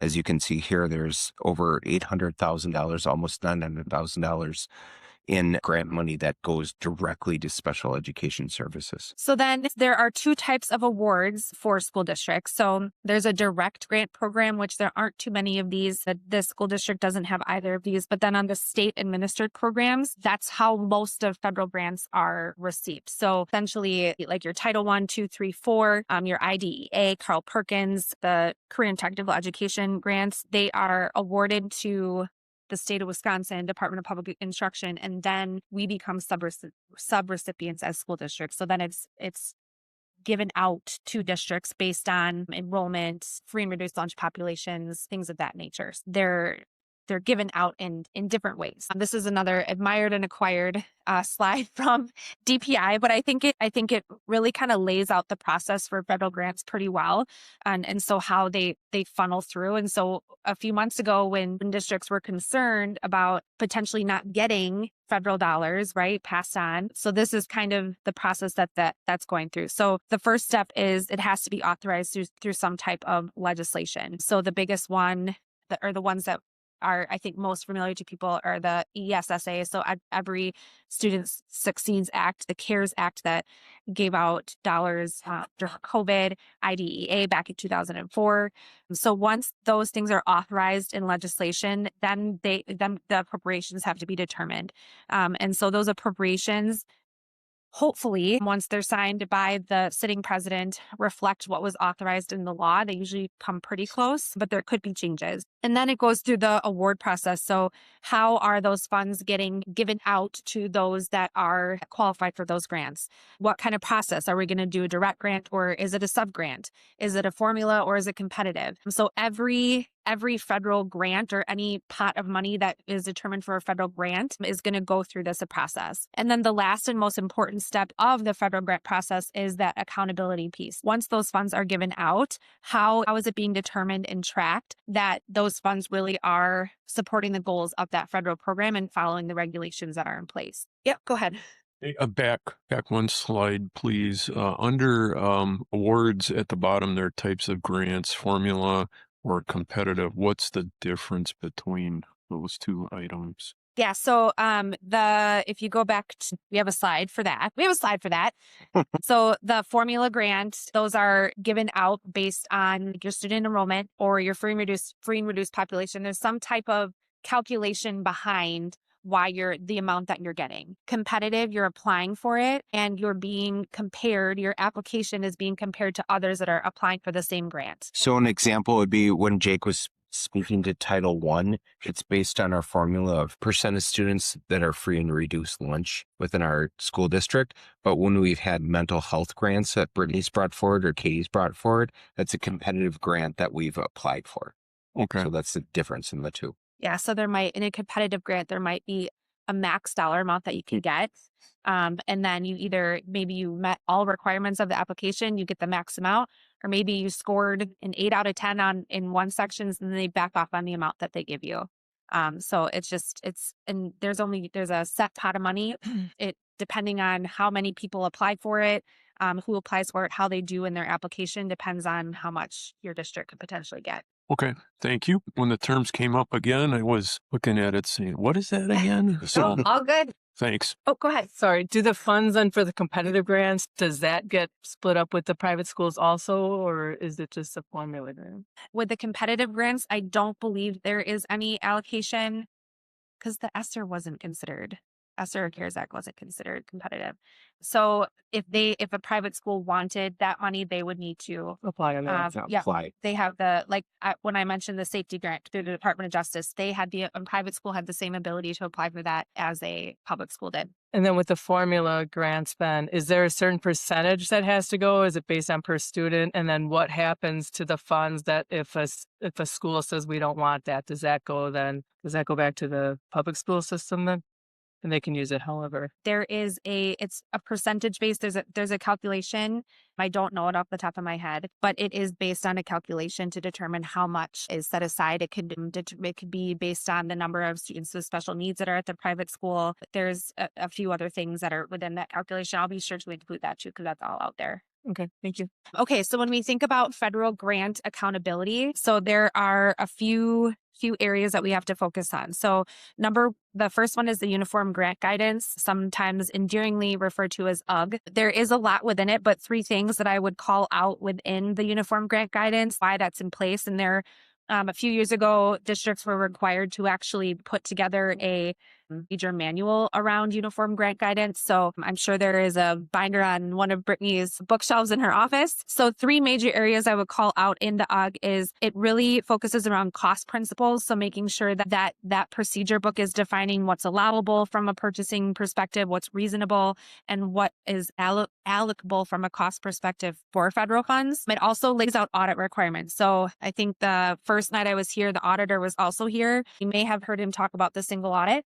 So the Uniform Grant Guidance lays out and establishes requirements for the single audits. Right now, you can single audit any program that's over $750,000. So I don't know what yours was this year, but the UGG lays out the requirements for that single audit piece. The last thing that I would call out around UGG is procurement procedures. So how you're actually procuring and bringing in supplies and costs and how you're utilizing your federal funds, making sure that you have procedures laid out and in place so that if there are ever any questions about it, you have something to refer to. The second is EDGAR. EDGAR stands for the Educational Department General Administrative Regulations, and that's exactly what it is. It's all about regulations, making sure that districts are using funds responsibly. So making sure that there are appropriate internal controls in place, making sure that you have processes to ensure that expenses are necessary and reasonable when it comes to the use of federal funds. So a lot of guardrails in place to make sure that districts are doing what they need to do. Along those same lines, there are many federal program statutes. So when you think about 3 in particular, the ESSA, the Every Student Succeeds Act, IDEA, and Perkins, all of those have statutes in place that we as districts have to follow. And again, it really is just enforcing districts to demonstrate that we are using funds correctly, that what we're purchasing is allowed under federal regulations. Documenting, right? We just talked about time and effort reporting. So how are we documenting staff time? And then how are we monitoring and making sure that our information is audited appropriately? So a lot of checks and balances in place when it comes to the use of federal funds. So now transitioning into the title. So we'll go through the title series and just kind of go high level of what each of these are for. So Title I is all about academic support, and it is support specifically for students that are in low income households. So you may only have one school within your school district that qualifies as a Title I school. You may have no schools that qualify for a Title I. You could have a school that qualifies one year and not the next. It's all based on within that school what the free and reduced lunch status percentage is. And that typically is to qualify for Title I, that school population has to have a free and reduced population of 40% or more.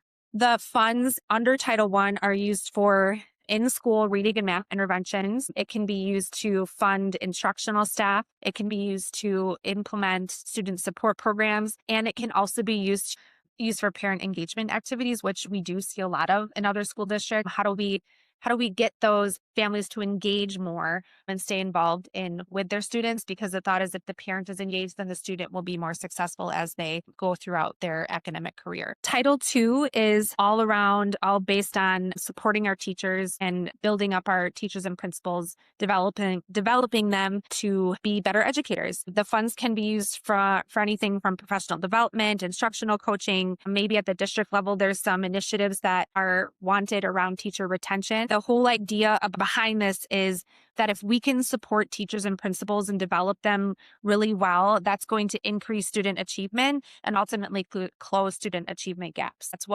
what Title II is focused on. Title III is for English language learners. That's what the support is there for. You can use the funds for if you have instructional services. Maybe you don't have the resources within your district that you need to provide the EL, English language services. You can use the funds to purchase those. You can use it for teacher training. It is specified. Remember, we talked about at the very beginning, grants are meant to support specific groups of students. This is a perfect example of that. So this can only be used for English language learners aged 3 to 21. They have to have been born outside of the United States, and they had to have attended school in the United States for less than 3 years. So once they get outside of that criteria, they no longer fit within the Title III grant funding. And then Title IV is around student support and academic enrichment. Funds can be used for a myriad of things. I would say the top three kind of initiatives within it. I will say too, this has to be this money has to be used to supplement something. So you can't necessarily start something new. It has to supplement work that's already being done within your district. And so the three focus areas are, number one, a well-rounded education, thinking about STEM, art, music. How can you support what's happening within your district to continue the work there? The second area is around safe and healthy students, focusing on mental health. That's been really big over the last several years. Things like bullying prevention also fall under safe and healthy students. And then the last area under Title IV is effective use of technology. So making sure that we're providing students with digital literacy. So then this is just a regional comparison of title funds. So Germantown is listed at the top, and then the others are just in alphabetical order. So I tried to pull out like districts, close in size, close in area. So you can see that, I mean, there aren't too many, I would say, amounts that are not like out of the ordinary. All districts in this subset qualify for the minimum for Title IV. So I would say the key takeaways for title grants, when you think about our neighboring districts, your title allocations are very similar. And when you do see differences, because it is that formula based, those differences are really because of your student demographics and differences in enrollment. But again, most districts in that list are pretty close from an enrollment perspective. And so on this list, I mentioned that for that Title IV allocation, everyone on that receives the minimum. That's pretty standard for suburban districts in our area. They're pretty much all receiving that minimum Title IV allocation. And again, all formula based. So switching gears to IDEA. So the first one is flow through. And this was pointed out on the summary slide, but this is the largest federal special education grant. So thinking about Fund 27, this is the largest outside support that the district has coming in. And it really is all about supporting students with special needs. So you can fund your special education teachers with these dollars. You may have specialized services. It's focusing on instructional supports for students with disabilities. And again, this is based on your allocation is based on the enrollment within your district. And it is same as ELL. It's focusing on that age of students from 3 to age 21 for special education. For IDEA preschool, same thing, focusing on those special education services, but a much smaller subset. So this is servicing children ages 3 to 5 that have some type of disability. So if you thinking about your early childhood program that's supporting special education services, if there's early intervention supports that are needed, you can use your IDEA preschool entitlement for this. So really focusing on just a much still special education, but just a little bit smaller of a subset.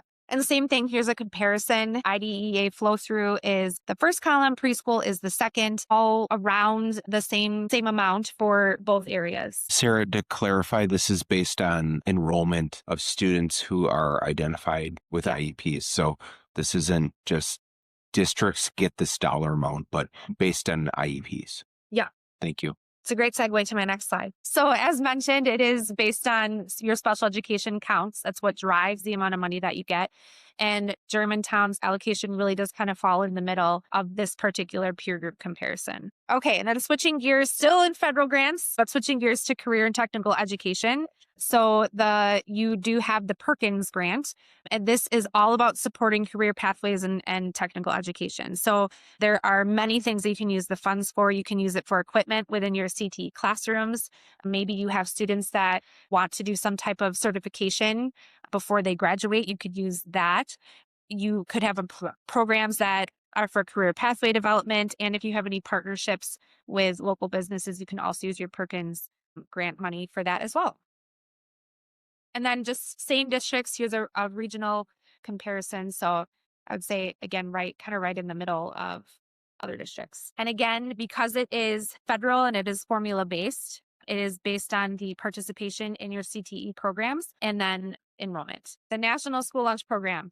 So the National School Lunch Program, the goal of this program is to provide nutritionally balanced, low cost or no cost lunches to children each school day. It was established back in 1946, and it is so that this program is administered, and I'm having a hard time saying words now, administered federally by the USDA, so the U.S. Department of Agriculture, and then the money is passed to the Wisconsin Department of Public Instruction, and then we receive funds through the DPI. So just a high level of how the National School Lunch Program funding works. So school districts receive reimbursement for each meal that is served based on student eligibility. And so you could have a student who is fully paid, or they could be reduced, or they could be completely free. And it is all based on their household income. These rates, the federal reimbursement rates, are adjusted annually, and they're based on inflation and food costs. So when we look at our federal reimbursement that we have right now, so a free lunch, you're getting reimbursed $4.16. The school district is. For a reduced price lunch, you're getting reimbursed $3.76. And for a paid lunch, you're being reimbursed 42 cents. So if your lunch price is $3 for a lunch, and it's a student that is that's fully paid lunch, you're getting reimbursed 42 cents of that $3. Why does the school lunch program matter? The National School Lunch Program matter. So it really all comes down to supporting student health and learning. So making sure that we give access to nutritious meals for students. It is said to help improve concentration and attendance. It reduces food insecurity. It may be a student doesn't have access to a healthy meal for breakfast and dinner. At least they have access to a lunch. From a district operation perspective, it can help to offset food service costs. So you can, as an example, you could purchase, if you needed lunch tables, you could purchase lunch tables out of Fund 50 as opposed to purchasing them out of the general fund. So you're keeping your dollars in the classroom of general fund. Same thing with equipment. If you needed to buy a stove or forming tray. You can purchase all of that out of Fund 50 and again, keep that money in Fund 10 supporting classrooms. It supports all of the kitchen staffing. I mean, it really is meant to stabilize your nutrition program budgets. I thought this was a interesting note that across the U.S., millions of students participate daily, making the National School Lunch Program one of the largest federal education programs. All right, so state and local. The first one is educator effectiveness. And so educator effectiveness is a learning-centered continuous improvement system designed to improve the education of all students in the state of Wisconsin. And so when you think about the process of hiring a staff member, right? You first want to make sure that you have your ducks in a row so that you're able to attract those people or those teachers into your district, and then you want to recruit them. And then once you have them in your district, how are you going to develop them to ultimately retain them? So that's really what the educator effectiveness program is all about. And it is focused on supporting guided, individualized, self-determined professional growth and development for teachers within the organization. And then the other one is the robotics grant. So the Wisconsin Department of Public Instruction provides grant dollars on a per team basis. And this is for public, private, and charter schools. And it's focused on middle school and high school in particular. And they can use funds to register for competitions. They can cover kits, fees, travel, mentor stipends. It just really helps to support the program and keep it up and running. It's not a large dollar amount that districts typically get. I think Germantown's is $6,000 or maybe $4,400. Actually, I think the max is $6,000, but it does just help to keep the program up and running and give options for students. So in summary, grants really are in place to support very specific programs and student needs. Most grants are restrictive in nature and they have to be used for a designated purpose. While grant funding represents a small portion of district revenue, it is vitally important that you continue to be creative and strategic in the way that you utilize the funds, because like I mentioned, especially with special education, if you correctly utilize those funds, that can free up a lot of money in the area of your Fund 10 and operations account. Special education funding represents the largest grant category, which we talked about. Your grant allocations from the subset of districts that I pulled are pretty similar. And then grants really do a good job at helping expand opportunity for students. And that's why we're here. So with that, I will take any questions that you may have. Yeah. Probably number one is we do not have this presentation in our finance committee material this evening. So I'm hoping we can get a PDF or whatever form and maybe click tonight's date on it and put it in the same folder with, under tonight's date. Sure. It was provided to the committee via email on Friday when I sent the packet to the committee, but it was sent to me after my packet was due. So we will include it in the packet and put it on the website. Yeah. Okay, good. Yeah, I usually just go right to the website. So I guess I missed it in the email. No, but a good point. There's a lot of great information here. Yeah, we wouldn't want to lose it. I think I don't know how often we'll do these, probably not every year, but I wouldn't be opposed, if we did, maybe a little different take on it each time. But Sure. However often, Brittany is willing to entertain it, or Chris, certainly we could do it. But anyway, we don't want to lose the information, so it should be posted, with tonight's finance.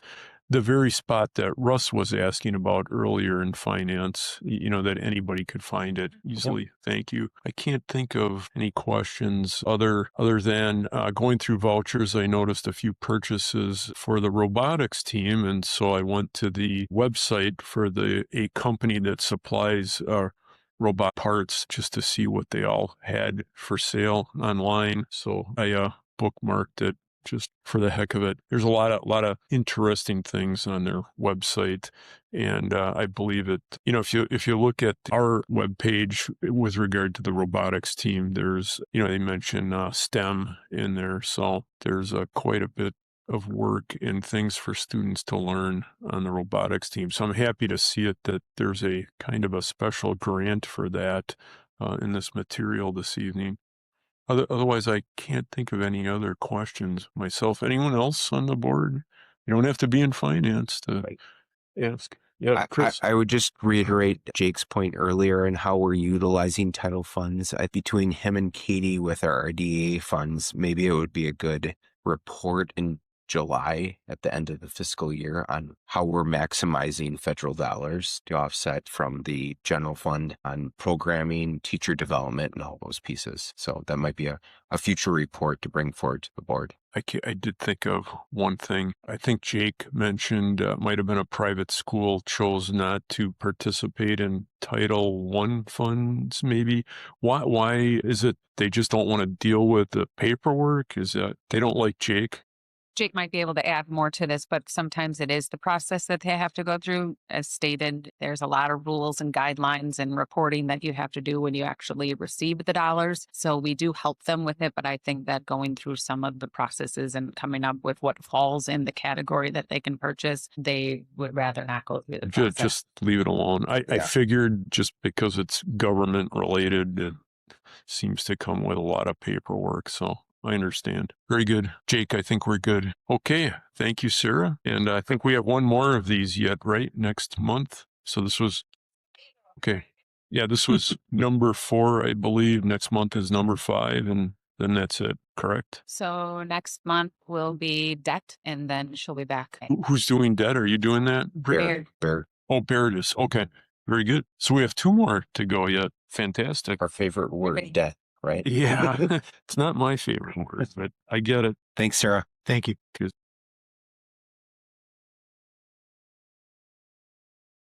To group the expenditures in every other calendar year. This was to maximize state aid purposes. I won't get into that unless you really have time. But that's worked out very well. And between those two things, the lower interest rates and maximizing state aid allowed the issue to be paid off early. So you can see originally the 21 issue, I'll back up. The original referendum issue issued in 17 was scheduled to be paid off in 2037. After the refinancing in 21, it was scheduled to be paid off in 34. And you can see that those payments in 33, 34 are just stars because we've defeased those, and we also defeased a portion of the 32 issue. You'll see the remainder of $6.75 million. What a defeasance is, the district's levies in advance of the payment. Those additional dollars that are levied are deposited into an escrow account and assigned to certain maturities in the future, and then on the call date, which is in April 1 of 28, the escrow agent will pay off those maturities. So legally, you've met your obligation. Those are legally paid, even though the bonds are still outstanding until 4/1/28. And then actually those two maturities, the 5.58 and the 6.71, and part of the 11.2 we'll be talking about in reference to the defeasance a little bit later on in the agenda. So what's going to be happening is that the debt's going to be paid off much earlier than anticipated at the time of the referendum, which, again, all interest savings on this type of debt in Fund 39 is taxpayer savings. District can't reallocate that levy authority for any other purpose.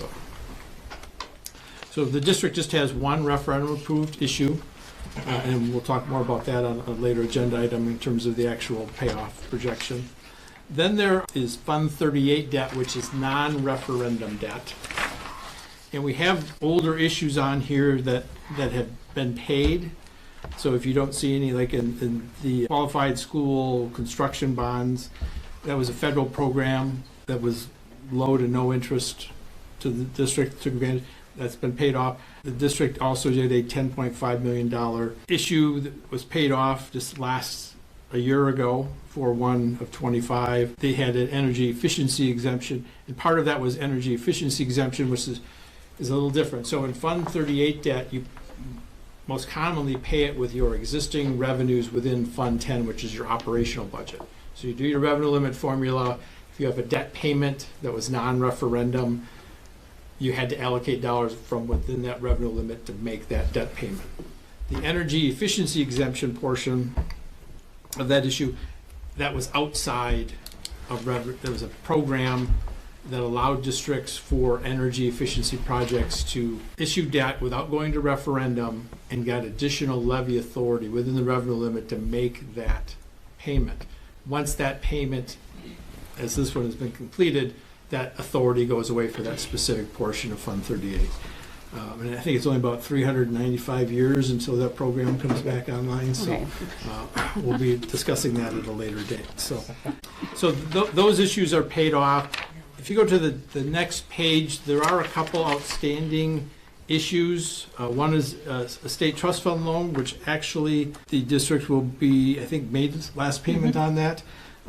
So that's actually been paid. That was part of this year's budget, but that issue is now completely paid. So the only remaining issue of Fund 38 debt is a $3.97 million promissory note that was issued in 2018, and the district will have 2 more payments remaining. Now, the issue is callable as of 4/1/26, so if the district would have funds within Fund 10, say you had a good year, had a surplus, or had funds available, you thought a good use would be to prepay that, you could pay off those last 2 maturities. Simply, bond council would draft a call notice. That call notice will go out to bondholders, and 30 days later, you can make the payment, and that debt could be gone. Or you can just pay it within the scheduled time frame. You can see the interest associated with it is relatively small, so there's not a great deal of interest savings. There is some, I don't want to minimize it, but it's relatively small in the big picture of the budget. But the district does have that option at this point, either to continue payments as scheduled or make the decision to prepay one or both of those maturities prior to their payment dates. So, and once those are completed, the district, in comparison to other districts, and the last couple of pages are just summary pages for the Fund 38. Relative to other districts, the debt profile is very good. It's rapid repayment of debt. The debt's going to be going away fairly quickly. From a rating standpoint, that's always a positive as well. So. That $3.9 million you were just talking about, that the number reminds me that was the addition to the Rockfield School, I recall. So it'll be nice to get that off the books after all these years. And one thing I did forget to mention, once the dollars going for that payment, once that payment goes away, those dollars are part of your operating budget, and those dollars can be then reallocated somewhere else in the budget. Since they're being drawn from your revenue limit, they'll remain in your revenue limit, and then you can choose how to use them going forward. So this debt works a little bit different than like a mortgage or something. So when we pay additional on the principal, you said the amount goes into escrow. What happened, like when we prepay our mortgage, the principal goes down. So what happens to that money that's in escrow? So when the debt is originally issued, there's a call date associated with it typically. And this is done because the buyers of the bonds want some comfort that they'll be able to hold the bonds for a certain period of time. And then any maturities, if you go back to, it's probably easier to see on page 1, the Fund 39 issue, the $81.795 million taxable issue. Those maturities in that box, those are the callable ones, and you can see the call date is 4/1/28. So those are the maturities prior to that are set. Okay. You can't call them, you can't really prepay them. You can put money into an escrow account, and the escrow agent can make those payments.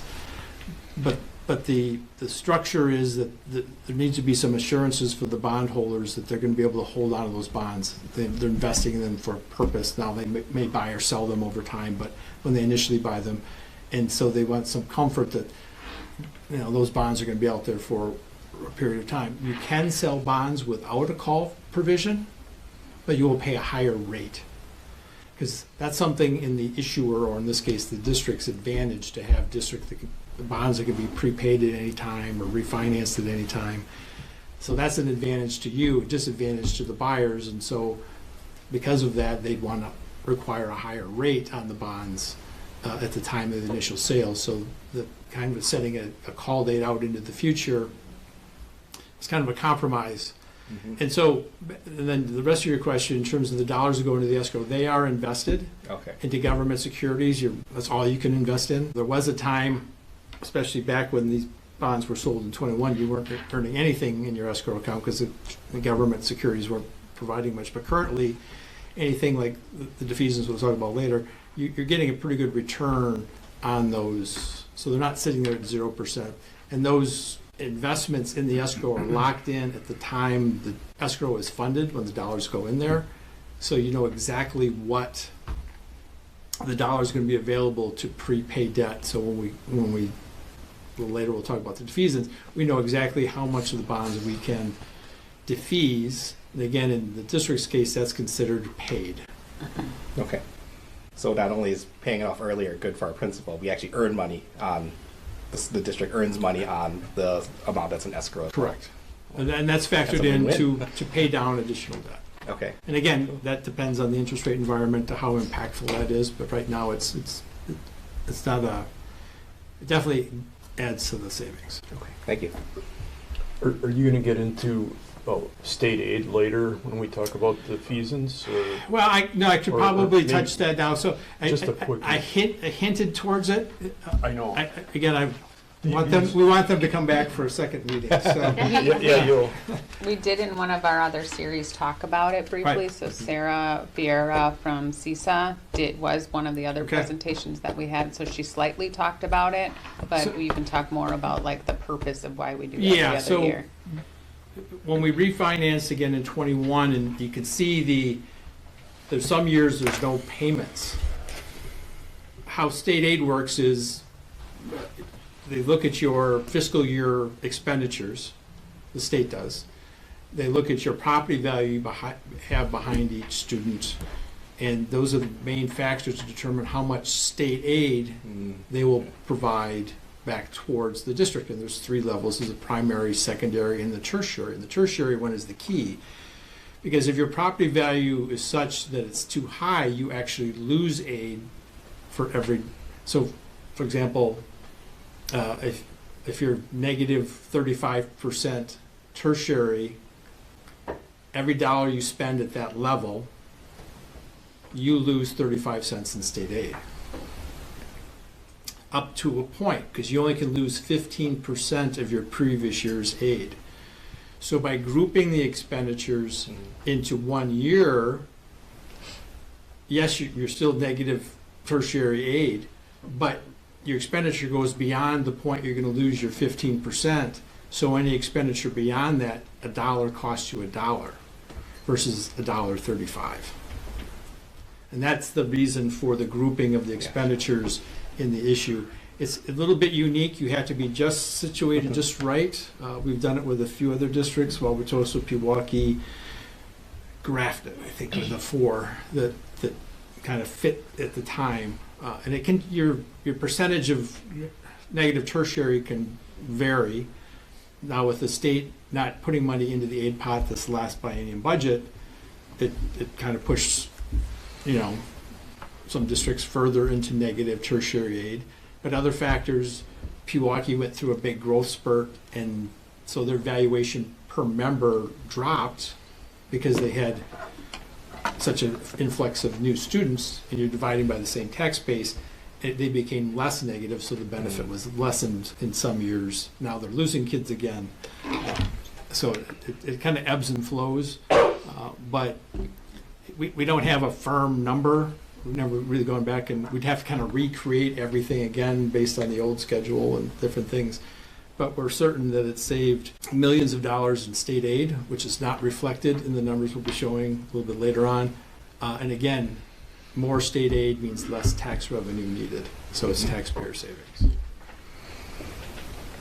Is that enough? Or? Yeah, that's enough, I think. So correct me if I'm wrong, but to put it another way, if you have a lot of debt, the state thinks you don't need so much aid.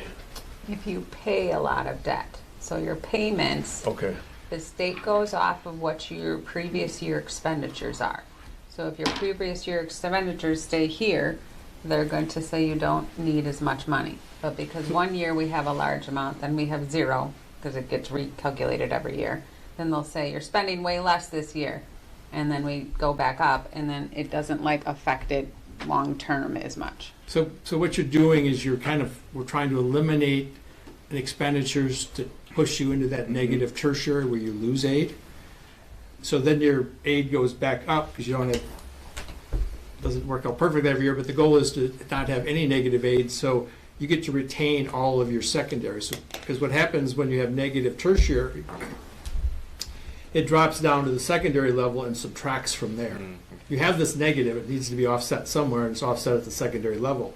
So if you can eliminate the negative tertiary aid, you get to retain all your secondary aid. And then the following year, because your aid is actually higher, you only can lose 15% of that higher number, which kind of protects you. And then we spend way beyond the 15, the level that would cause you to lose the 15% the following year. So any dollars above that, again, a dollar costs you $1. So Very good. This is more of accounting math than engineering math. Which is interesting. Tom?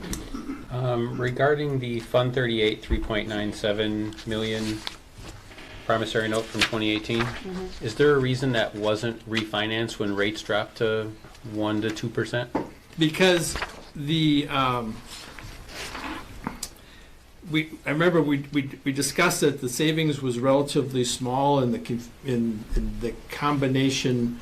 We looked at putting it with the other one, but the benefit was so small that for that particular issue that we just kind of kept it aside. So. Okay. And there's costs to refinance, so that was configured into the savings. Yeah, that would eat into any savings that you might have. Yeah, I mean, when you're looking at the interest, it's not only just your coupon, it's the interest cost. So those two maturities, you're looking at $28,000 of interest that you could have, those are the only two maturities you could have refinanced. And when you're looking at $28,000 of interest, how much would you have to save to offset the additional costs associated with refinance? It's kind of like a mortgage. You need a certain spread to justify the closing costs and things like that. Right, but could we have refinanced 2022 and 2023 and 2024 payments to cut the interest in half? No. We looked at all the Fund 38 and the cost associated with it and the benefit just wasn't there. Okay, thank you. Good question. Okay.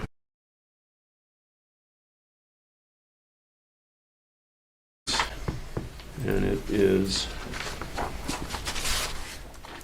item A, Financial Series number 8, CISA 1 student enrollment. And it is Sarah Vera of CISA 1. Final presentation. This one is all related to student enrollment and why it matters. And I could have probably put some test questions in here for you guys because, right, we've talked a lot about this through revenue limit, equalization aid. So hopefully some of this will seem familiar to you. But if not, that's okay too. So just a reminder, this is what CISA has presented on to date. So we are at the final presentation, and the goal of these presentations really was to help the district bridge that bridge transparency with the community and just bring some further understanding around school district financials. So the purpose of today, we're going to take a look at how student membership counts impact district finances. And this is relative to all districts. So what we talk about today is what other districts experience as well. But I did sprinkle in some specific Germantown examples. And we're really going to focus on open enrollment, and then we'll touch on voucher programs, and we'll talk a little bit about declining enrollment as well, since that is such a hot topic for districts. So I wanted to start just giving a snapshot of what Germantown's enrollment has done, this taking it back to 16-17, so just kind of a historical snapshot. And you can kind of see, and this is very typical across a lot of public school districts, that dip from 1920 to 2021. That was that year where a lot of districts saw students making different choices, families making different choices when it comes to enrollment and whether they wanted their students to be in public schools or not. So that's really where a lot of districts saw a drastic dip. And in Germantown's case, you can see that started to kind of creep back up. And there might have been some, I know there's been a ton of development in the area, so kind of bounced around a little bit since then. The most important thing to always remember, and I hope if you take one thing away from this presentation or maybe this whole series, is that students really do drive revenue, right? And it's so important to recognize your membership as part of that driving and really creating that revenue limit authority that each district has. So jumping into student membership, this is where we could have a test question, right? So what does membership mean? That it is not you walking into a classroom and doing a head count of the kids in that classroom. Membership is a calculation that is defined by the state. It is based on a full-time equivalent, not individual students. So if a 4K student could be a 0.6, it could be a 0.5, depending on how a district decides to treat that. And then obviously kindergarten through 12th grade, those are full FTEs. So when you are doing that count during your enrollment counts each year, those students have to be put into that full-time equivalent. Membership is, as we've learned, used for determining funding and revenue limit calculations. It's treated differently and used for different purposes, whether you're utilizing the membership for revenue limit or for equalization aid purposes. So when we think about student counts, what students are we talking about? So who's included in that? So obviously resident students, right? We need to count the residents that are within our boundaries, and those are students who are attending our district schools. We have to include count date eligible students. Those are students that are meeting DPI under attendance rules, and a little bit into the weeds here, but on a specific count date, so whether it's the third Friday count or the second Friday count, there is some flexibility in there. So say that a student isn't present on the day of the count. Can we still count them? In most cases, yes. So the Department of Public Instruction does have some rules built into there so we don't miss out on counting students. I would also say too that there is protection in case you do miss counting a student, and they are eligible to be in your count, whether it's the September count or the January count. And then there's some additional defined categories through the Department of Public Instruction. We look at summer school, right? We talked about how that is counted at 40% membership. There are, and we'll talk about some student voucher and choice student programs. And then also if we have students that are homeless and maybe in a foster group home situation, we're still able to count them in certain situations. So why does membership matter so much? And again, we've been building up to this moment, right? We've talked about how it impacts revenue limits, and revenue limits determines how how much money a district gets through the state funding formula. It impacts state aid calculations, and state aid has that inverse relationship with our revenue limit and our property tax levy, so that is creating property tax impact. And then lastly, because it has such a large impact on revenue limits and state aid calculations, it impacts our long-term budgeting and our forecasting for the district. So getting into actually counting students. So I've mentioned briefly 2 different count dates. So every district in the state of Wisconsin participates in both of these. So we have the third Friday count in December, which is that primary count date, and it is a major factor in revenue limits and state aid calculations.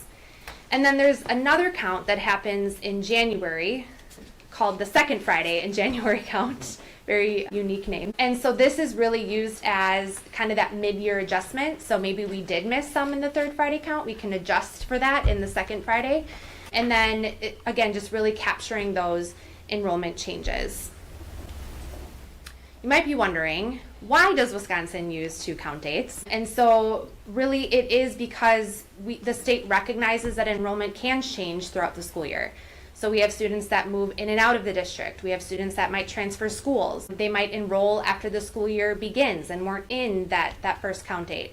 So utilizing those 2 count dates really does create a better, more accurate picture of the membership that you have within your district over the course of a school year. I pulled this right off of the DPI website, so once it becomes public, anyone can go out and view this and grab it and click into those links and see kind of what's behind that data. But this is a really good example, and I think shows really well how the September and January counts work together to create an average for the purpose of calculating the FTE that is used for an aid calculation. So you can see on the top there, this is from 24-25 because that's the last public data that is available out on DPI right now. So you can see that in September of 2024, your count was 3,804, and then to January of 2025, you dropped slightly to 3,793.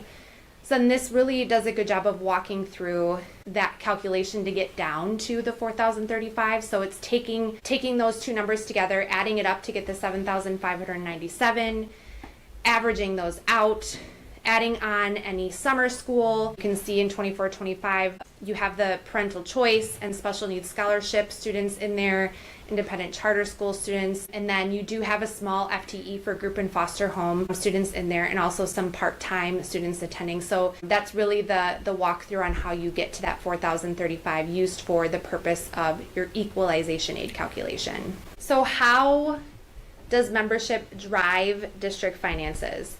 Again, this could have been a test question for you guys. I pulled this from another presentation that we talked about through revenue limit. And this is a specific Germantown. These are Germantown's numbers. We calculate our membership, again, based off of, in membership in the revenue limit is based off of that 3-year rolling average. So you get the 3,795. You multiply that by the max revenue per member. That is a number that comes from the state. You add on any exemptions. In this case, it's just over $3.2 million in exemptions. That could be things like transfer of service, declining enrollment, things of that nature. And then if you do that calculation, you end up getting your total revenue limit of authority of 47.4, almost 47.5 million. The important thing to remember off of this, especially when it comes to revenue limits, because it determines your spending authority. So if you're getting more students coming in, that's giving you a higher revenue limit authority. Fewer students is giving you a lower revenue limit authority. So when we think about the fact that fewer students gives you a lower revenue limit authority, so you're getting less revenue in a year. So how does that conversation start to go when your district is experiencing declining enrollment? The really tricky thing about declining enrollment is, and I'm just using example numbers here. So say that your district, so you have 3,700 students in your district, you lose 100 students. That's a lot of students. But when you think about how those students could potentially be spread out, the chance of all of them coming from one building is probably pretty slim. And because of that, that doesn't give the district the ability to just say, okay, we're losing 100 students. That automatically means that we're cutting one FTE, right? Because those students could be so spread out that you can't cut a third grade teacher, right? Like that's challenging. So that's one of the biggest issues that districts are facing when it comes to declining enrollment, because your revenue really does decrease faster than your cost can be reduced. And the same could be said the other way too, right? If you're bringing in more students, you're still not getting the revenue quick enough to cover those additional expenses that you would have if you have to add a section because you get more students, because it is based off of that 3-year rolling average. So think about those, even if declining enrollment is happening, your fixed costs are still there. Buildings, transportation, utilities, that core staffing, those are all very high cost items that can't just easily go away, even if that 100 students does feel really significant for your district. So open enrollment, switching gears just a little bit, and how does that impact the district? So first, what is open enrollment? So in the state of Wisconsin, students have the opportunity to open enroll into a Wisconsin school district that is, so they can attend a district that's outside of their resident district. So they can live in Germantown and choose to open enroll to Cedarburg. Through the open enrollment program, they don't have to pay any type of tuition. The caveat is the district that they want to go to, or if they wanted to come to Germantown, Germantown has to have open seats for them to come into. So in January, and this past January as a board, you likely approved a number of open enrollment seats. You said to the public, hey, we have availability for you to come into our district. You have to specify the grade level that they are in, and those are the only seats that you are able to welcome open enrollment students into. The important thing to note with open enrollment and to always remember is that the money follows the student. When we talk about, so if you have a student in Germantown, they make the decision to go to Cedarburg, that money then goes with them, and the school district of Germantown has to pay the school district of Cedarburg and vice versa. So when we think about how open enrollment then impacts the district, so first your membership is decreasing, so you're losing students. So that is going to right off the bat impact your revenue limit authority. And like we talked about, many of those costs that still exist within the district remain unchanged because you're not seeing a mass exodus, right? On the other side, open enrollment in, you're seeing that membership increase. It's a great thing. And then also your revenue limit authority is increasing as well. So this is just a table that I put together that just shows open enrollment out versus open enrollment in. So as an example, what happens when someone open enrolls out? So a resident student is attending another public school district. On the other side, open enrollment in, a non-resident student is attending Germantown. So then if you walk through this, you can see in each scenario or in each situation how that impacts membership, what the revenue limit impact is, what the potential financial impact it could be, the cost impact, right, where district's costs remain much unchanged when you have open enrollment out. From a budget perspective, when students are open enrolling out, you get that immediate loss of revenue without that matching immediate cost reduction. And then long-term considerations, when you're thinking about open enrollment out, if you continue to lose students, that can create kind of a structural financial pressure. And that's why you want to be able to look ahead and look back and understand that historical growth or shrinking of your open enrollment out, and really start to understand why. Like if you're seeing that upward pressure, if students are continuing to open enroll out, it's not a bad thing to, reach out to those families, do some outreach and say, hey, why are you leaving the Germantown School District? Is there a pattern that's now starting to be created? So it just opens the door for further conversation. And then again, just the key takeaway for out and in is obviously students leaving reduce the financial resources available to the district, and students coming in increase the financial resource. When we look at Germantown's history of open enrollment in versus out, so going back to 16-17 again, you can see so in, out, and then the difference between the in and out, and then based on the dollar amount that is tied to an open enrollment student, you can see the net transfer impact.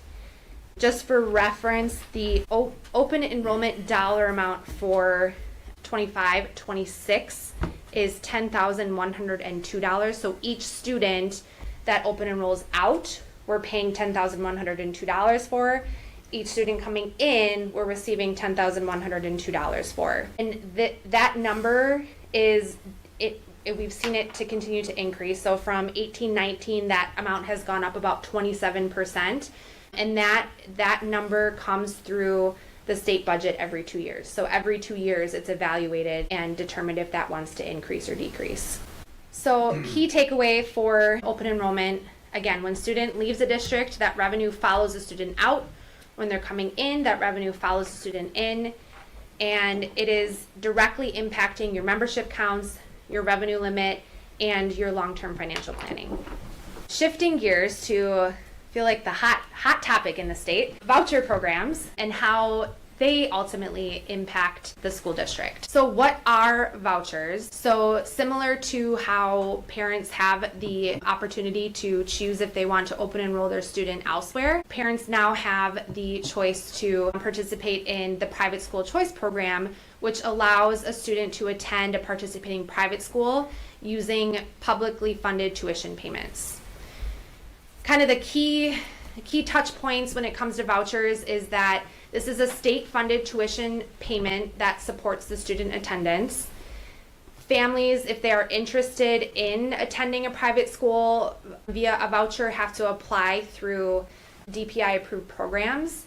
And I put this last point on here because, so DPI is unable to provide information on what students are participating or what school the students are even attending, which is fine because I would say districts don't necessarily need to know the student or that level of information, but because they are unable to provide that, we don't know this information up front. So we literally, districts get this information, the number of students or the FTE of the students, when we get our close to final revenue limit worksheet in October. So that data lacks a lot and it can make planning very hard. I remember when I was in a district, we had low voucher private school choice program attendance, and so we had that for a couple of years.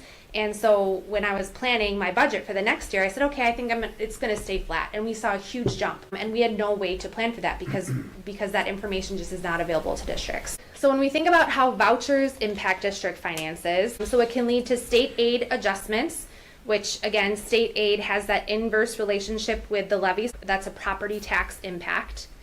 It can have a local financial impact. So the way that the voucher expense works is that the district has to incur that expense. So say it's $100,000. We have to budget for that expense, but then we have the ability to levy for that amount to offset. And we'll go through in a little bit so you can kind of see that impact that has had on the Germantown levy.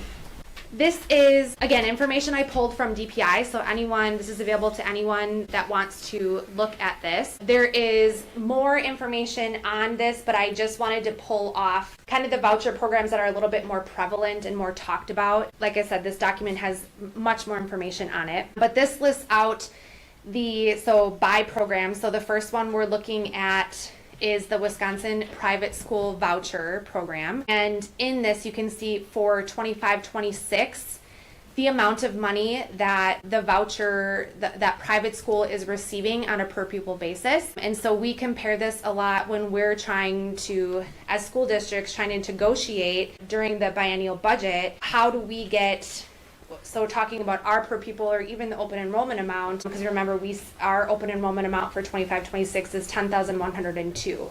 That's how much money we're getting for a student coming into our district. But you can see here for private schools, they're getting, depending on the age or grade level, $10,877 or $13,371. This just kind of takes you through how this impacts districts' finances. So that first one is, are these students counted in resident district state aid? No. On the second one too, it talks about, so in that situation, yes, it is counted.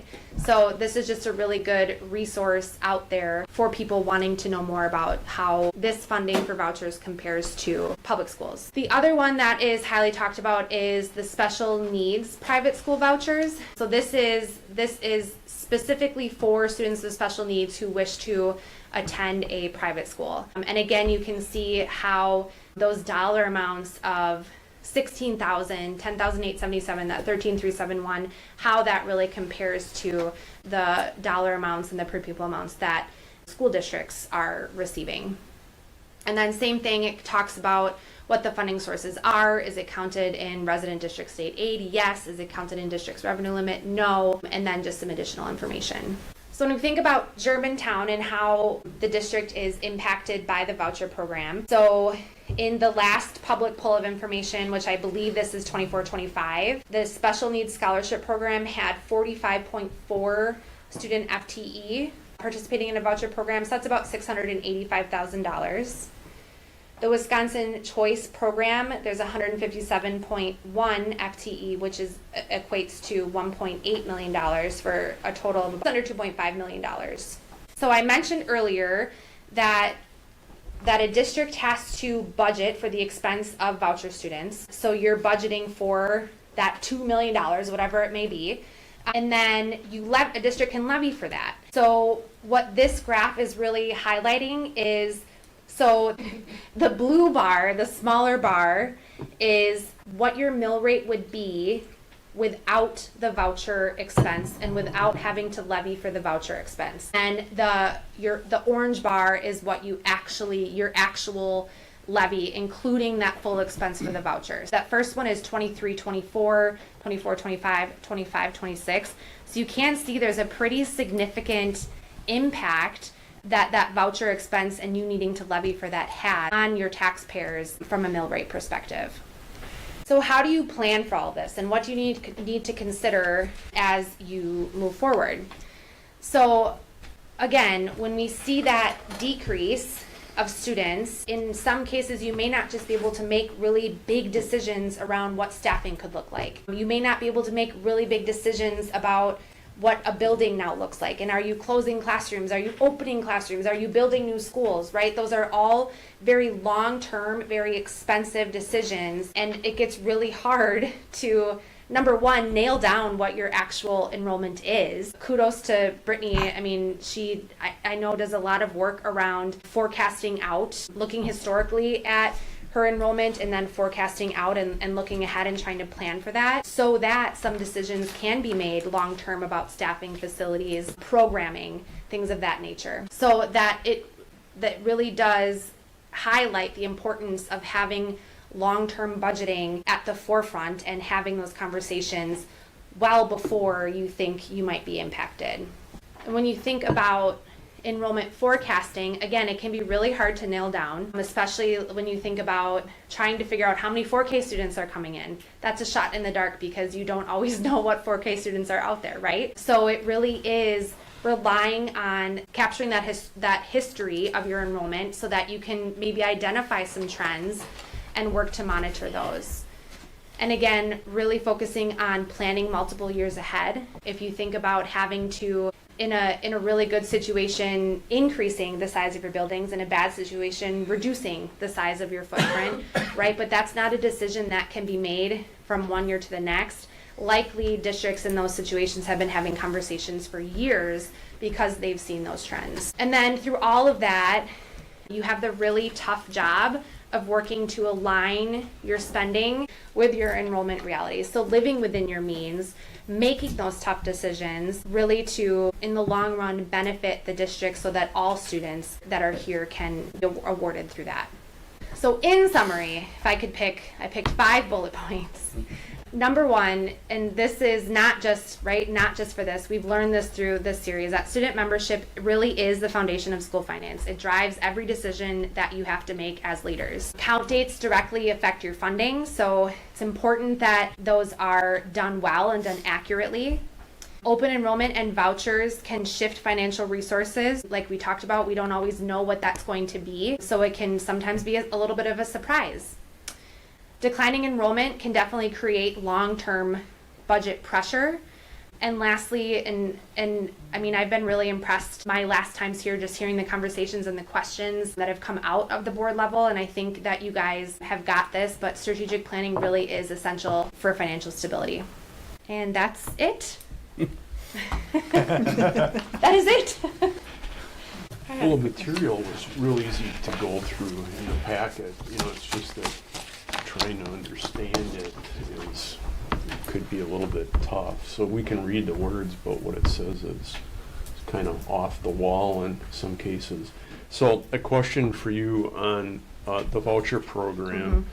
I think what you were saying is we don't get to include the student as a member, but we are paying for it out of our budget. You know, is that what's going on? Yeah. So you if the based on that per pupil amount that we based on these dollar amounts, so basically what happens is in October, the Department of Public Instruction, because voucher students who are attending voucher schools, they have to apply through the Department of Public Instruction. So they're counting all of these students by FTE, applying it to that number, and then giving the district that dollar amount as an expense. I forgot to mention on this slide, so the top line is prior to 2015-16, and then the bottom line is references right after 15-16. So they are counted in the resident district state aid calculation, but not in the revenue limit calculation. So that's why the district has that expense. So 100 students times, I don't know, 13,371. We get that dollar amount as an expense. We budget for it as an expense. and then we levy for it, that exact dollar amount, or you should levy for that exact dollar amount, so that you don't absorb that expense. And then because that is how it's getting into your revenue limit calculation, and that's how it's impacting your overall levy and mill rate. Okay. Okay, so I see the column changed there, counted in residence district state aid. First it was no, and Correct. later it was yes. So I think I concentrated on the no word there and didn't really see the second one.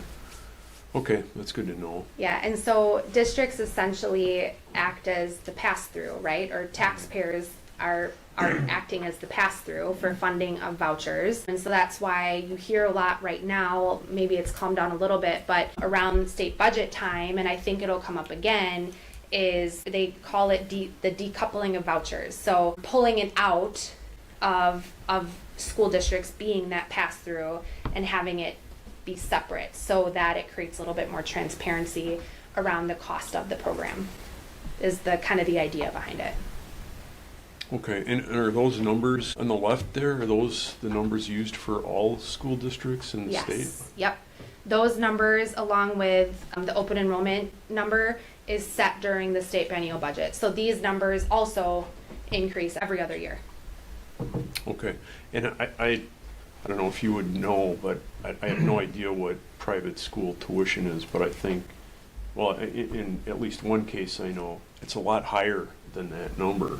So do the private schools kind of get screwed, you know, when they take voucher students, or how does that work?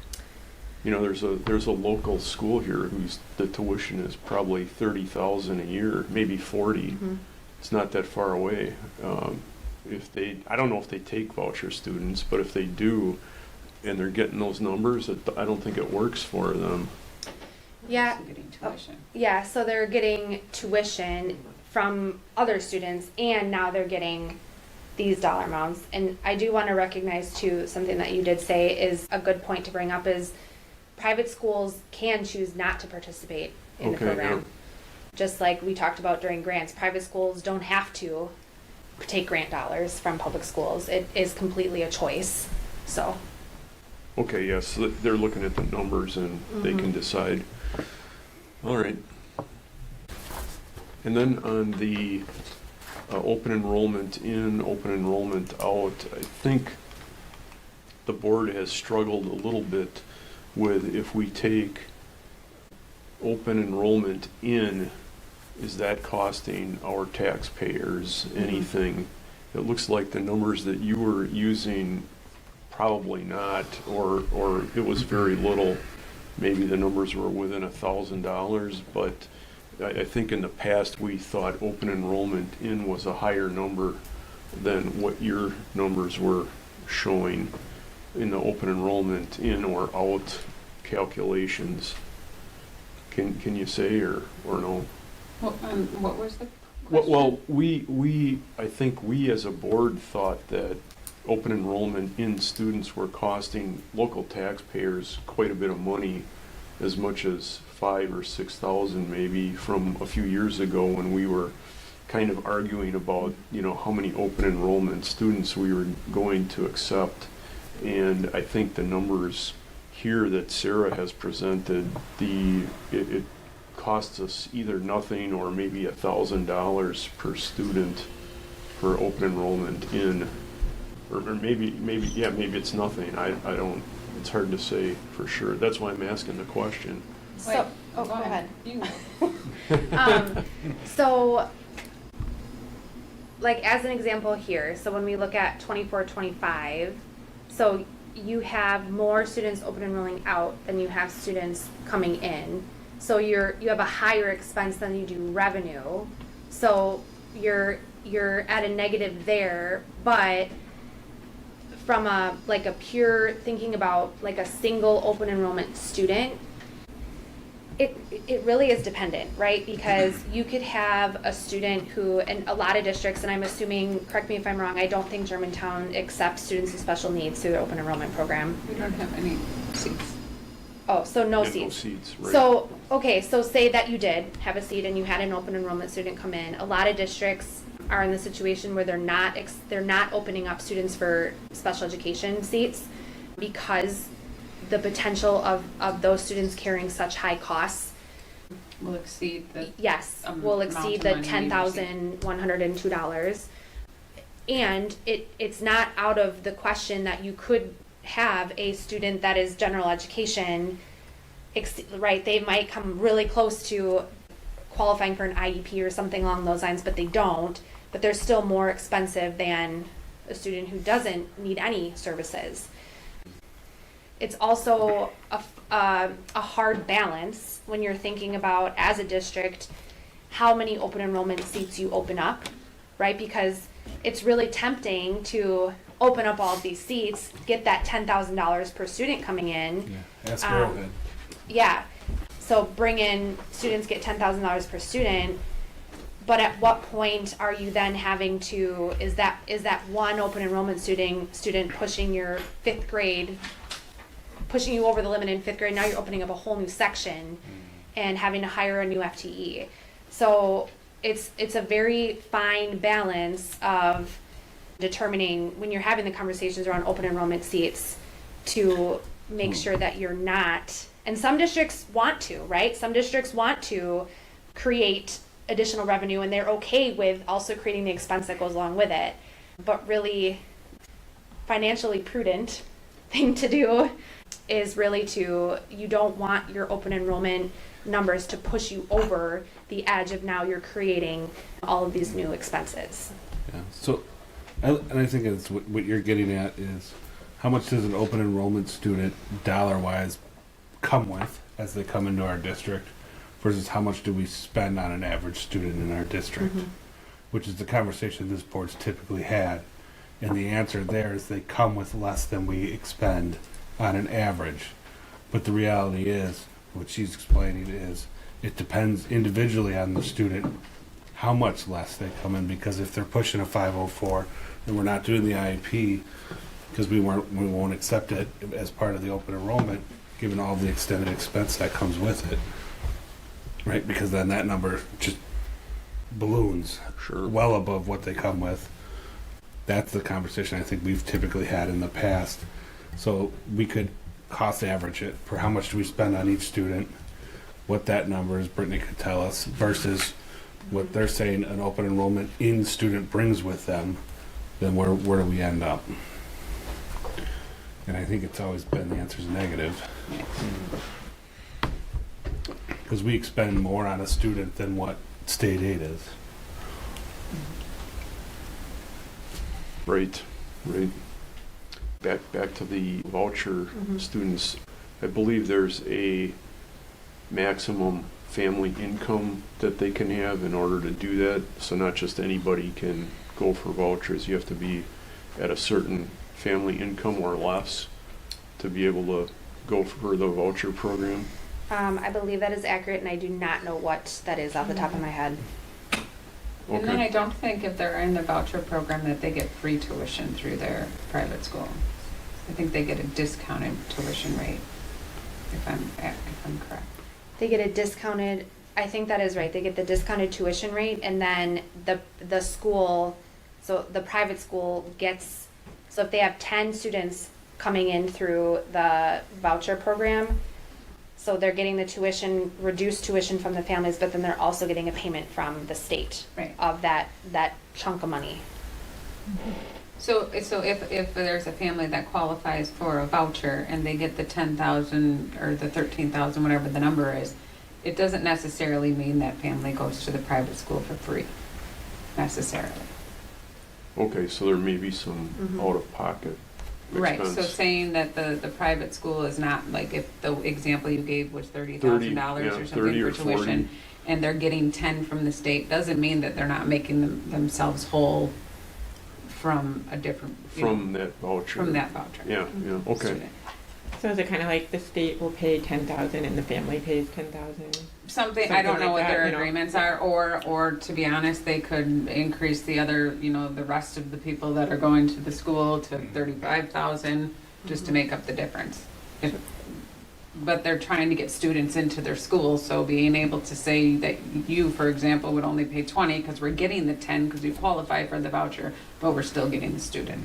And you can afford the 20 versus the 30 or 35, so I will now attend there. Right, okay. And I believe most of the school districts, when the voucher program became, was that we weren't losing students to go to the private school. Like, they were always private school students.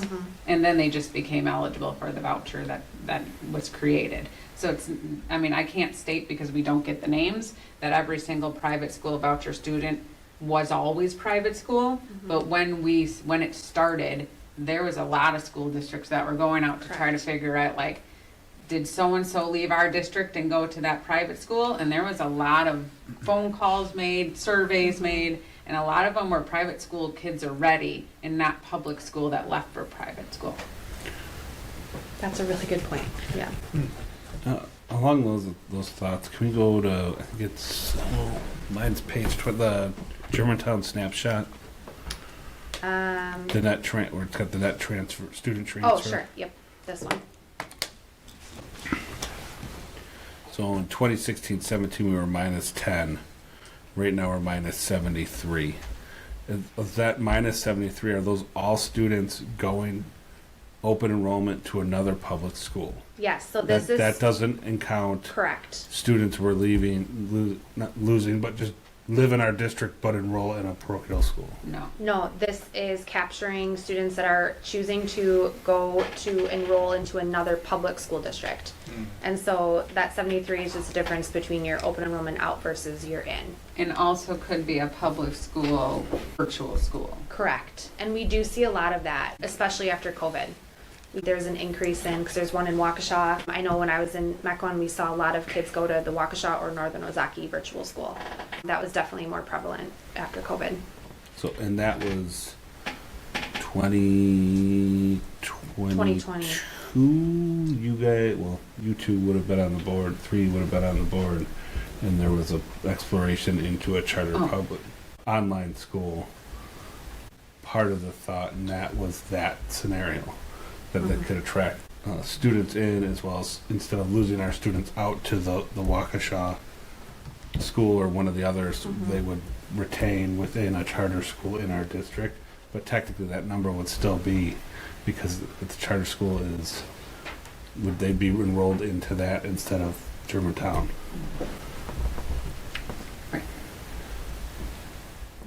There was a lot of problems that came up with that. Right. That thing, and it was the right decision not to go forward with it. We remember. Yeah, but just in general, just in general, like, that was part of the conversation around it, with the anticipation, especially with the amount of money that was being dangled for all districts to create that.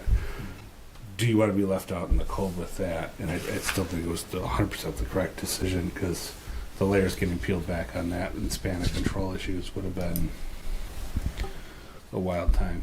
And cost you more. Cost us more. Yes. Well, any other questions for Sarah?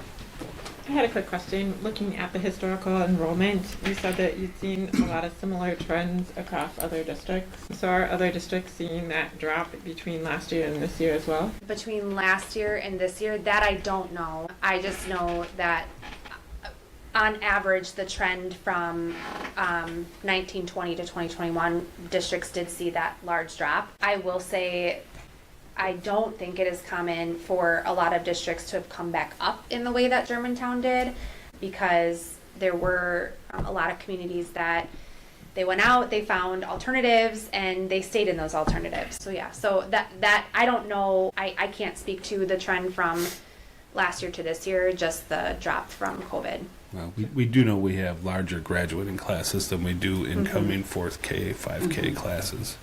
That's been a discussion in this board.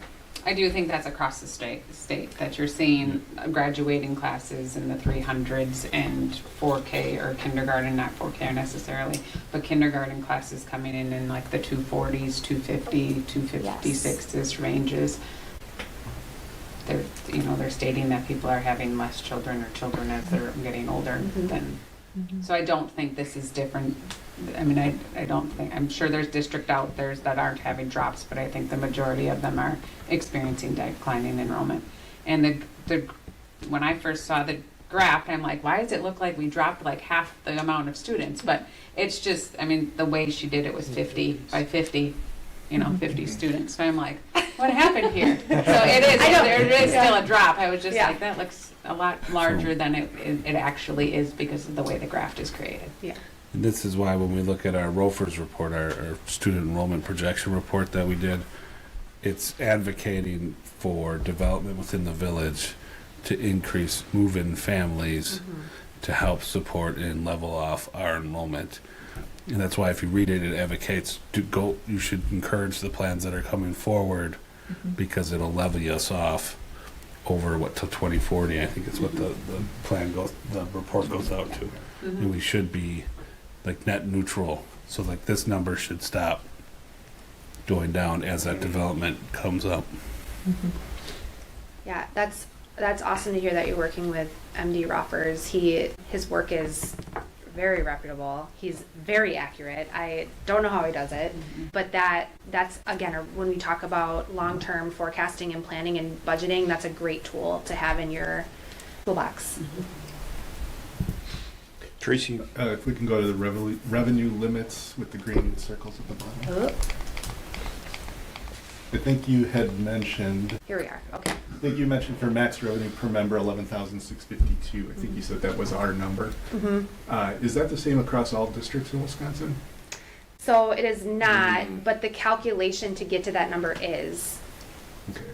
So what's an example or two of where districts get more revenue per member, so that, because I think we sent out a thing 2 years ago, that showed certain districts like in Elmbrook over the course of 10 years received a lot more max revenue per student than we did. And we received more than others, but I think we're towards the lower half. So can you speak to that a little bit as far as, okay, we get 11, call it 11.5, some other district A gets 13. Like, why is that the case? And what, in your opinion, is there anything that can be done other than going to Madison and saying, this is ridiculous? What can be done? Yeah, so and this is where it's beneficial to be able to compare to other districts, but it also gets really hard to compare to other districts because there is so much going on behind the scenes that we don't all know about, right? And so when I'll give the example of Mequon. So when I left Mequon, we were in a period of pretty heavy declining enrollment. So on our revenue limit, we had a declining enrollment exemption. We had a hold harmless exemption to pair with that. So when we got that additional $325 per pupil, which would help to increase this, it all got eaten up because of those declining enrollment exemptions. So that's one example that could be leading to that. Obviously, district size is going to change your max revenue per member. But what I think it really goes back to, and when we talked about revenue limits and when revenue limits came to be in 93, 94, remember we talked about how every district was at a different point in 93, 94 because maybe they were using their budget to do a facilities project because you could do that before revenue limits came into play. Or maybe you were a really low spending district, you prided yourself on being a low spending district, so when revenue limits went into effect, you saw per pupil amounts all over the board because of how differently districts were spending, and that either in today's world, that either hurts you or helps you. So I don't know if you want to. Because you were locked in. You were locked in with that rate. So whatever was happening that year, districts didn't plan for that. So they were doing whatever they were doing that year, and they locked you in. They're trying throughout the years to try to make it more equal. But like she stated, if someone was more financially aware and wasn't spending, or someone was going through a project where they're going to do a new construction, you were locked in at that rate, and a lot of districts are locked in the low rate, and that's why the number is different between the 11.6 or the 11.5 and the 13, for example. Sorry for putting you on the spot, No, but no, I think the history of it is so important because of the fact that it's really a point in time. What did each district look like, and how are they managing things? And, at that moment in time, they may have needed to increase their spending on a building or improvements or whatever else. And in some ways, they lucked out because it's that moment in time where other districts who didn't have those needs were able to kind of keep things at the level, or at least as low as theoretically possible. Kind of at that moment in time, potentially got really hurt, and especially since '93, a lot of years went by. So just imagine we did I think it was a 10-year, 5-year, add that many more years to it, Germantown versus somebody else. There's this discrepancy that really becomes, you thought her graph where it dropped. I mean, it's that sort of thing. I think that's an important thing for people to kind of understand and realize is like, this isn't just a recent thing. This is a long-term thing. And if you really look at the numbers from 93, 94 till now, there's a lot of haves and a lot of have-nots. It's not a Germantown thing. It's a lot of haves and a lot of have-nots across the state. Yes, I would agree. The historical enrollment graph, sorry if you can go to that quick. Brittany, this is my understanding is this gets averaged over a 3-year. So when you have this 1-year dip or spike, it's more predictable. So in 2020, 21, when we dropped from 3874 to 3742, that's actually a 3-year run where that manages. So now when we're dropping from 3817 to 3704, if we were to bounce back up in the following year, right, or even just a little bit, that kind of gets our line to really be a little more predictable. Right, so she was explaining declining enrollment. So for this example right here, you would take those 3 last years and you come up with your average, right? And if you see a decline over the years, you get an exemption on your revenue limit. But when that becomes flat, you'll lose that exemption. So for example, if it went up 50 students next year, your average would go off and you could lose that declining enrollment, which is good and also bad, because the amount you go up could not equal the amount you're losing. Yeah. Because you can increase just the right number where it's equal, but sometimes you're increasing students, which is great in the long term, but for that year you're like, uh-oh, I received $350,000 in declining enrollment. We got the students, which is great for your future, but you only received $250,000, so now you have a deficit of $100,000 there. Yeah. All right, thank you. All right, any more questions?